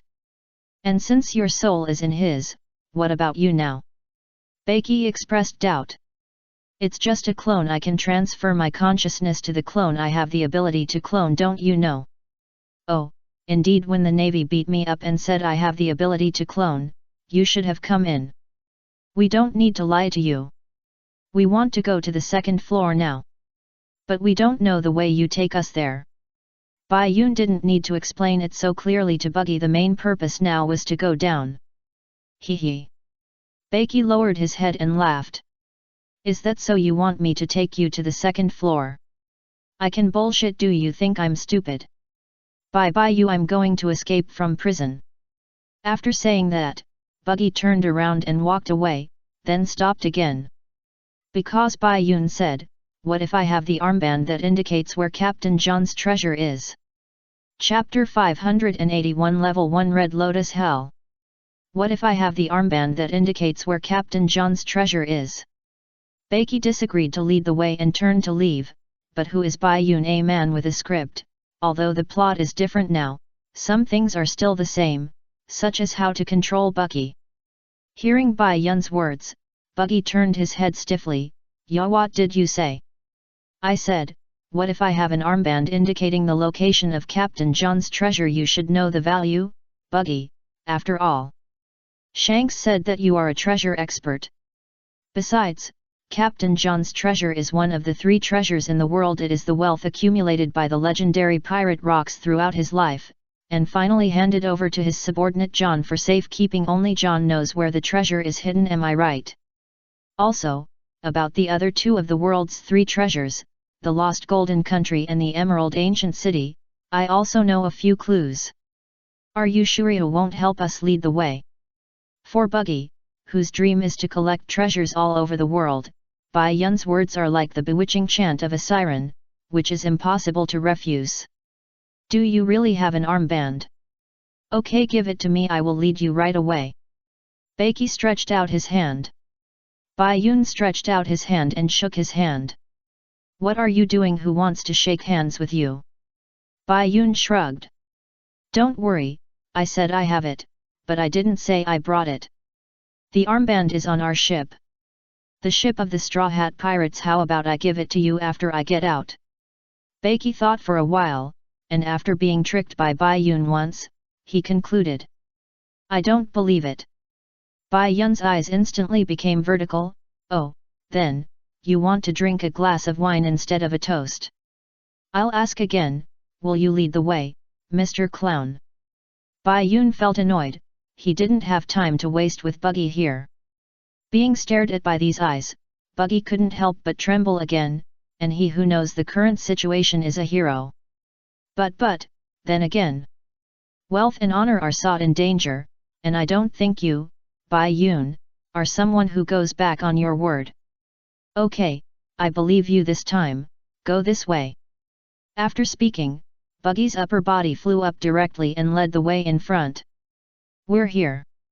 Becky took Bai Yun and Ace to a big pit. Inside the pit was a red forest. Prisoners were walking around in it, wailing constantly, and the air was filled with the smell of blood. "Bloody forest," Ace said with a puzzled tone. Becky said, "This is not an ordinary forest.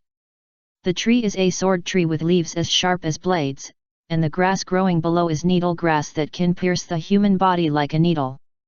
Prisoners will flee everywhere because of the pursuit of poisonous spiders and jailers, and finally be cut by these leaves and grass, bleeding, bloody, and tortured by thousands of cuts. This is level 1 Red Lotus Hell. Help! It hurts so much. The blood people below kept wailing, and when they saw Bai Yun and others at the top edge, they stretched out their hands, hoping to be saved. Unfortunately, Bai Yun and others were not here to save them.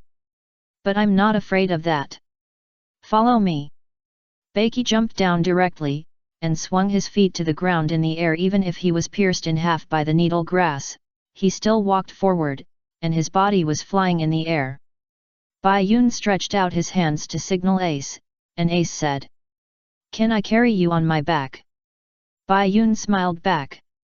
Bai Yun used the air pressure technique to fly in the air to catch up, and Buggy was not surprised that Bai Yun could fly. I remembered that there is no need for stairs to go down from this floor. There is no need for a key to open the door to the stairs.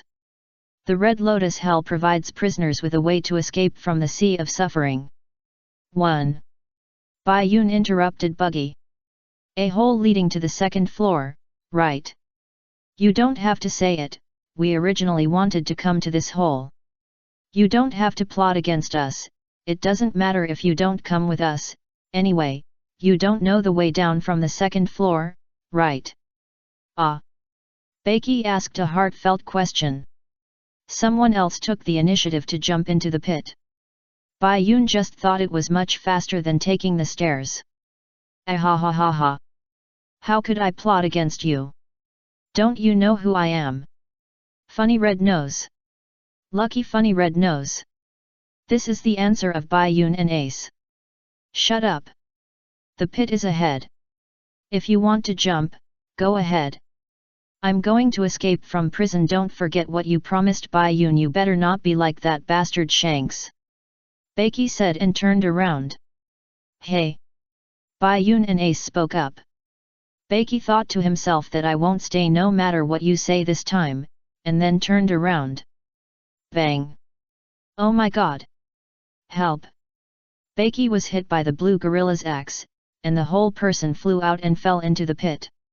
If he was chopped, it would be fine, but he was hit, and the fruit of the shattering fruit was not resistant to hitting. Bai Yun and Ace turned their heads and saw that Buggy had fallen down and could not be seen. At this time, the blue gorilla wanted to launch a sneak attack. And Bai Yun gave it a big slap with his tail. Because he was still holding Ace with both hands. The blue gorilla was slapped down directly. Bai Yun also jumped over the pit without hesitation and went to the second floor. The second floor. Roar. Lulu. Because of the movement on the upper floor, the beasts on the second floor were restless and kept roaring. Mr3, an acquaintance on the second floor, was confused at this time. What's going on? The monsters are so noisy today. I don't bother to care anyway, we will be meat in their mouth sooner or later. Ah! Bang! Bucky fell flat on his face. Ugh! It hurts. Damn blue gorilla! Ugh! Just when he was about to get up, Bai Yun dropped from the sky and stepped on his back. Oh, the ground is quite soft. Bucky, who was stepped on and spitting white foam, came back to life immediately after hearing Bai Yun's words. Soft ass! Look down! It's me! Get up quickly! Bai Yun jumped off Buggy's back. An ace left Bai Yun's hand. Just when Buggy wanted to curse.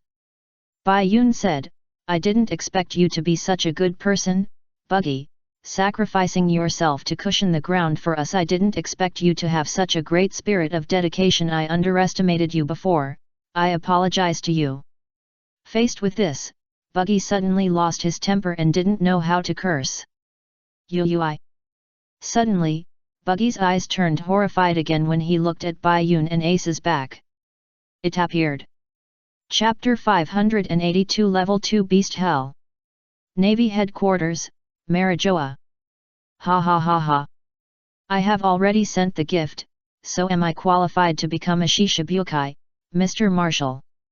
The day before yesterday, Ace's body was taken to impel down. And today, Blackbeard came to Marijoa to get the authorization letter of the Shishibukai. Sengoku was not very fond of Blackbeard, at least not from his facial expression. Moreover, Sengoku felt that Blackbeard's ambition was not only to become Shishibukai, or rather, the Shishibukai did not want to become Shishibukai. They had other purposes. Blackbeard went to great lengths and even sent Ace, just to become Shishibukai. Sengoku's IQ did not allow him to believe it. But now, Blackbeard did not show anything, but wanted to actively become Shishibukai, so Sengoku naturally would not show anything. Naturally. Here is the authorization letter. From now on, you are the new Shishibukai. Sengoku sat at the back of the office and threw the authorization letter to Blackbeard. Blackbeard caught it and looked at it carefully. Ha ha ha, not bad, then, please give me more advice in the future, Marshal Sengoku. Zhanguo still had a stern face. Since you have become a Shishibukai, you don't have to leave. Yesterday, I started the Shishibukai summons to deal with the future battle with Whitebeard. I think you are very familiar with Whitebeard. Since you are here, you don't have to leave. How about staying here until the war comes? Blackbeard was silent, and the two looked at each other. Thief, ha ha ha. How can I refuse the Marshal's invitation? We can stay, but there should be good wine and food to entertain you, right? Zhanguo did not answer, and at this time the den mushi on the table rang. Just here Zhanguo spit out two words. No need to see you off. Blackbeard still had a smile on his face, and a hypocritical smile was one of his abilities. No need. Turning around, Blackbeard walked towards the door. Zhanguo picked up the phone, and the den mushi immediately received news of the riot in the Impel Down prison. Blackbeard's feet, the steps were so light that they almost disappeared, and then they walked out as if nothing had happened. Back to the Impel Down city. It appears. Bai Yun and Ace came to the second floor of the Impel Down city, and Buggy was purely photographed by the blue gorilla. After being used as a footpad, Buggy wanted to curse, but was praised by Bai Yun, and then saw the huge jailer beast. The chicken snake basilisk appeared behind Bai Yun and Ace. Bai Yun and Ace turned their heads immediately. A huge chicken monster with a snake head appeared in front of them. Beiki was so scared that he ran away, but Bai Yun and Ace were unmoved. Why don't you run? Are you looking for death? Beiki shouted. Bai Yun said, this little thing looks quite unique. Yeah, this is the first time I've seen such a strange animal. That's a raptor that suddenly mutated. It's a snake born from a chicken basilisk. The second level 2 beast hell is where this kind of monster is rampant. Beiki was afraid of science. And Basilisk saw that Bai Yun and Ace were not afraid of it at all, and felt underestimated. He screamed, lowered his head and opened his mouth to bite. Bai Yun and Ace still didn't move. For me, this second level is just an amusement park, okay? This is what Bai Yun said. Basilisk lowered his head to come, and just happened to meet Bai Yun's scarlet eyes. And his movements stopped instantly. Go! Go, ha ha ha! Under Bai Yun's ability, Basilisk became their mount, and Bucky grew on it, happy as if he controlled Basilisk. What is that? Someone is standing on Basilisk.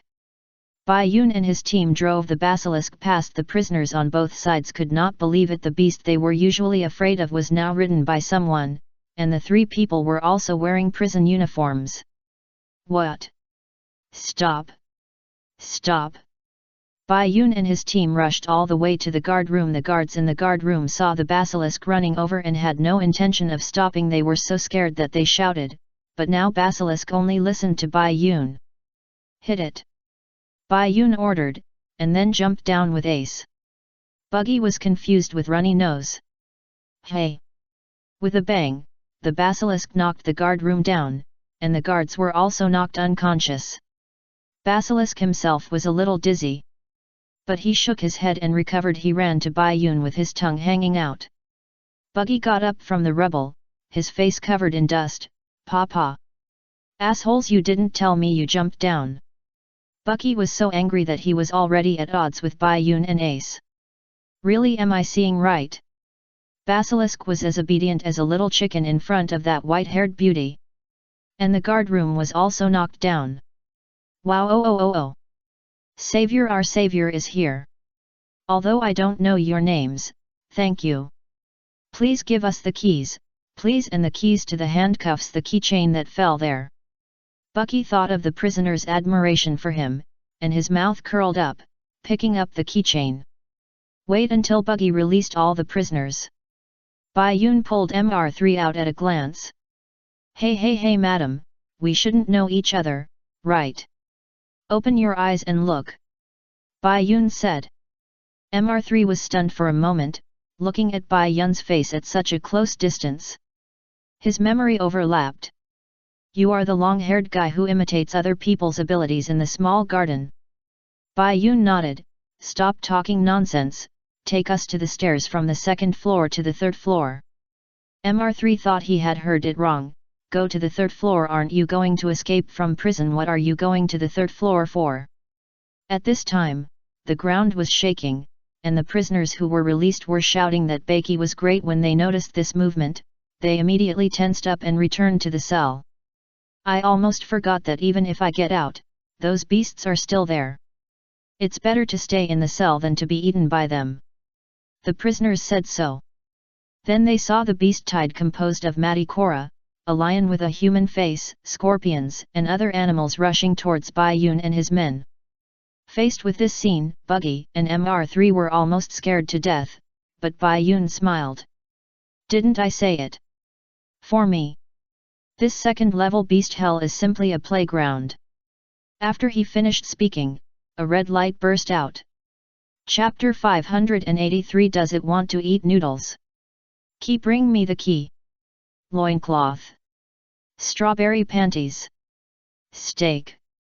At this time, Bai Yun activated Xiao Bai's animal world domination ability, and the lion-faced lion Marty Cola and the combined scorpion bowed down in front of Bai Yun. Ace was used to it, and he also had an expression of worthy of being my brother. And Buggy, MR3 and the prisoners in the cell were so surprised that they could stuff more than a dozen eggs into their mouths. Okay, you are all good children. Let's go, take you to play. Bai Yun and Ace jumped on the back of the chicken snake basilisk. Are you guys going? Bai Yun looked down at Bucky and MR3. The two of them were stunned for a moment, and were moved to tears. Let's go, must go. Then he quickly climbed onto the back of the cockatrice basilisk.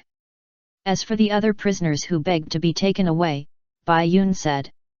I have done my best to help you get here. The beasts have been taken away. Whether you can escape from prison depends on you. Go! Bai Yun shouted, and the cockatrice basilisk immediately ran forward, and the lion-faced Marty Cola and the group of beasts composed of scorpions behind him also hurriedly followed. In the central monitoring room, the scene of Bai Yun driving the beasts also surprised the monitoring jailers. Such an ability is simply like a fish in water on the second floor. Bai Yun and his team were heading towards the stairs from the second floor to the third floor. MR3 knew the way he and Buggy were so excited just now that they forgot that Bai Yun wanted to go to the third floor instead of the first floor. However, the stairs can lead to the third floor or the first floor. They wanted to part ways with Bai Yun and the others at the stairs. The jailers in the monitoring room calculated that Bai Yun and his team's destination was the stairs. They quickly told the news that Bai Yun could drive the beasts to Sarades, the prison chief guarding the stairs. However, they had forgotten that Saradez's den mushi had just rang, and before he could answer it, Bai Yun and his team arrived with the beasts. What? Even though Sarades, the prison chief who drives the prison blue gorillas, has a group of blue gorillas behind him and a huge sphinx beside him, he couldn't help but be shocked when he saw Bai Yun driving the cockatrice basilisk and leading the herd. Hurry up! The trident in Saradez's hand is actually a flute, and he uses the flute to drive the blue gorillas. After Saradez blew the flute, the blue gorilla B pupae behind him came out and launched an attack. Faced with a group of blue gorillas, Bucky and MR3 were not afraid, but gave the stage to Bai Yun. Sure enough, it was the same. With a flash of red in Bai Yun's eyes, the blue gorillas turned against him. Even if Saradez broke the flute, the blue gorillas would not listen to him, which made him, who raised the blue gorillas, feel deeply betrayed. At the same time, he also realized the seriousness of the matter. The prisoner came from the first floor to the second floor. The purpose must be not simple, and he can also control the beast. This is simply terrible. Wake up! Sardis stabbed the sleeping Sphinx next to him with a fork to wake him up. The Sphinx, which was several times larger than the cockatrice basilisk, woke up as the king of the second floor. The beasts including the cockatrice basilisk began to tremble in front of it. And Sardis took the opportunity to run to the stairs. Took out the den mushi and called back to the monitoring room. I am the prison chief Sardis. Block the stairs on the second floor. The enemy's strength is unknown, but he can control wild beasts. The risk factor is extremely high. Tell the Warden Magellan the news. Sardis signaled them to put down the sea stone railings on the stairs, block the stairs, and lock Bayun and the others on the second floor. Bayun has the ability to control wild beasts now. Only the jailer beasts and the Warden Magellan can deal with it. Understood. The jailer in the monitoring room immediately did so. With a click, the sea stone railings fell down and blocked the stairs. What? Baki and MR3 were so disheartened when they saw this. They still had to go back one floor. Ace also frowned when he saw this. What should we do? Bayun. Bayun was not panicked. So that's the purpose. I was wondering why you ran to the stairs. Bayun was talking about Sardis. Sardis was now behind the railing and felt very relaxed. Loyal Zhongmian. Sphinx suddenly said. Bayun knew that all the languages he learned were about noodles. Ace didn't know Zhongmian. Did it mean that it wanted to eat Zhongmian? Ramen. However, the words in Sphinx's mouth suddenly became ramen, accompanied by raising his hand to take a photo. Get out of the way! Bayun shouted, and everyone jumped down immediately. The cockatrice basilisk had no time to dodge, and was directly slapped into the ground by the Sphinx, his eyes spinning. Oh my, you knocked out my mount, so you have to replace it. Bayun looked at the Sphinx and said. Soup noodles. The Sphinx seemed to understand Bayun's provocation, and raised its claws to Bayun and was about to slap him. Bayun used the same trick again, his red eyes burst into red light. And the Sphinx's body and claws paused. Sardis' eyes widened. Could it be that even the Sphinx that they couldn't control in the prison could be controlled by this woman? However, something unexpected happened to Bayun. After a moment of hesitation, the Sphinx still slapped down with its claws. The Sphinx is also a king, the king of this second floor, the king of the human-faced lions, plus he is a little bit human and can learn human language, so it is not so easy to intimidate and control. Bang! With a bang, the Sphinx slapped down with its arm, and Sardis smiled, while Buggy and MR3 covered their eyes. They all thought Bayun was beaten into a cookie. However, under the Sphinx's claws, Ace blocked it. Although it was Bayun's body, after the feedback from Lakey Lu's armament haki and Garp's physique, Bayun's physique was not bad. Hey, you're quite strong. Ace said with a smile. Bayun. This Bayun was Ace asking Bayun if he could use the fruit ability. Armament haki comes from the flesh. So Ace naturally cannot use Bayun's body to the extent of his own armament haki. Yet, Bayun felt feeling embarrassed. He agreed to Ace's ability. With his consent, flames burst out from Ace's hands instantly. Sphinx's claws were burned by the flames, and it cried and raised its claws in pain. Bayun and Ace took the opportunity to leave. Sphinx continued to hit the ground just to put out the fire on his hands. You can control the flames. Is that the power of the devil fruit? Why didn't they wear sea stone handcuffs? Sardis was surprised again when he saw Ace use the flames. It was impossible for him to be locked up on the first floor with such strength, and he didn't wear sea stone handcuffs. Chapter 584 Get Down. Bayun and others came to the stairs from the second floor to the third floor. MR3 was willing to lead the way. The stairs could go to the third floor as well as the first floor. The prison chief Sardis received an order from the Warden Magellan and stayed here early. However, He couldn't believe the scene of the blue apes turning against him. He just ran to the stairs, and then asked the jailer to lower the railing, blocked the stairs, and let the second-floor King Sphinx deal with Bai Yun and his men. And Sphinx lived up to its name as the king. After being shocked by Bai Yun once, it could resist and continue to attack, forcing Ace to use the power of the flame fruit. And the display of the power of the flame fruit also shocked Sarades again. It could control both fire and beasts. They had this strength. There must be some purpose for invading the prison, but what would the purpose be? After Sphinx extinguished the fire on its claws, it was obviously angered by Ace's fire-roasting claws. Its eyes became fierce and it made a whining sound. Raised its claws and slapped them hard. Ban noodles! Ace was so anxious that he was about to go up and fight it, but Bai Yun grabbed his shoulder and took him back to avoid it. Bang! Bai Yun! What are you doing? Let me go up and beat it. Ace looked at Bai Yun and said, but saw a strange look. Let me do it, Bai Yun said. I believe everyone has noticed that it is now Xiao Bai's consciousness that dominates the body. What a big kitten! Xiao Bai provoked Sphinx. Sphinx stared at it, and then was stunned. Bai Yun seemed to be different from before. To make a metaphor, it's like Marco faced Shanks, who was in normal appearance and released a small amount of domineering color. Domineering, it was the same as Marco facing Shanks, who used the domineering color. Domineering with all his strength. Sphinx is the king of human-faced lions, and now it is facing Bai Yun, just like looking at the king of all beasts. Lie down. Xiao Bai uttered 2 words lightly, and Sphinx's body trembled. It seemed that it was about to lie down, but it still resisted, but did not dare to fight back. Xiao Bai nodded. Well, not bad, it can still resist then. I saw Xiao Bai's pupils were vertical, horns grew on his forehead, and his momentum burst out. I told you to lie down this time. Sphinx immediately lay down and bowed his head. The scene was quiet. Buggy, Mr3, and Sarades opened their mouths wide. Horns, he has horns on his head. Yes. Buggy and Mr3 both couldn't help but think in their hearts what Bai Yun was. What kind of creature? Xiao Bai hid himself, and Bai Yun's consciousness controlled his body again, and his horns shrank back. As the saying goes, when the matter is done, he will leave, hiding his merits and fame.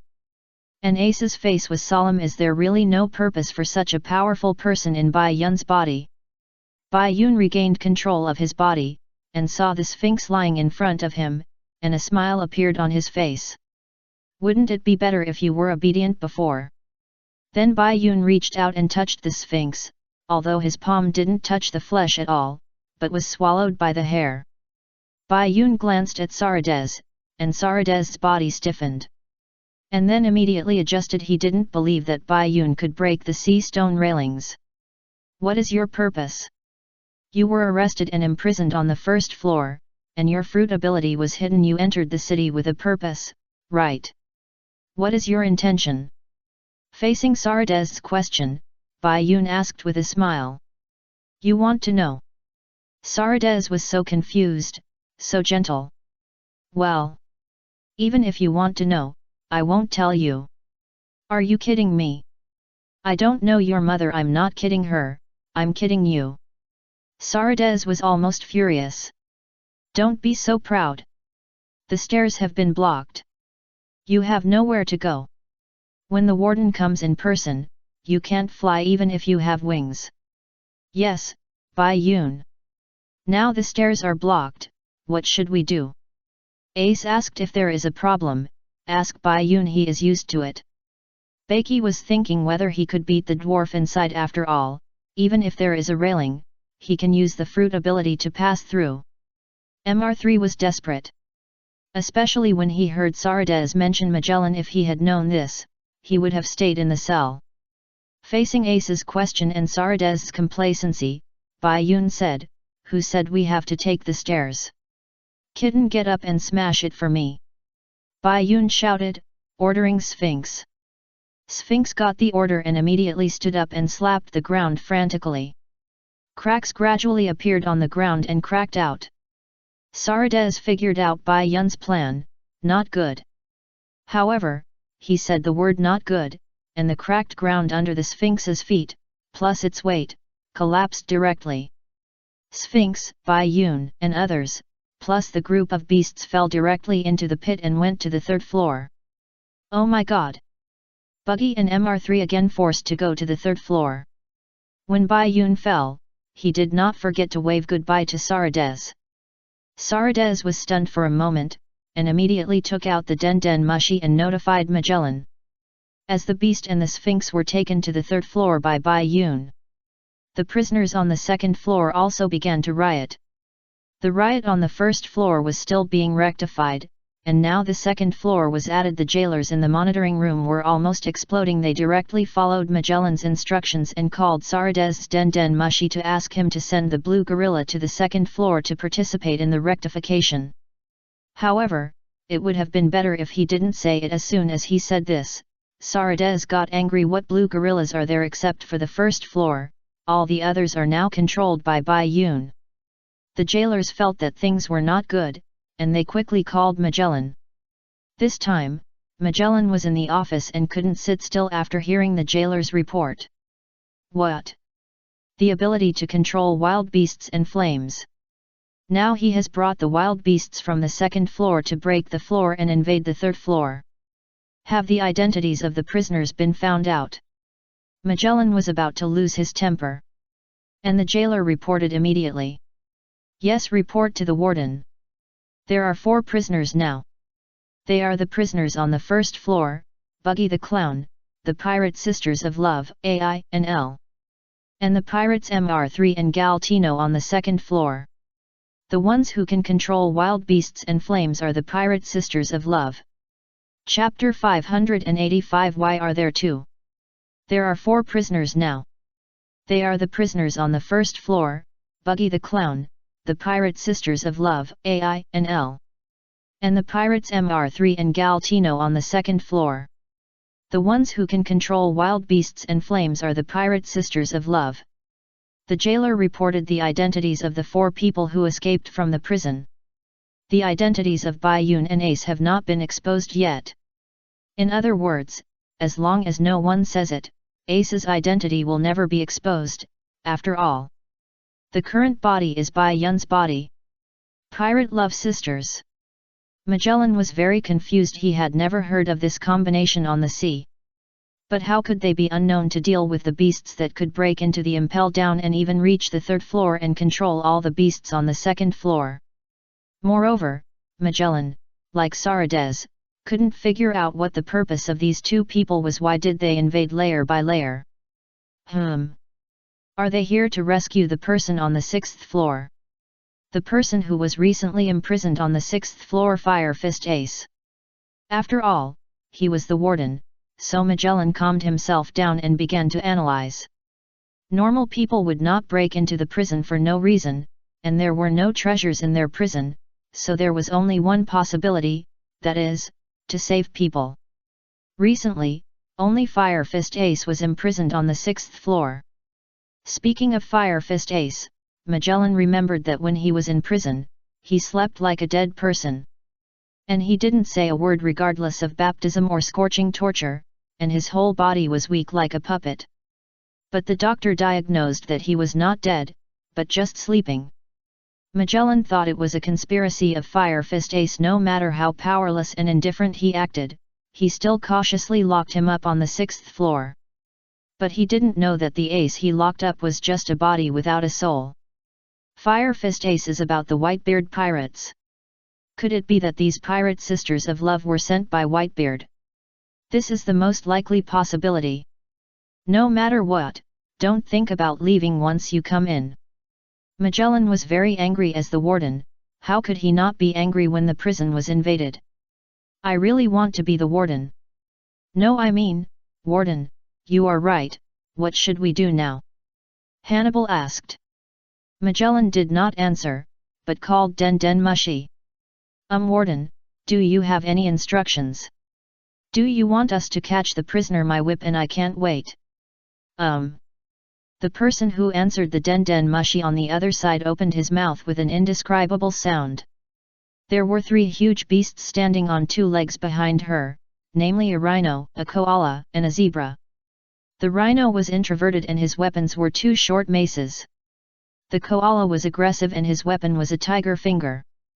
The zebra had pink curly hair and was shy. His weapon was a mace with a round top. They were the jailer beasts wandering on the floors below level 3, and their strength was above that of the upper prisons. They all had the ability of awakened animal-type devil fruits, characterized by drooping noses, strong bodies and the speed of recovery. The person who answered the phone was the jailer who controlled them, Sadie. A queen with curly blonde hair, bangs covering her eyes, white earrings in the shape of candles, a pink tight leather jacket and spiked high heels, and her catchphrase was "hum." She liked to whip others with a whip, so her weapon was a whip. "Miss Sadie, are all the jailer beasts around you now?" Magellan asked. "The 3 children are here, and the Minotaur is in the hungry hell." "That's fine, they look like beasts, but they are human in nature, so they shouldn't be controlled. Let the cow mother deal with them. Miss Sadie, let the other 3 jailers guard the stairs from the 4th floor to the 5th floor. You go to the sea first, pull up the drawbridge, and seal off the prison." Sadie was a little unhappy with her mission. "Well, okay, although I really want to whip them. I'll go now." The phone was hung up. Magellan's eyes were firm. The great prison at sea, impel down, impel hell. Except for the escape of the flying pirate Golden Lion Shiki 20 years ago, there has never been such a thing. Since you are here, stay forever. Hannibal, gather all the jailers on the 4th floor and follow me to the stairs from the 3rd floor to the 4th floor to wait for them. Hannibal stood up straight. "Yes. If the prisoner escapes, you will be responsible. So I will be the warden." "Oh no, I mean, I will go to gather the jailers now." Navy Headquarters, Marijoa. Garp's dog-headed warship sailed into the dock, and Garp was back. Sengoku, who was in the office, saw this scene from the window, frowned, and felt tired. Sure enough, after a while, Garp kicked open the door of the marshal's office. In the entire Navy headquarters, only Garp dared to do this. "Ha ha ha ha, Sengoku, I'm back. The prisoner escaped. Including Nico Robin, Aokiji asked me to tell you." Although Garp was reporting, he sat on the sofa skillfully, picked up the senbei on the table and started eating. A light flashed in Sengoku's eyes. "You know everything, Garp." Garp's action of eating senbei paused for a moment. "Ah, I see. I want to go see him, okay." When Garp came back, he heard the soldiers talking about Ace. After all, Ace was captured, and the war with the Whitebeard pirates in the future was inevitable. Although Garp was shocked, he naturally did not lose control of his emotions. It was already annoying enough on the way to Sengoku's office. He suddenly thought of another kid. When they were in the Seven Waters, Bai Yun did not show up at all. He knew Bai Yun's character and it was impossible for him not to come out and say goodbye to him. Could it be? Garp guessed that Bai Yun went to save Ace, and looking at Luffy's appearance, he might have concealed it from Luffy. Although Garp usually looks rough and rough, he is just rough, but can't become a Navy hero. Hearing Garp's words, Sengoku was silent for a few seconds. He believed that his old friend who had devoted most of his life to the Navy would not do anything to rescue Ace. That would mean being an enemy of the Navy and the world government. Even if they were not enemies, the world government would not let him go without saying a word. Although Garp didn't care. There is a prisoner escape in Impel Down now. The main culprit of the prison escape is the Pirate Sisters of Love. I have never heard of it. It is very likely that it is Whitebeard's people, Sengoku said, and then handed the faxed photo of the prisoner to Garp. Garp was sure that it was Bai Yun who rescued Ace. When he saw the photo, although his hair was loose, he still recognized it as Bai Yun after a closer look. But why are there two? And one with white hair? Chapter 586 Level 3 Hunger Hell. It's not that I won't let you go. Magellan just called and said that he would block Impel Down. After the former Shishibukai, Sea Knight Jinbei, who resisted the Shishabukai's order, was imprisoned, Impel Down was about to be sealed off. Until the riot and jailbreak were rectified. Sengoku said, looking at Garp eating senbei as if nothing had happened. He knew that Garp was pretending. You are right, but I still want to go even if Magellan doesn't want to. He can't stop me. Garp made a bad statement. Sengoku felt a headache. He had known Garp for so long, and he knew that Garp would keep his word. I was also surprised that Fire Fist Ace was captured only 2 days ago, and Whitebeard got the news 2 days later and sent people to invade Impel Down. Although, sending people to invade doesn't seem like his way. But there seems to be no other possibility at the moment. The situation has come to this. Garp, if you want to see Ace, of course you can, meet at the headquarters. I want to execute Fire Fist Ace in advance. It can't be said to be advanced. The specific execution date has not been set. Before the execution, I will give you the right to see him. The name of Sengoku's wise general is not in vain. This statement made Garp unable to refute. If Garp still said that he insisted on going to the city of Impel Down, it would be abnormal. Although Garp cursed Sengoku as an old fox in his heart, he still smiled and answered on the surface. Okay. Then when are you going to advance it? Now only 4 of the 7 warlords have responded to the call. Sea Knight Jinbei resolutely refused, and the title of the 7 warlords has been stripped and arrested. Hawkeye Mihawk and Tyrant Kuma accepted the call and are on their way. Blackbeard, who just became a 7 warlords, is now at the Marine headquarters. And Gecko Mariah, Teniasha Doflamingo, and Empress Hancock, the 3 have not responded yet. I will ask the Vice Admiral who is going there to ask for their opinions again. Within 2 days at most. If they do not agree, they will be deemed to have voluntarily given up the title of Shishibukai. So, the execution time is set 3 days later. Just in case, I plan to bring Ace to the Navy headquarters first. You will have a chance to see him, Garp. He. 7 warlords of the sea call, war, corpses. I accept, I will go. Because of the special reasons of Gecko Mariah's ship. He can only contact him through Den Den Mushi. After thinking about it, there will be a lot of corpses if there is a war, so Mariah excitedly accepted the call. However, he didn't know that tonight, Rubber would knock on his door. Night fell. The sunshine sailed into the terror bark. Back to Impel Down. Bai Yun didn't know that Ace's execution was brought forward because of his actions. But, what if it was brought forward? If Bai Yun rescued Ace's body and his own soul, the Navy could bring it forward as much as they wanted. But if the rescue failed? Bai Yun didn't think about this possibility. Although he existed, Bai Yun didn't want to think about it. Wow!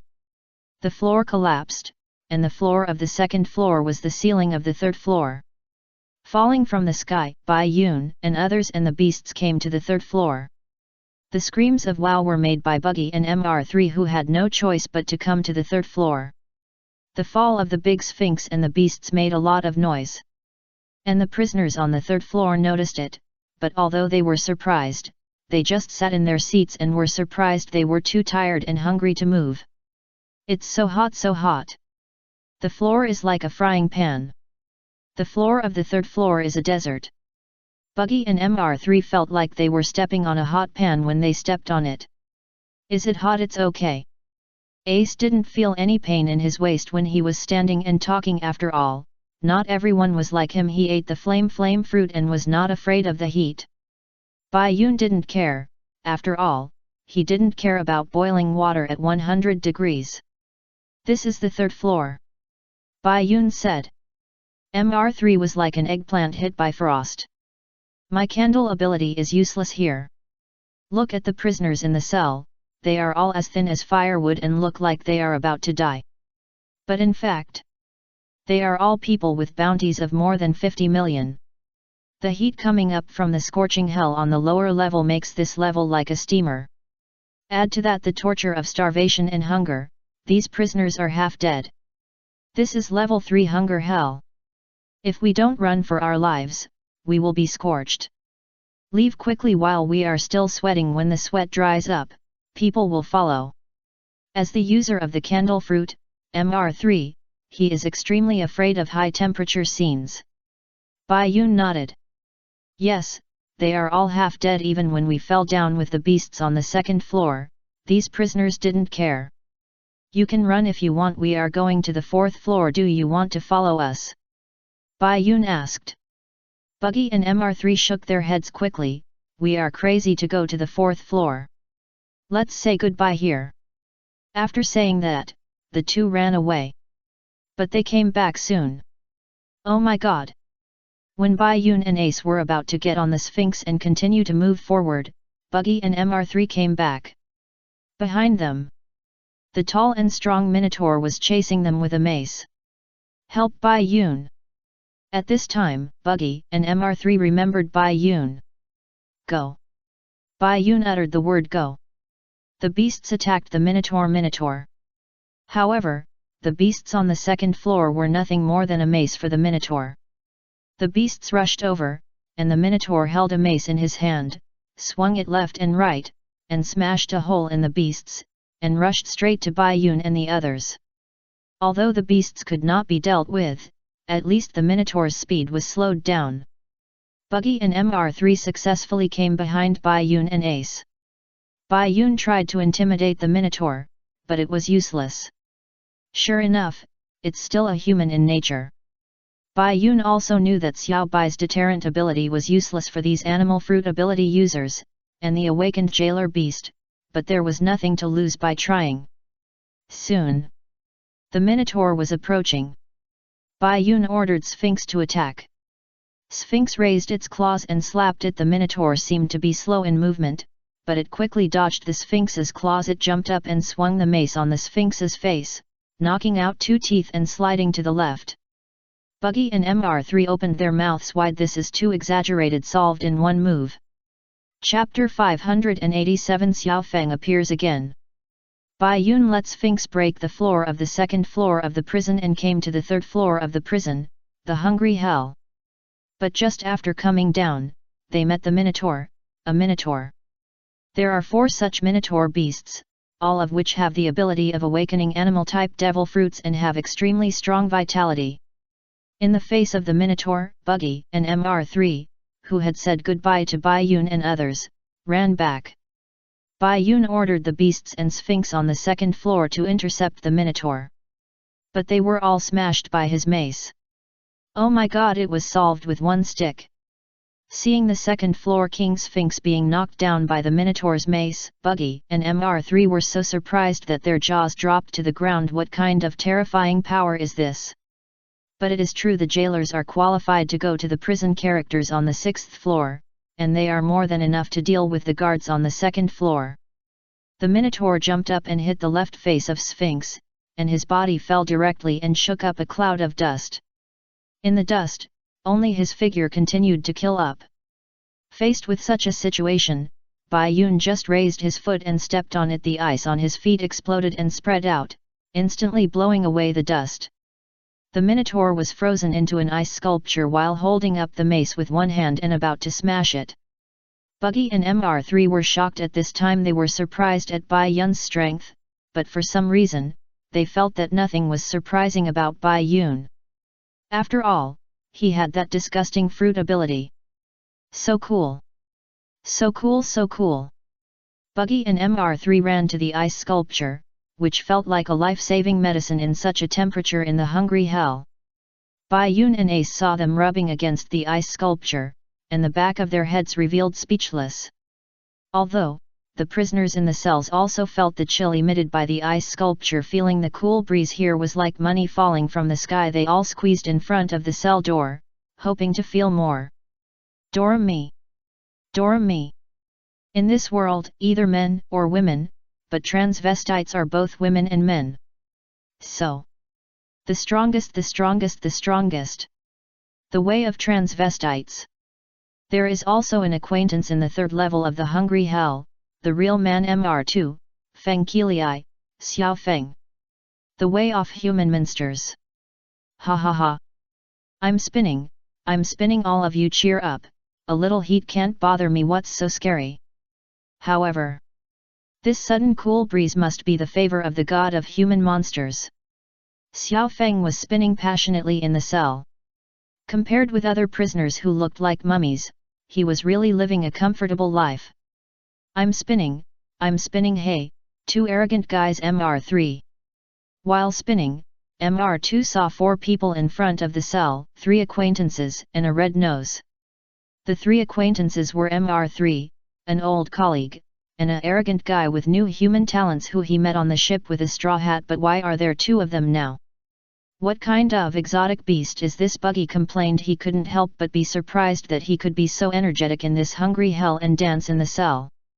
But Mr. 3, who knew Mr. 2, said, "Please don't let him out. How can I put it, all the cotters in the Baroque studio hate Xiao Feng's personality. Bai Yun likes him very much, except that he has the talent of a new human being. Long time no see. Xiao Feng. Long time no see, ha ha ha, we actually meet again here. What a loss of composure, I don't have makeup or dance clothes." Xiao Feng cried and laughed at the same time. She laughed because she was reunited with her friends, and cried because her image was not good now. "Okay, it's okay, you are also very..." Bai Yun wanted to comfort Xiao Feng, but he couldn't say the word good looking. Under Xiao Feng's expectant eyes, he changed the subject abruptly. "Come out, Xiao Feng, we need your help, as a friend, we need your help." Hearing the words help and friend, Xiao Feng's eyes widened instantly and spun quickly. A friend's request for help, how could I refuse it? Friendship, great friendship. Shemale boxing technique, gorgeous swan dance. Dang! Xiao Feng was so excited that he kicked the cell railing directly, and there was a bang. Xiao Feng was shaken from his feet to his head, and he fell down in pain and covered his feet. "Ha ha ha ha! A very interesting person," Ace said with a smile. Bai Yun shook his head slightly, not knowing whether to laugh or cry. "We have the key, Xiao Feng." Then Bai Yun opened the cell door. The cell door was obviously opened, but the other prisoners didn't care at all. They had no hope of survival. Stuck in the middle layer, their strength, they couldn't escape, they couldn't bear it, they could be said to be the worst. The cell door opened, Xiao Feng got up and jumped out in small steps. "Well, same air, just more freedom. Thank you, brother." After saying that, Xiao Feng was about to give Bai Yun a hug, but there were 2 of them in front of him, and he didn't know who to hug. "Yes, 2, I was just wondering why you have 2, brother Bai Yun?" Xiao Feng asked. Bai Yun told Xiao Feng about the matter. This is so. "Well, so that's how it is. So Bai Yun, are you here to save your brother's body and or soul? Although I don't quite understand it, it's really touching, woo woo woo. Beautiful brotherhood." Xiao Feng was moved to tears. He was originally a person who changed his emotions quickly. "So, what help do you need from me?" Xiao Feng asked, giving up crying instantly. Just as Bai Yun was about to speak, Bucky spoke first. "Wait. Don't say anything yet. We can't possibly go down with you, this is simply courting death. I'm almost dead." This was said by Mr. 3, who was melted by the heat. "Yes, we were going to escape from prison anyway. I didn't stop you, you ran back by yourself." Bai Yun replied calmly. Becky and Mr. 3 felt a little embarrassed. "Stop talking nonsense. Anyway, goodbye. Oh no, never again." After saying that, the 2 turned around and ran until they disappeared. "Oh, so ruthless, 3 didn't even say hello to me when we met again. Also, who is that red nose? Quite funny, ha ha ha." Chapter 588, Let's go down together. Ha ha ha. Rescued Xiao Feng, left Buggy and Mr. 3. But Bai Yun felt that it didn't matter, on the contrary, if those 2 were included in the next action plan, it might be more troublesome. "Okay, Xiao Feng, let's talk about business now," Bai Yun said. Xiao Feng nodded. "Yeah, go ahead, brother." "Okay, we are going to the 4th floor, you should know the way, right?" Bai Yun said directly. Xiao Feng suddenly realized. Oh yes, if you want to save your body and soul, you really have to go to the 5th floor with the identity of Fire Fist Ace, it must be the 5th floor. Okay, it's a friend's favor, of course I will help, and I also want to go to the 5th floor to see someone. Actually it's the 6th floor.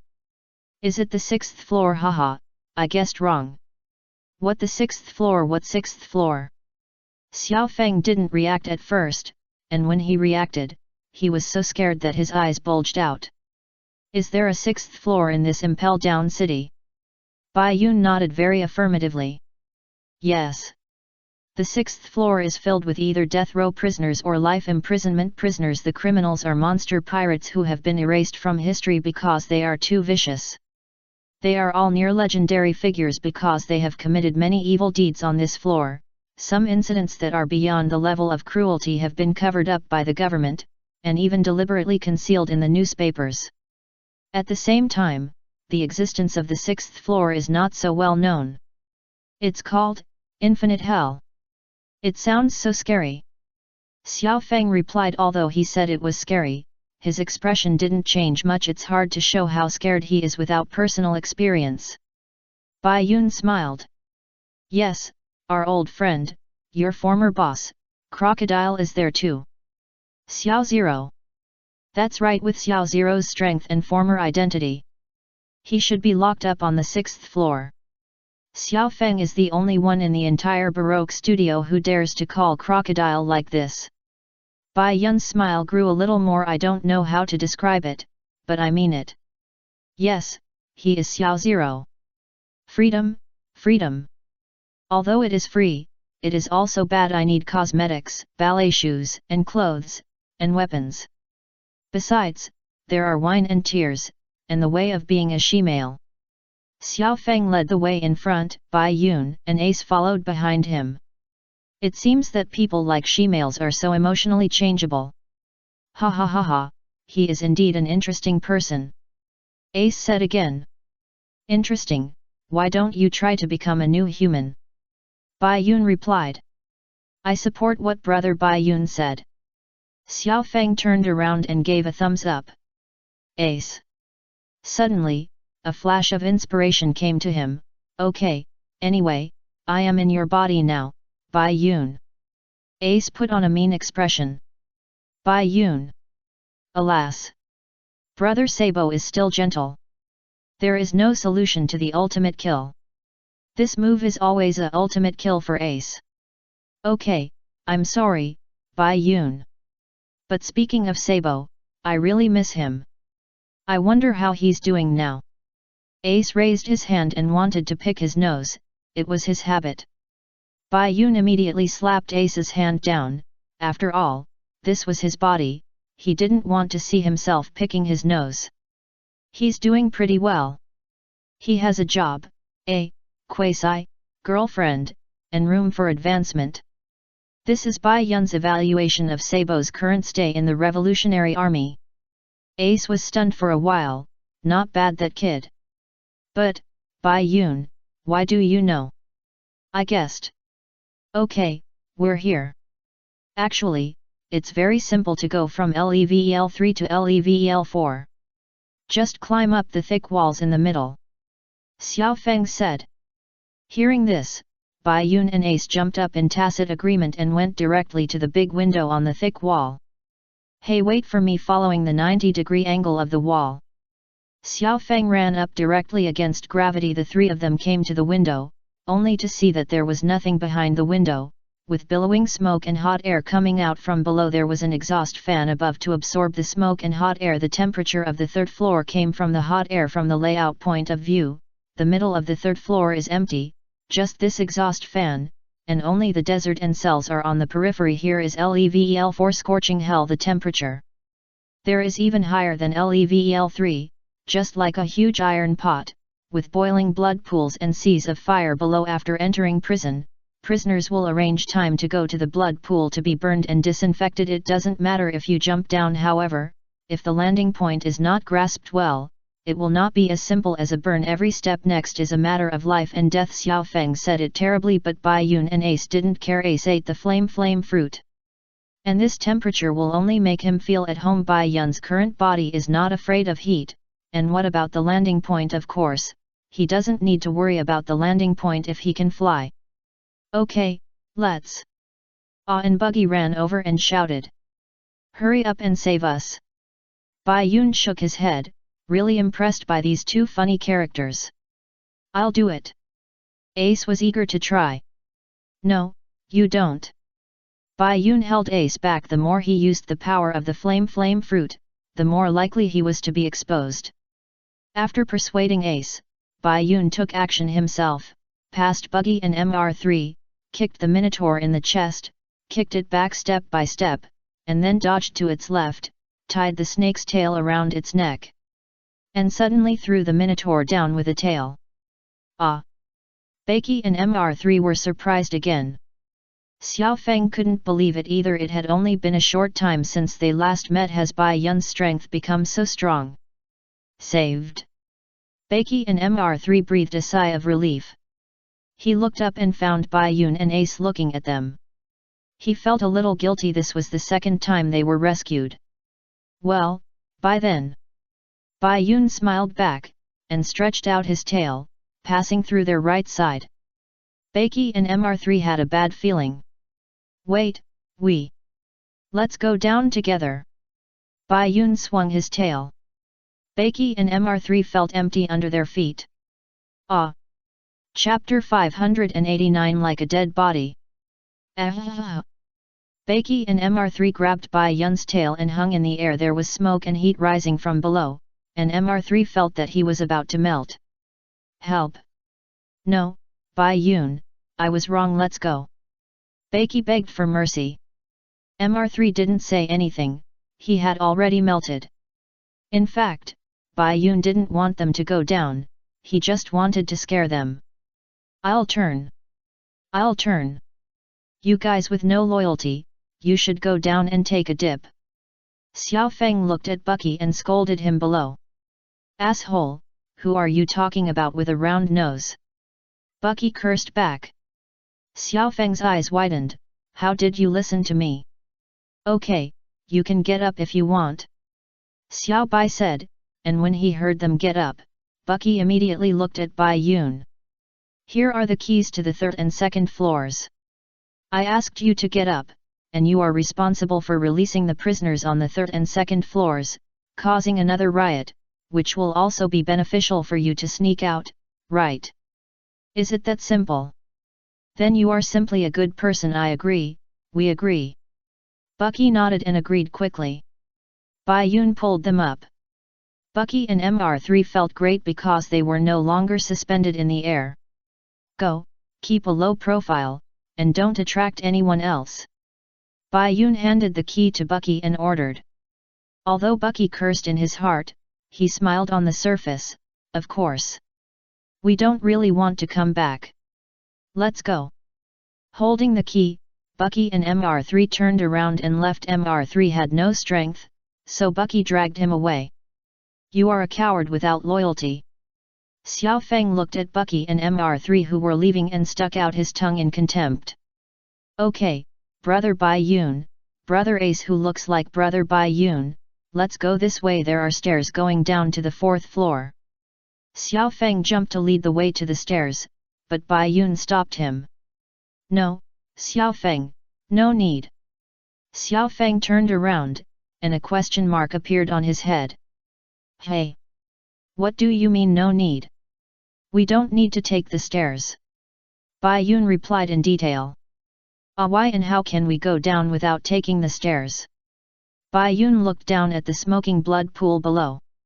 We didn't avoid the surveillance den mushi along the way, or rather, the surveillance den mushi were too dense and unavoidable. Magellan must have known our actions.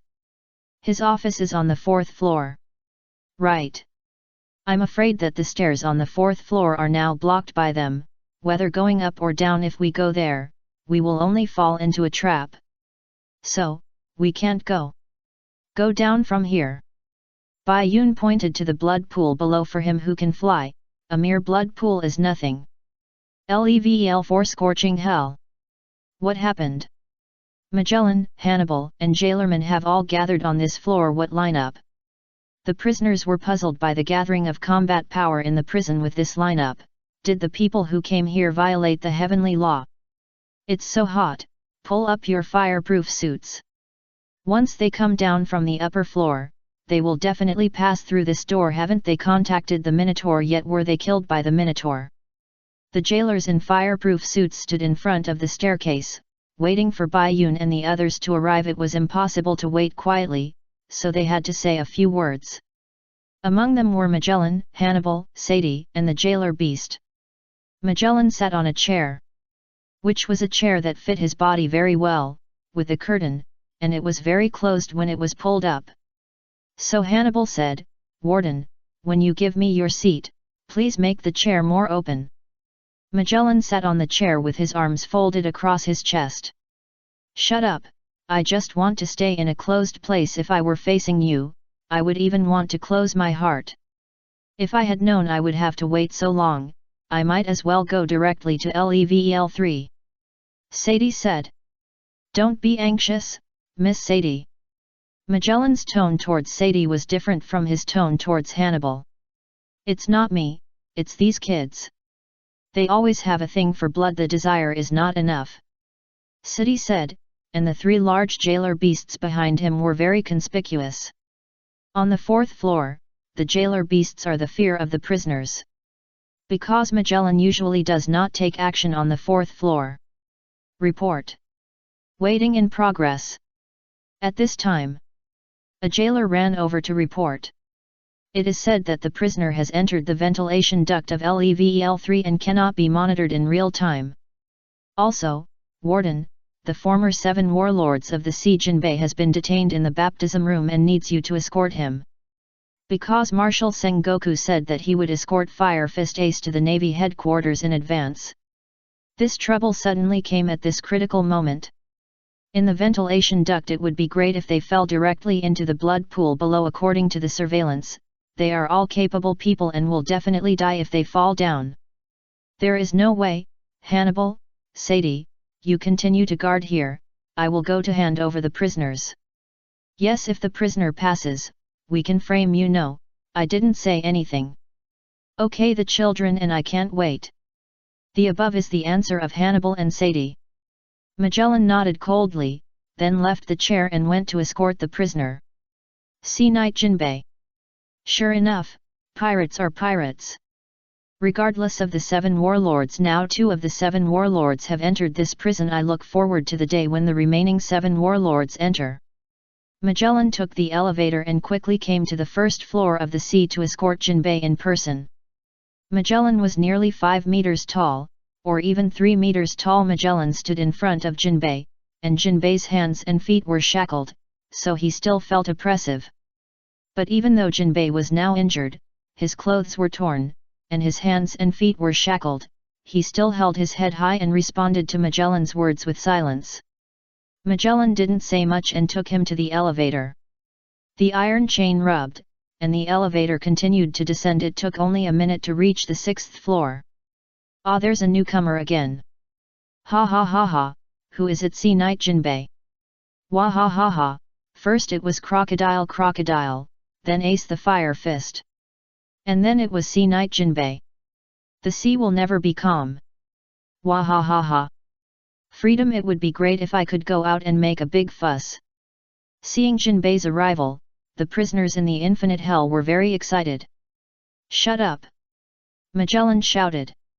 Everyone here is a tough guy, but at the same time, they are not stupid. If Magellan's poison sprays over, that will be terrible. Everyone was quiet. But Jinbei couldn't be quiet when he saw Ace. Brother Ace! No need to shout.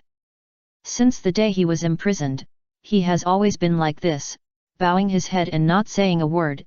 Even walking requires others to carry him, like a dead body. Chapter 590, The Crossroads of Destiny. Like a dead body. After Magellan said this, Jinbei couldn't calm down anymore. What? How could this be possible?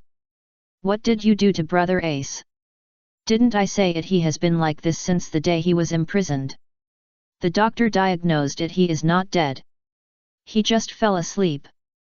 I have to thank you for waking him up. Go in. Magellan yelled back, you don't understand what I'm saying, right? I want to know why he's like this. The jailer pushed Jinbei into the cell. Of course, Jinbei cooperated, otherwise the jailer couldn't push him. Then he fastened the iron handcuffs on his hands and feet to the iron rings on the wall. Jinbei looked at Ace, who was tied, and bowed his head from beginning to end. Ace really didn't react to his arrival at all. If this isn't death, what is it? Brother Ace, brother Ace.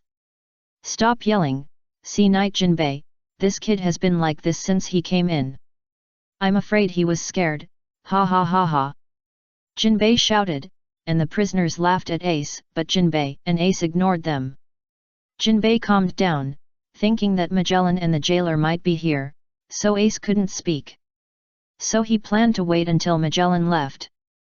But the jailer walked towards Ace and began to connect the iron handcuffs on his hands and feet with the iron rings on the wall. What are you doing? Shut up. Magellan rubbed his eyebrows every time he went to the 6th floor, he would be annoyed by the noise.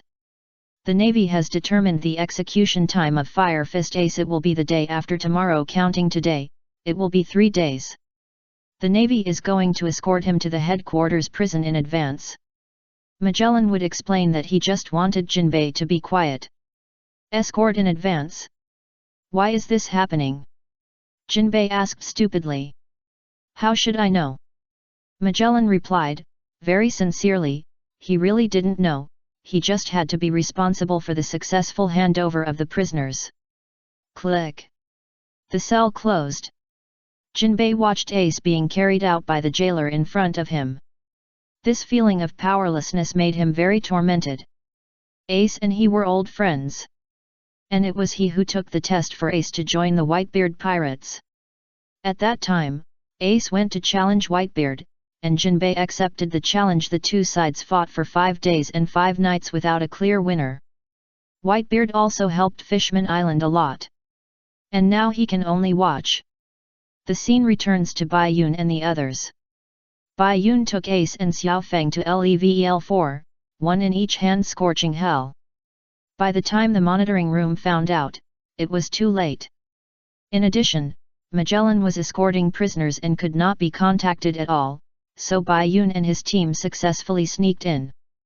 Calm down and you will feel cool. It is indeed hotter here than the 3rd floor, I feel like I might get burned. It's so hot. Xiao Feng is simply a living treasure. He felt nothing in the previous second, but he was so hot that he jumped up and down in the next second. Ace is not afraid of heat, or this temperature is not enough for him who has eaten the flame fruit to feel hot. And Bai Yun's body is Xiao Bai's now, like a cold dragon in a frying pan. What is there to be afraid of? Calm down, Xiao Feng, I need you to think about it now. Bai Yun spoke. You say. Xiao Feng calmed down instantly. But Ace's nose shrugged, and he was about to run out, but was grabbed by the back collar of destiny by Bai Yun.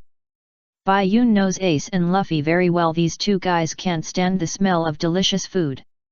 It's not time to eat now, I'll let you eat later. Bai Yun comforted. Really, I'm so hungry, Ace asked. Really? Bai Yun blurted out and then changed immediately. When did I lie to you? I did that too much when I was a kid anyway. Now is not the time to talk about this. Xiao Feng, can you be sure where Magellan's office is? As soon as Bai Yun said this, Xiao Feng was so scared that he almost flew up. Magellan, brother Bai Yun.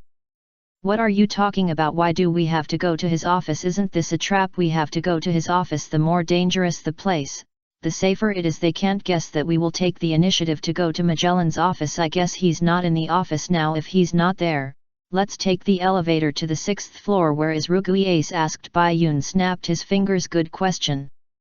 Wait for death. What? Xiao Feng was startled again. Just kidding. Even if he is here, I have a way to deal with it. Is that so? That's good. I believe you, Bai Yun. Ace replied with his hands on his hips, trusting Bai Yun unconditionally. Xiao Feng was still a little hesitant. Magellan's pressure was too great. Xiao Feng, this is a friend's request, please, we can only rely on you. Bai Yong was really fooling around, not moved. It's true that we can only rely on Xiao Feng. Because only he knows that the road in that direction is to Magellan's office. Friendship. Great friendship. Of course I will help. Go this way. Friendship is Xiao Feng's stimulant. After Bai Yun said that, Xiao Feng instantly got bolder, recalled the Level4 map in his mind, and then ran to the front to lead the way. Bai Yun raised his mouth. Really reliable. Let's go. Ace. OK. Ice and Snow World, 50% off sale. Xiao Bai himself said that his ice ability did not have these skill names, it was just Bai Yun's own nonsense. The jailers on the 4th floor were all waiting in front of the staircase, which gave Bai Yun and his team an opportunity. They found a blind spot, froze the monitoring Den Mushi, and successfully sneaked into Magellan's office. Well, not here, Magellan is not here. Magellan was not here, which made Xiao Feng feel relieved at this time. There was no one in the office. The office was large, but also deserted. There was only one desk, a toilet, and an elevator. The elevator is here. Ace found the elevator. The three of them came to the elevator and looked down. The elevator just happened to rise. Xiao Feng was about to scream, but was covered by Bai Yun. Hide under the desk. Bai Yun instructed. Ace understood, and the three hid under the desk. And the elevator went up, just in time for Magellan, who was escorting Ace's body. The intersection of fate. Bai Yun and his team successfully missed it. Chapter 591. Bad Luck. The fork in the road of fate. Bai Yun missed it perfectly. They hid under Magellan's desk, not knowing that the elevator was the target of Magellan's trip. Magellan couldn't use his observation haki to search his office, who would come on his own initiative. So he didn't find Bai Yun and his team. And Bai Yun and Ace didn't use their observation haki, because if they used it, they would inevitably be captured by Magellan. Wouldn't that expose them? So, they didn't use their observation haki. And they didn't know that their bodies were taken up. It's really a perfect miss. The fork in the road of fate. Is it over? Bai Yun? The sound of the chain rubbing disappeared, which proved that Magellan had reached the 1st floor. Ace asked. Bai Yun nodded. Ace slowly stretched out half of his head to look, and there was no one at the elevator. Ace made an OK gesture. Bai Yun breathed a sigh of relief. OK, Xiao Feng, go out. Xiao Feng did not respond, turned around and saw that Xiao Feng had just been covered by him, and now his face was blue. Oh, I didn't mean it. Bai Yun quickly let go of his hand, saying that he didn't mean it, and then smeared the lipstick on his hand on Xiao Feng's clothes. Xiao Feng breathed heavily, and also said that he was fine. The three left the desk. At this time, the room was still quiet. Bai Yun walked to the elevator and looked down. It was pitch black. But he knew that the bottom was level 6 infinite hell. Bai Yun stared at the bottom in a trance. Ace and Xiao Feng stood on both sides of him, and Ace said, "From here, we can go directly to the bottom, right?" Xiao Feng turned around. Wouldn't that be perfect? Bai Yun still looked down. I don't know why, I have a bad feeling. Ace was about to ask what the bad feeling was. Today. At this time, footsteps came from outside the house. Bai Yun immediately pulled Ace and Xiao Feng and jumped down. Warden. The jailer discovered Bai Yun's invasion and came to tell Magellan, but Magellan was not there at this time. The office was empty. Swans are flying in the sky. Xiao Feng turned his body to fly in free fall, but failed. When he was about to land on his face, Bai Yun stepped into the air to stabilize his body, caught the two, and then slowly fell down. Successfully arrived at level 6 infinite hell. What? Report. The 3 prisoners, Pirate Love Sisters, Mr. Von Clay, have entered level 6 infinite hell. The jailer in the monitoring room saw Bai Yun and the other 2 on the level 6 monitoring screen, and was so scared that his eyes almost jumped out and hit the screen, and he immediately picked up the Den Mushi to report. Another person is coming. It's really lively today. There are usually only jailers in the staircase of level 6, but not in the cell area. because they are not very useful and may be directly stunned by characters with Conqueror Haki, so there is no arrangement. The prisoners looked at Bai Yun and the other two curiously. Today is really lively. First Jinbei was imprisoned, and then Bai Yun and the other three invaded. Two pretty boys, a she-male. No jailer. Could it be you broke in? Key. Do you have a key? Give me the key. The arrival of Bai Yun and his friends caused level 6 to explode instantly. Crocodile in the dark saw Bai Yun's appearance clearly. And his right hand couldn't help but tighten. It was really a fate. Xiao Feng couldn't help trembling. Every one of the people in level 6 was a strong guy. The momentum of the roar was terrifying. But Bai Yun and Ace didn't care at all. The four emperors had all faced them, so what were they? Bai Yun's sight was always searching for Ace's figure. Until he saw the blue figure in the cell, there was only that blue figure. Bai Yun, who was always calm, couldn't calm down at this time. Jinbei. Why are you here? No, why are you here now? Where's Ace? Where's Ace in the cell? Bai Yun asked excitedly. Ace next to him was a little surprised. It was the first time he saw Bai Yun so excited. Jinbei had closed his eyes to rest, but when he heard Bai Yun's shout, calling his name, he opened his eyes and looked up. Who are you? Do you know me and brother Ace? Ace wanted to reply. But Bai Yun had said before that he could not reveal his identity as Fire Fist Ace at any time without speaking. I'm Bai Yun. I'm Ace's brother. Just now Ace was in the cell or? Bai Yun now hoped that Jinbei would say no, but in the end, yes. Just now Ace was taken away. The Navy has confirmed that Ace will be executed the day after tomorrow. Take Ace to the Navy headquarters prison in advance. In this situation, I can only watch them take Ace away. Jinbei's tone was full of shame. And Bai Yun was shocked when he heard Jinbei's words. Thinking of the elevator running in Magellan's office just now, could it be that Magellan was escorting Ace? Such a coincidence. Feeling deeply fooled by fate, Bai Yun clenched his fists. Fuck you. Venting his emotions, Bai Yun's shout was louder than the other prisoners who shouted for the key, which shocked them. Bai Yun. Ace spoke. He wanted to comfort Bai Yun, but he didn't know how to comfort him. He also felt ridiculous they had come here. But they just passed by. Brother.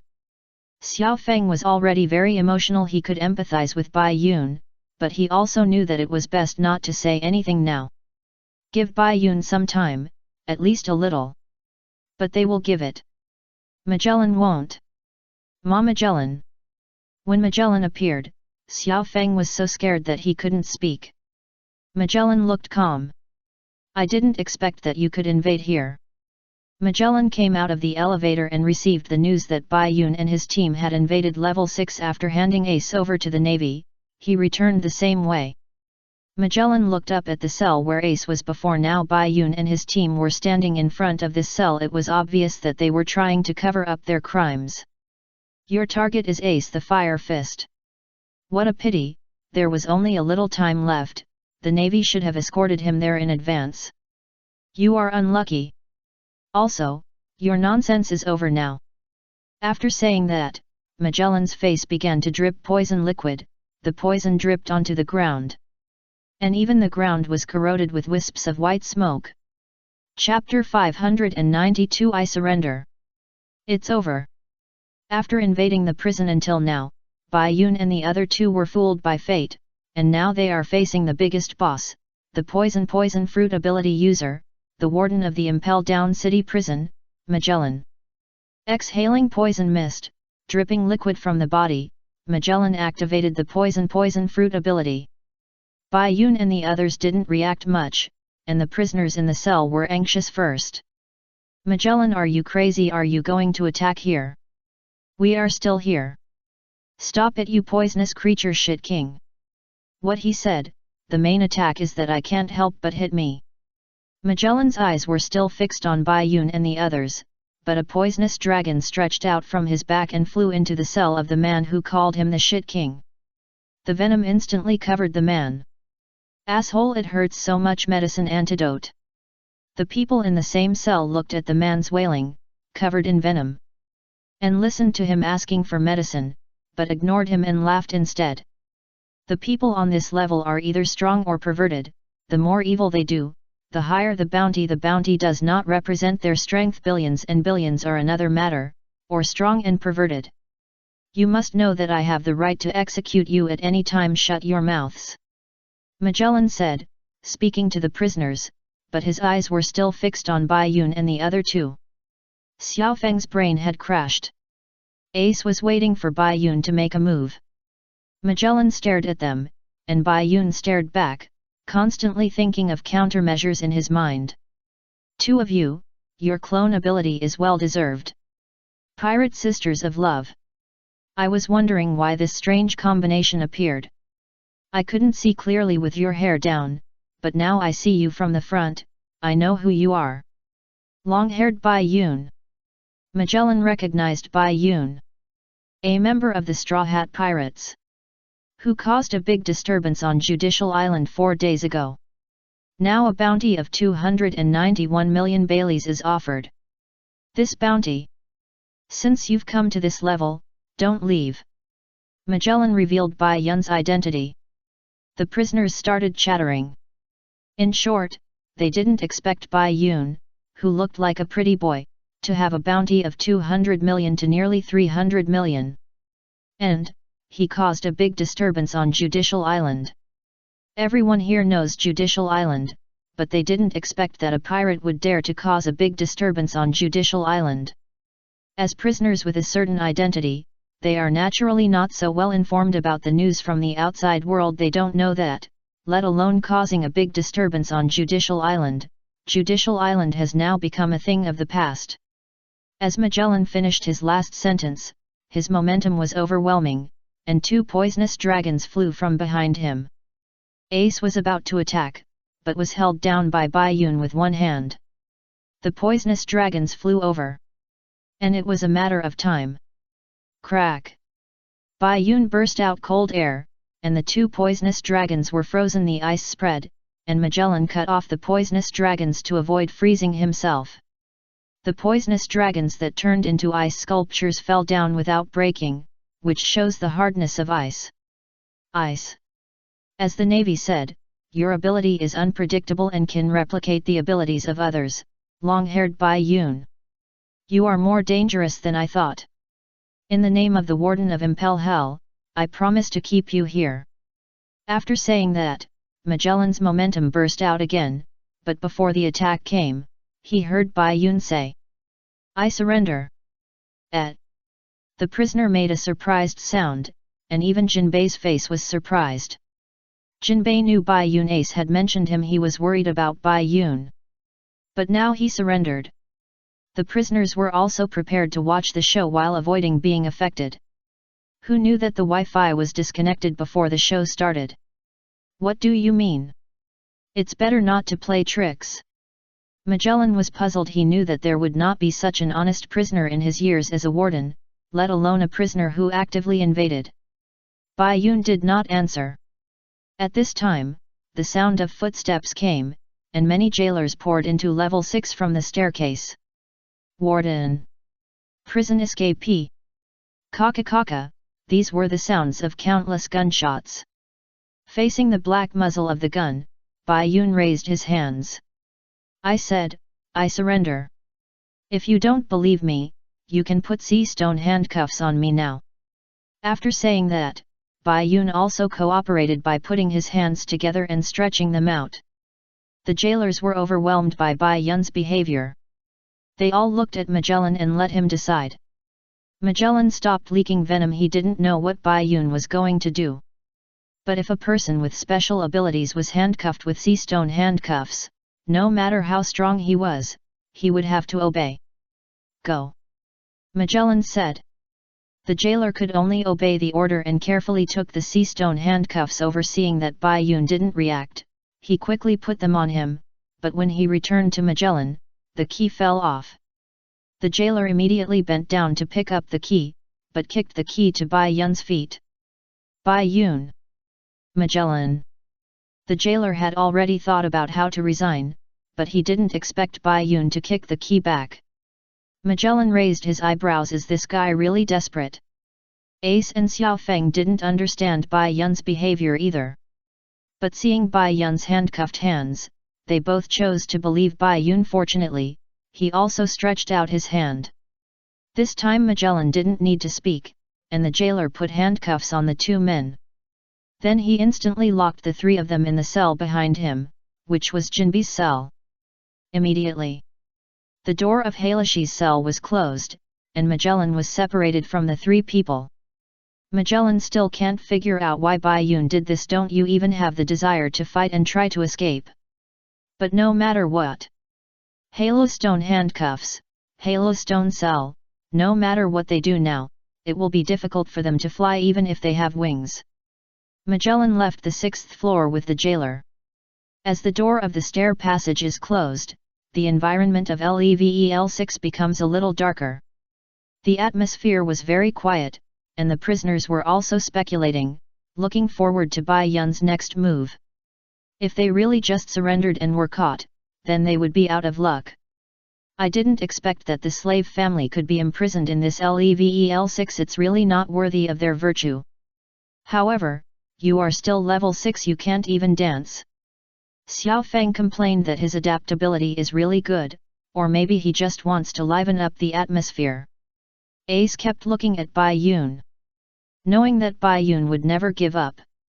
As expected, Bai Yun said with certainty, "No, Xiao Feng. There will be a chance to dance."